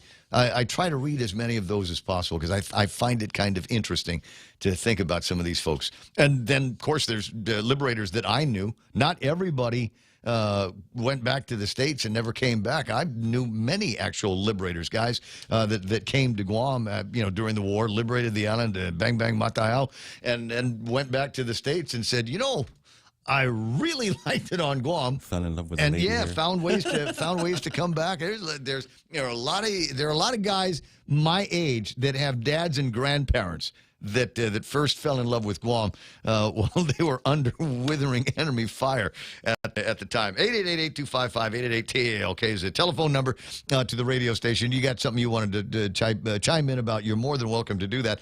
Otherwise, well, it's Tuesday morning. I'm in the small talk portion of the program. So I'm sitting at Moses last night and enjoying the company and a couple of cold ones. And the Tinatla Chutney that they do very, very well over there. It's the thing. If I'm doing my intermittent fasting and I'm only eating once a day, then I like that to be the meal. Yes, it is. And so I'm sitting there, and while I'm doing my thing, there are 1 or 2 or 3 deliveries that are taking place. Guys that come in, and they got that big, they got the big bag, the big thermal bag. And they come in and get something and then split. There were a bunch of these things that came through last night while I was minding my own business at the bar. And it occurred to me, I asked the question out loud before, but I'll do it again, mostly because I have the answer now. But do you suppose that when these guys get the bag of food in the car and it smells so good that you just can't help yourself? They're not going to miss one fry. They're not going to miss a couple of chicken wings in this. Is it possible that some of these drivers got to taste your food before you do? And the answer is, of course, yes. It might be a good idea to pick it up yourself if you're ordering takeout. A new survey found that 8 in 10, 80% of delivery workers admit to eating part of their customer's order. According to the poll, more than 500 delivery drivers stealing a customer's fries or putting their fingers on somebody's chicken may not even be the most disgusting thing happening on the way to the front door. 1 in 10 said... No. 1 in 10 say they've had to urinate in a bottle while making their deliveries. Do you suppose that everything has been clean and sanitized before they put their hands on or in your bag on the way to your place? Because, All right, now there's a flip side to all of this, because there might be some drivers listening saying, yeah, okay, busted, but could be worse. Okay, I saw worse than that last night. Again, sitting at the bar, minding my own business, got my headphones in. I'm listening to this electric FM dance station out of New York. Sounds really, really cool. I want to borrow some format ideas. Anyway, so I'm listening to the thing, and I look over at the front door, and there's this beautiful blonde woman. It's not surprising. This is Moses. You get beautiful blonde women, and you got to swat them away. They're like flies. Get out of here, you beautiful blonde women. God, I'm just trying to drink my beer. Would you leave me alone? Anyway, so she had made an order, and it was a couple of bags worth of the order. And this beautiful blonde woman quickly turned into what I would refer to as a Karen. Yeah. Here's your order, ma'am. Thank you very much. Here, sign here. And the lady says, hold on a second. I'm not going to pay until I check the orders. And she literally, Joe, she opens up the bags and goes through every single plate. Every single one. Opens up all the clamshells. Okay, there's the calamari. Okay, opens up. There's the Tinalacutney. Trust issues. Where's the Finideni? Is there a thing? Is the Danassi in that one? Is that bag? And she begins to reassemble the order on that little table there. And I'm assuming that she was satisfied with the process. But I wasn't the only one watching. I think she came in with a friend. I think her friend came over and said, you got to stop that. You got to stop. This is a scene already. This sounds like a drug deal, man. It does look like a drug deal. Show me the money. Show me the goods. Show me the money. Show me the Tanala. 9:30 in the morning on the Ray Gibson Show. So think about that the next time that you say, oh, yeah, I guess I'll let the guy drive it over. There's a very, very good chance that his hands might have been in your food before you get a chance to put it in your mouth. And you don't know where his hands have been. Wash your fingers. It's 9:30. I'll be right back. Attention! Lolita Kamet is now with Hoffaday Realty. She'll always be that hardworking and passionate real estate professional who is committed to helping you make a difference in your life and helping you achieve the American dream of home ownership. She also specializes in commercial leasing, land sales, local residential sales leasing, military and corporate relocation. So for all your real estate needs, call Lolita Kamet now with Hoffaday Realty at 688-6743. That's 688-6743. Win a $100 gas card when you purchase Gasolina energy drinks. Be one of 5 winners and enter now when you purchase 3 for $4 Gasolina 8-ounce or 3 for $5 Gasolina 16-ounce energy drinks. Drawing on June 21st. Free gas with 76 Circle K. Take it easy.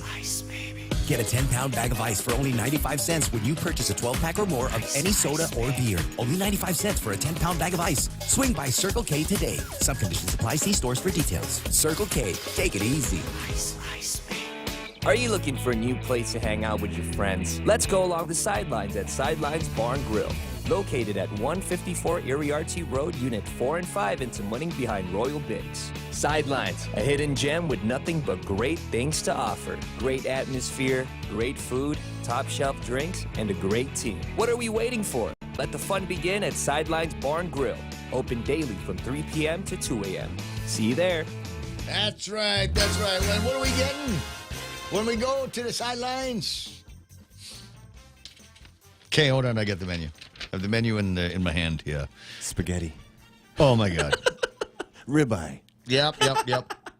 Yeah. Okay, so by popular demand, I'm not going to make the announcement for him, but by popular demand, there's a very, very good chance that you will be able to get into Sidelines at lunchtime and be able to take advantage of it. And the cool thing is, at least for me, is you can get in there at lunchtime and just stay. Just sorry, Ray, we're out of your Michelob Ultra. We'll go buy some more. I'm not going anywhere.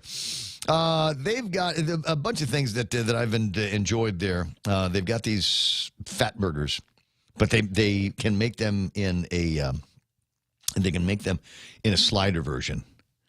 And then they've got another one. I saw it come out of the kitchen last night, and I said, "Do I need to try that?" And I said, "Which one is that?" He said, "It's the Mad Dog Blitz Burger, all beef patty, Black Forest ham, Munster cheese, and then they put it on Texas toast."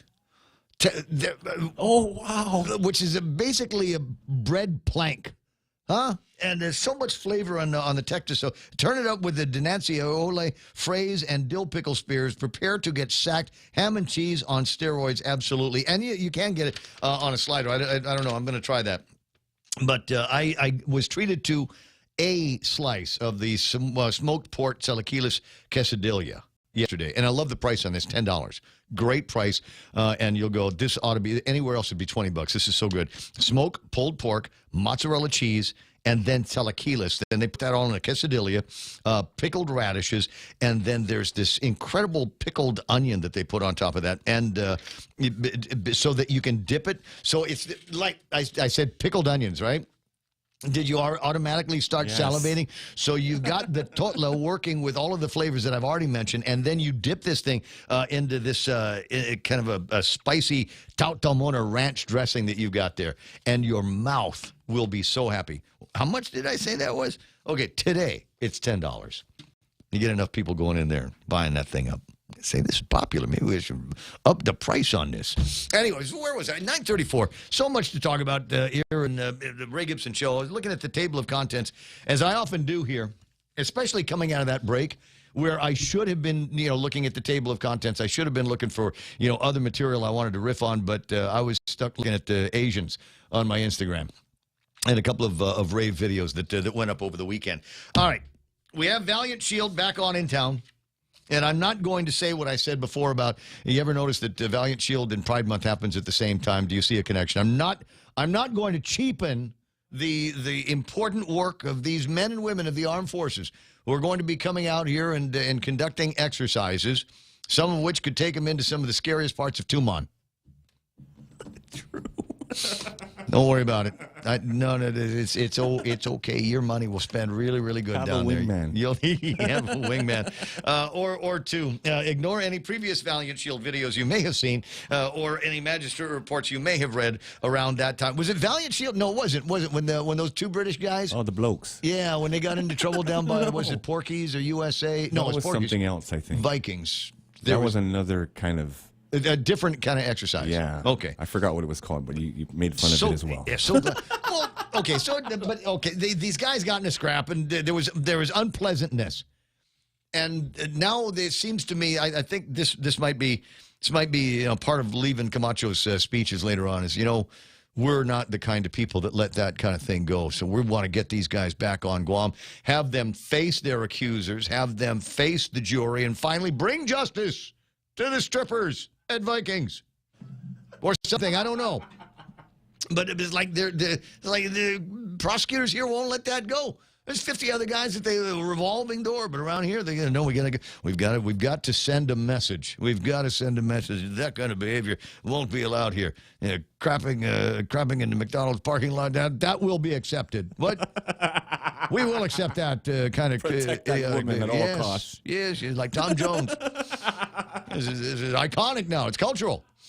But anyway, they're don't seem to want to let that go. And I thought, what?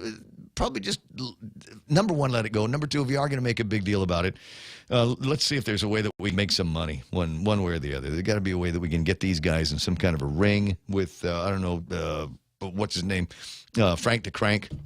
Both of them against Frank the Crank. Could that work? We could sell money. Be fun. Yeah, for charity. Both of them against Brogy Bear. We'll sell tickets. It'll be for charity, and we'll tell her not to beat you up too bad. How's that? Okay, and then we'll be done with it. GPD, Department of Corrections, fire running short of guys, and I'm afraid to say that there are probably more thugs on Guam than there are good guys. I'm really worried about that kind of thing. I know you're a good guy. I'm a good guy, but I mean a good guy in uniform. And I keep thinking about how, and I remember asking people about how we get back, Peter Santos, I'd ask them on the radio, how we get back to the kind of Guam where people understood better where the guardrails are in polite society. How to know that you're getting too close to the guardrails so you can pull yourself back in. You know, it used to be aunts, uncles, adoptive aunts, uncles, adoptive parents. And people that would, but I don't know if anybody's showing these young guys where the limits are. And when they go over the limits, there doesn't seem to be any kind of, I don't know, punishment for it. There were dudes in my village when I was growing up, and I'm not going to say that they were a posse. I'm not going to say that they were a gang. But when things went sideways, somebody'd go and to get a pretty rough rap on the head from one of the older, tougher guys, said, hey, you don't steal from that house. That's not the way we talk to our girls in this village. You know, just let you know that behavior won't be tolerated by me and my guys. And I wonder where they are now. Where did those guys end up? Because we sure could use some of that. It's either that or I'm going to put together my vigilante group. Like in the movies, it'll be like me and 2 or 3 other guys. Guardian Angels. Yeah, Guardian Angels. Yeah. Berets? We could. Well, that's hot. They're just too hot, too Real hot. Joe. We need. I'm thinking we'd have like accountant hats, right? Little accountant hats, little like golf hats with the brim. Visor. Yeah, like a visor. We'd the Guardian Angels of Guam with our blood red visors. So you'd know us when we were coming like that. We got the video of the Timone crash. And I'm excited for the people that have watched that video. If you haven't, it will take your breath away. The forces that are involved, and that's what happens when you run the red lights. It reminded me of you get these videos every once in a while on social media. You know, the worst crack ups or the most dangerous intersection in China or something, and they're all. Is somebody knocking on the door? I don't know. Is there somebody there? I could have sworn I heard somebody knocking on the door. Wow. I must be losing my mind. Hey, everybody, I'm losing my mind, and you're all here just in time for it. Some weird neurotic. You know what it is? Because I woke up at 2 and I couldn't go back to sleep because I thought I was having COVID. Oh, man. Yeah. So Anxiety, at least, we're not going to tell you, but at least one person that we were trying to get a hold of this morning is unable to get on the air because he's got COVID. And we talked with former Governor Carl T.C. Gutierrez a little bit earlier, and he sounded like Lulian Guerrero last week at the debate. He has apparently got a breakthrough cases as well. He soldiered on this morning. He absolutely did. Let's do this call. What is this? It says here, this is a building directly across the Santa Fe. What the blank over? Oh, yeah, that's to the left of Dr. Shea's oh, my gosh, new building. I know exactly where that is. I know exactly what that is. There was a shortcut behind there. Once upon a time, and it looks like somebody is taking up some kind of residence. The question is, who can do anything about that? That used to be, I believe, the Polino's Laundromat. You're right. Yeah. You're right. I was a customer. And a road could go behind it and go through the village of back there in Timone. Backside of Timone, right? So, yes. And you cannot do that anymore, I don't think. I remember being able to do that, punching in behind Gibson's back in the day, and you go through a couple of streets that nobody remembers, and then you find yourself on Hospital Road, and then you couldn't. And I can't tell you how many times I've gotten lost back there. But this is old Polino's Laundromat, directly across from the Santa Fe area, and in the early 1980s, 83, summer of 83 for sure. I was hanging out with my buddy Gino. We actually lived together. You know which one I'm talking about, Gunga. Yeah. And we were hanging out together. And the place that we were in, 1980s. All right, imagine 2 bachelors, summer of 1983, living in a studio apartment near the hospital, near the old hospital. Yeah, no hot water, the two-burner stove that we had in there, and no laundry facilities whatsoever. Do you have a picture basically of a pigsty in it? It's one of those things where if you use you go into use the restroom and you don't want to touch anything with your hands. You want to see how much can I do with just my elbows? And we would take the laundry, and like I said, two young bachelors in our 20s, we'd put together a whole lot of clothes, and we'd take them over to Paulino's laundromat, and you didn't have to do the laundromat thing. There was this... Kuya? No. She was just the biggest sissy. Palauan lady. Nice Palauan lady. And Sissy, I want to say is the name that I gave her because I've always heard everybody else call her Sissy. But she would take the clothes, and she'd put them in the machines, and she'd watch the machines go around and around, and she'd put them in the dryer and watch the dryer come round and round. And then she would go... to the other side, because I want to say there was a mom and pop store right next door, and she would go and get an empty box or two. She would fold the laundry of these two young boys, these two 20-something boys in the summer of 1983, 21 in the summer of 1983, and hand us back clothes that smelled good and that were folded. And for us, that was just as good as payday. There was just something fantastic. It just felt like, somebody loves you. They folded your clothes. And if you asked her real nice, you'd probably get them on hangers or something like that. And I don't remember it costing any more than just what it cost for the laundromat. 75 cents for the washer, $1 for the dryer, and give her another extra couple of bucks for soap. And then, double the whole thing. That was the tip. Thanks very much, Sissy. You've made me feel like somebody loves me. Quarter away from 10 o'clock in the morning. And ongoing right now, I put this up on the screen when I was talking with former Governor Carl T.C. Gutierrez, and it has to do with a gathering. There shall be a gathering, and it will be only one. Is a gathering of folks in the hospitality industry. There's that new group, Guam Travel Tourism. And this is, I believe, the first of their major events. It is Get Guam Going webinar/forum. It is ongoing right now. You should be able to go to guamtraveltourism.org, and maybe they'll give you the link to get in there. It's been going since 9 o'clock this morning, and will go until about noon today. There's a bunch of people that are lined up to talk, including a fella from Rakuten Travel in Japan, Hana Tours in Korea. They will be joined in panels featuring Guam Travel and Tourism Association, Guam Economic Development Authority, the AB Wanpat International Airport, IT&E, GTA Teleguam, and United Airlines. They'll be participating in an online version of the deal. And I guess the idea is to get in there and bat around some ideas on how to get things going. And once they get started again, how to keep them going. No secret, hospitality industry is delicate. It's always delicate. It's always the one more thing will happen, and that will derail tourism for the foreseeable future. First time in my lifetime I ever saw it was when they shut down the airline businesses after 9/11. And you might remember that as well. For a long time, you couldn't get into or out of Guam.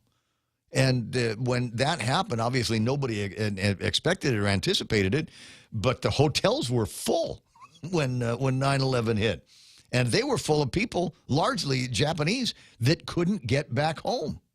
And in some cases, they put together a decent deal for them so they could continue to stay at the hotels. And then there were stories of people that were absolutely getting gouged by some of the hotel operators that said, "Oh, you're stuck here. Well, it's just don't have any place else to go. Okay, we'll just double what we charged you in the package that you originally bought to get here." There were some nice people though that came out, handed out calling cards, because it was before, it's not like the cell phone prices and cell phone airtime was any cheaper, but they made it so that you could get these lines. There were long, beautiful lines of Japanese salary women waiting to use a payphone someplace. This is back when we had payphones, so that they could call Japan and have them wire some money out to me right quick, throw some money in the credit card, because I'm stuck here for a while. And so it took time for the industry to come back after that particular episode. And then COVID-19, where the governor says, well, I can't shut the airport down, but I can sure make things difficult for people to come in. We'll just stick everybody in quarantine. You remember that 2 weeks worth of quarantine in the beginning of all of that? And say, Brady, why aren't you traveling? Because I ain't doing 2 weeks when I come back. No, why aren't you getting vaccinated? No, I'm not going to. No, a bunch of BS rules and regulations that they threw up in front of everybody. But now here we are at the end of I hope the end of COVID. It's the end of COVID, the beginning of monkeypox. Yay!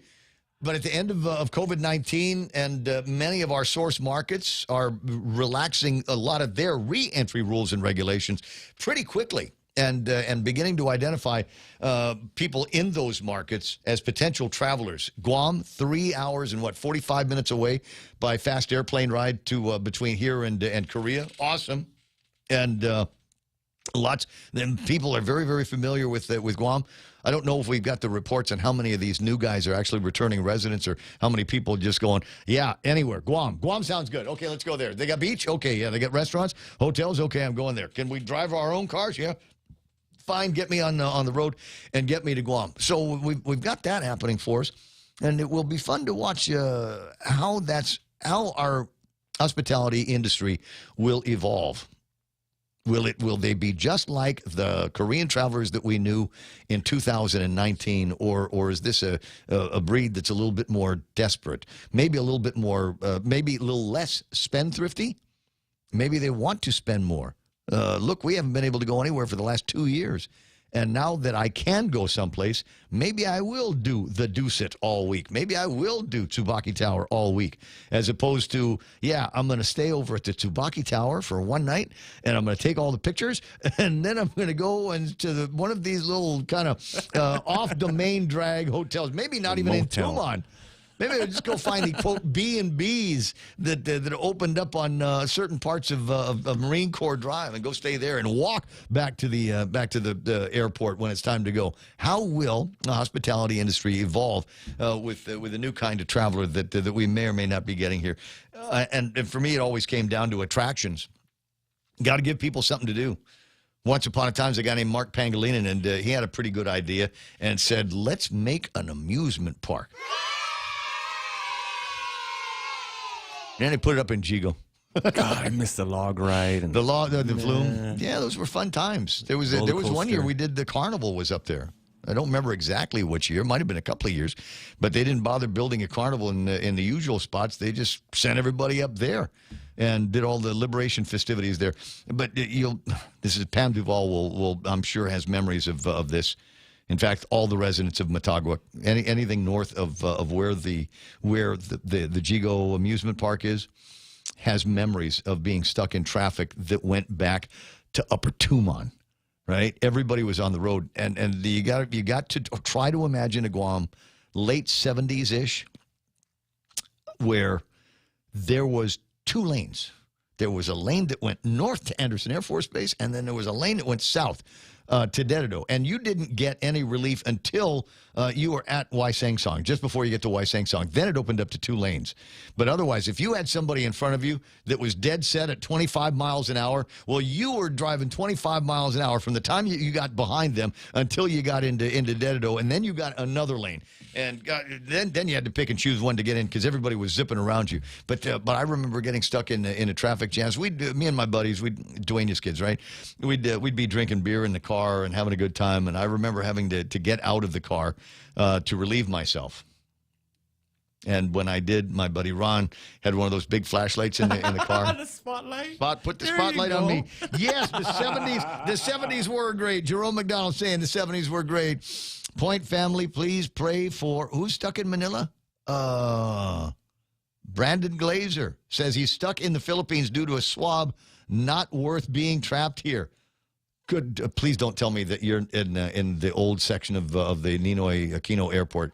Please tell me that you're not in there. I saw a bunch of people that were doing some kind of traveling through that area and going, oh, my God. I was stuck there once for 12 hours in the old section of the airport. But it was okay for 12 hours. Was there music? I have headphones, right? I went and got myself massaged 2 or 3 times. You know, I just kind of break the day down in hours. But the problem was I was running out of internet time. Because, you know, they don't anticipate you're going to be in there. So there's only a limited amount of airtime that you can get.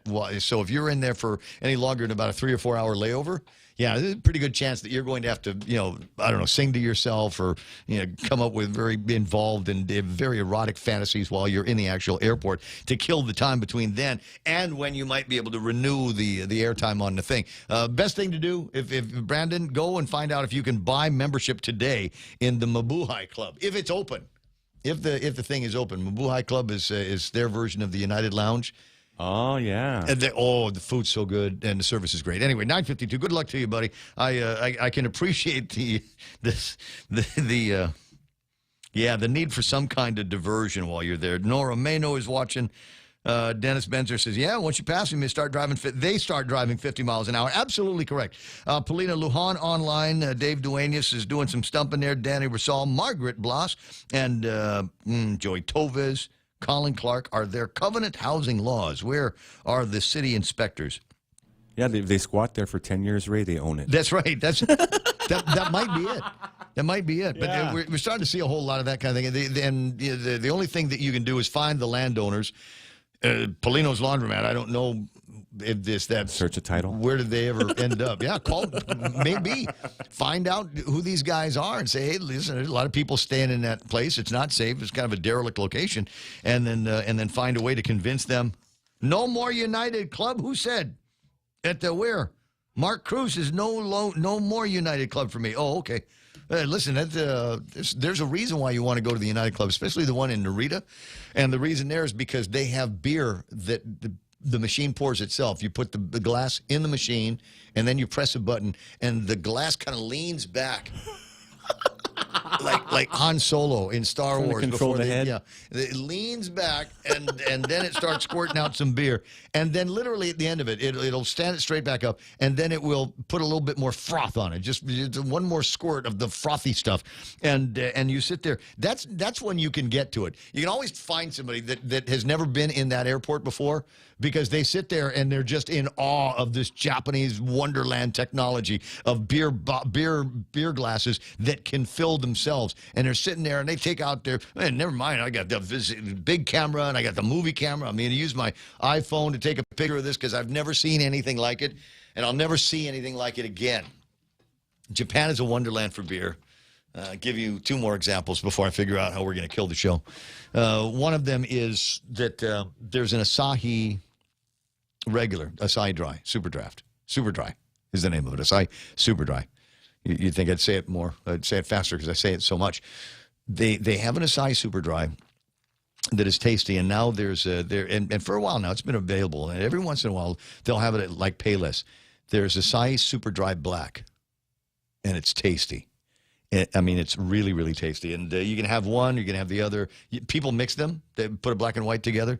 They'll mix the 2 of them up. And then there's another thing that I saw in Osaka. We were there, and it was bloody cold. Or was it bloody hot? I can't remember. I think it was bloody cold. But so we're in Osaka, and we went to this place because it had won their version of the Pika Awards for having the best okonomiyaki in all of Osaka. So naturally, we had to try it. I like okonomiyaki. You can make it. You can find all the stuff that you need to enjoy it. But the other cool part, hey, there's my guy.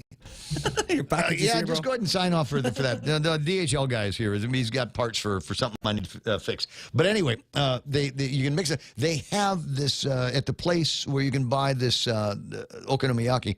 They will sell you a cup of Asahi Super Dry at 0 degrees. Cold. And it comes in a cup that has an air gap inside, a little plastic cup, but it has a little tiny air gap inside so that your fingers, your body heat, never touches the beer. Who thinks of this kind of stuff? The Japanese think of this kind of stuff. My God, how is it possible they didn't win the war? Would somebody explain that to me? It's 9:56 and change. Let me just do this last break here, and I'll come back, and we will professionally and in a warm, intelligent manner conclude the program. Everyone has a busy schedule these days, and sometimes we forget to schedule our routine dental checkup and cleaning. Don't neglect your dental health. Schedule one today with Dr. Robert Yang and his SMILE team. Conveniently located at the East West Business Center on Marine Drive, Upper Tumon. Call us today at 647-8702 or 3. Again, that's 647-8702 or 647-8703. We make smiles happen.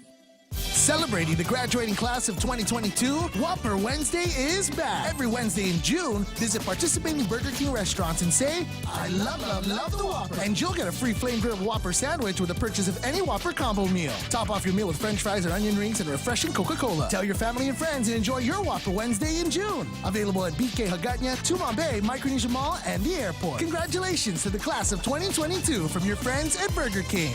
Be your way. Yeah, I feel you. Colin says Japanese cheesecake so good, so oishi. I'm not big on pancakes, but you ever see Japanese pancakes the way they jiggle? There's jigglage. I've seen them. I want them. It reminds me of that lady that I see walking down the beach every once in a while. You know, it's got schwang. I mean, it's actually got schwang. So yeah, there's a lot to love about Japan. That's why it's in my head that I'm maybe not going to get on an airplane again until they are less skittish about gaijin like me flying in from anywhere outside the country. I want to be able to do. I know Osaka is my target. Osaka is my target if that's where I can. But if I can only get to Tokyo, then I'll be all right as well. There's not much else that I want to be able to do there other than just to be in Japan and treat myself to all this stuff that, frankly, the only way I'm seeing it now is on Instagram and some other social medias out there. You know, people doing recipes, eat this. There's another guy I'm following, though, on Instagram. I got to tell you this in, 60 seconds? There's a guy. I'll find his name tomorrow. If you remind me tomorrow, I'll find his name. I don't know how many of you are on Instagram or spend any time there. You should, because it's not always the same. As Facebook, but there's a guy and he does these videos and they're all based on trending food in China and they're all excellent, but it's the way the guy describes doing it, right? So he says, cut the tofu with your right hand, massage thoroughly with your left hand, put in some fresh water from Mississippi River. And it's funny to watch, and then you look at the food and you go, oh my God, that looks tasty. So I'm going to try out some of those recipes over the course of the next couple of days. I'll let you know how they work, and I'll also let you know what the name of the guy on Instagram is, and maybe you can follow and enjoy him as well. It's him, and then there's this old Hawaiian dude. I don't want to say he's old. He's actually younger than me, but he's like super buffed down. He's got this incredible breathing regime that he does. So he does all of these exercises, and it's a whole lot of time under tension on his body, and he breathes his way through it. Also very, very interesting and inspirational. Hey, I got to go. It's 10 o'clock in the morning. Thanks for sticking around.